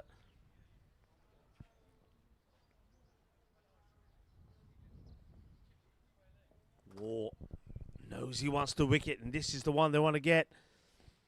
And it's just pushed away for the single, taken on the fielder. In comes the throw, gets past the bowler, but it is backed up. It will be a single. Single gets taken. It will be the end of the over. And Murphy keeps himself on strike. 183 on the board. 17 required. 17 required of 18 balls. Run a ball will do it. Run a ball will do it. The two batters in the middle having a chat. Murphy, Warwickshire. They're saying we don't have to do anything silly here. I think they're feeling that the boundaries will come. I wonder if Warwickshire will just try and put a squeeze on. They are bringing a couple of players in because they know that singles will do it. Going to carry on here with more. Floats is up. That's a sweep shot, nicely played, but once again, brilliantly fielded out there in the deep. Just a single, but singles is a win. Only dot balls and wickets can turn this around for Warwickshire. What a turnaround in this match. They never looked like they were in it, the Australians, but they kept those wickets in hand. Remember at one point, cookie delivery, and that's going to go away. There's going to be a couple here. It was a quicker ball, but the reaction from Peter was pretty quick as well. Guides it away, gets a couple. Yeah, remember there was one time when I was saying when Connor was batting, and I said, Connor's batting the way he was pushing, he was dabbing. And I said at that point that he's batting like everything's under control, but he's not. That's what I said. That's up in the air. Fielder runs forward. Bounces in front of him. It will only be a single, but that's still a win for the Kangaroos. Yeah, I said at the time, he's batting like they can keep going like this and then get the victory. And I said at the time they wouldn't because they needed 9s. They were getting 3s and 4s. But he knew better. Footwork. Good footwork. Just a single. They just take the stroll. They're not using up any energy if they don't have to. Scoreboard just keeps on ticking. Run the ball will do it, remember. With balls to spare. Peter, Warwickshire carves this away in the offside. Healy does the fielding. They'll take the single. You feel now that a boundary would kill the game. You just get that feeling that a boundary could kill this game.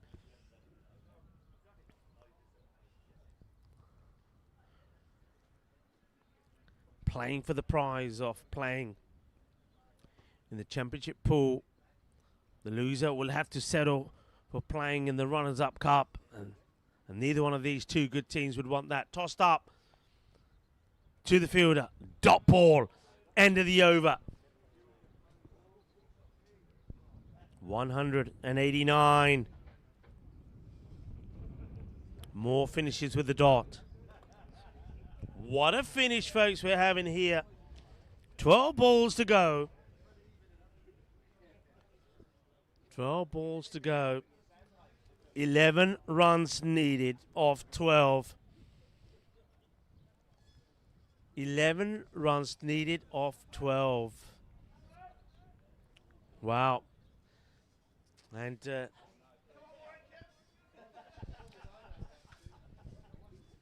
everyone around this beautiful Marsa cricket ground on their feet watching. It couldn't be a better day in terms of the weather as well. The sun is out, shining on an incredible contest between Warwickshire and the Kangaroos. Hit firmly, that's 4 runs. That's the crucial shot. I said at the time any boundary would probably kill this game, and there it is. Peter just came out there hot, didn't he? Came out there hot. Came out there hitting the ball well from the moment he got out there. And that's his second boundary. 193. They're almost there. Almost there when, remember, everything was against them. Nervous times. People in the chat saying.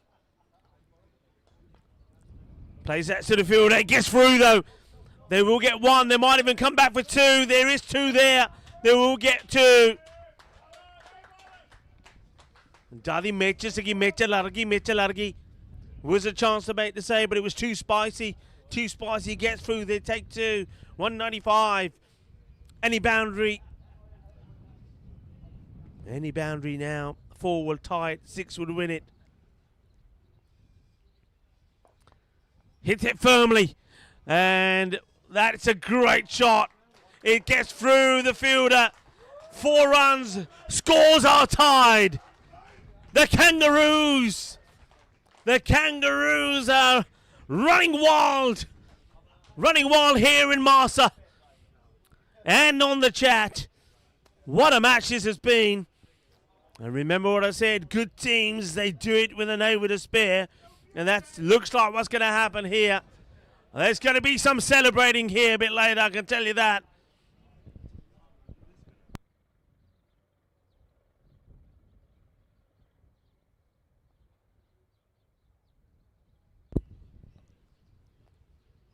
And that will be it. There's the victory. Can you believe it? What a match we've seen here. Probably one of the best matches we've ever seen in this Malta Seniors Festival. The Australian Kangaroos have pulled off an incredible victory. It never looked likely at one stage, did it? There didn't seem to be the urgency. You heard me say it plenty of times, but they knew what they were doing. They timed it to perfection. There's no other way to say it. And they get there with another boundary. And they do it with 8 balls to go. And what did I say about good teams? They do it with an over to go. And they've done it with an over and 2 balls to go. It's an incredible match. And, well, I know the Australians were getting nervous. I could see them in the chat saying this is nervous. Oh, boy. And then all of a sudden it's happened. Bruce is happy. Scotty is happy. Oh, my God, it's up there. What a comeback. An amazing recovery. Beers all around. Yeah, pretty much so. I tell you what, I think the Kangaroos are saying, Rico, we don't give a 4X what you were saying. We had it in the bag all the time. And, yeah, the applause for both teams are exceptional and well-deserved as well, because we've just been treated to a tremendous game of cricket. Tremendous game indeed. Warwickshire got to 199, but the Kangaroos, they stood firm, and despite the odds with things going against them, they pull it off. Well done. What a game. Well, it's a time for me to very quickly take a short break, because the next match is going to start pretty quickly. Do join us back. Well, if you thought there was plenty to play on that one, the next match is exactly the same, because remember, as I told you before, the next match is going to decide who goes where in the Ronnie Sacco Cup. Because remember, in this Ronnie Sacco group, 2 teams are on 2 points, and if Sussex get a win, they also will be in 2 points, and it will be net run rate that will separate who goes where. Just listen to the round of applause. Quite exceptional. It really is. Quite exceptional. This, people, is what sport is about. This, people, is what cricket is about. This, people, is why all of these gentlemen and all the ladies here at the Marsa Sports Club are here, enjoying the sunshine, enjoying a fantastic game of cricket, and the sportsmanship from both sets of players have been absolutely amazing. What a game, what a match, What a contest, and there's more to come. Join me, Rico Fall and the gang when we return in, well, I reckon it's going to be about 5 moments.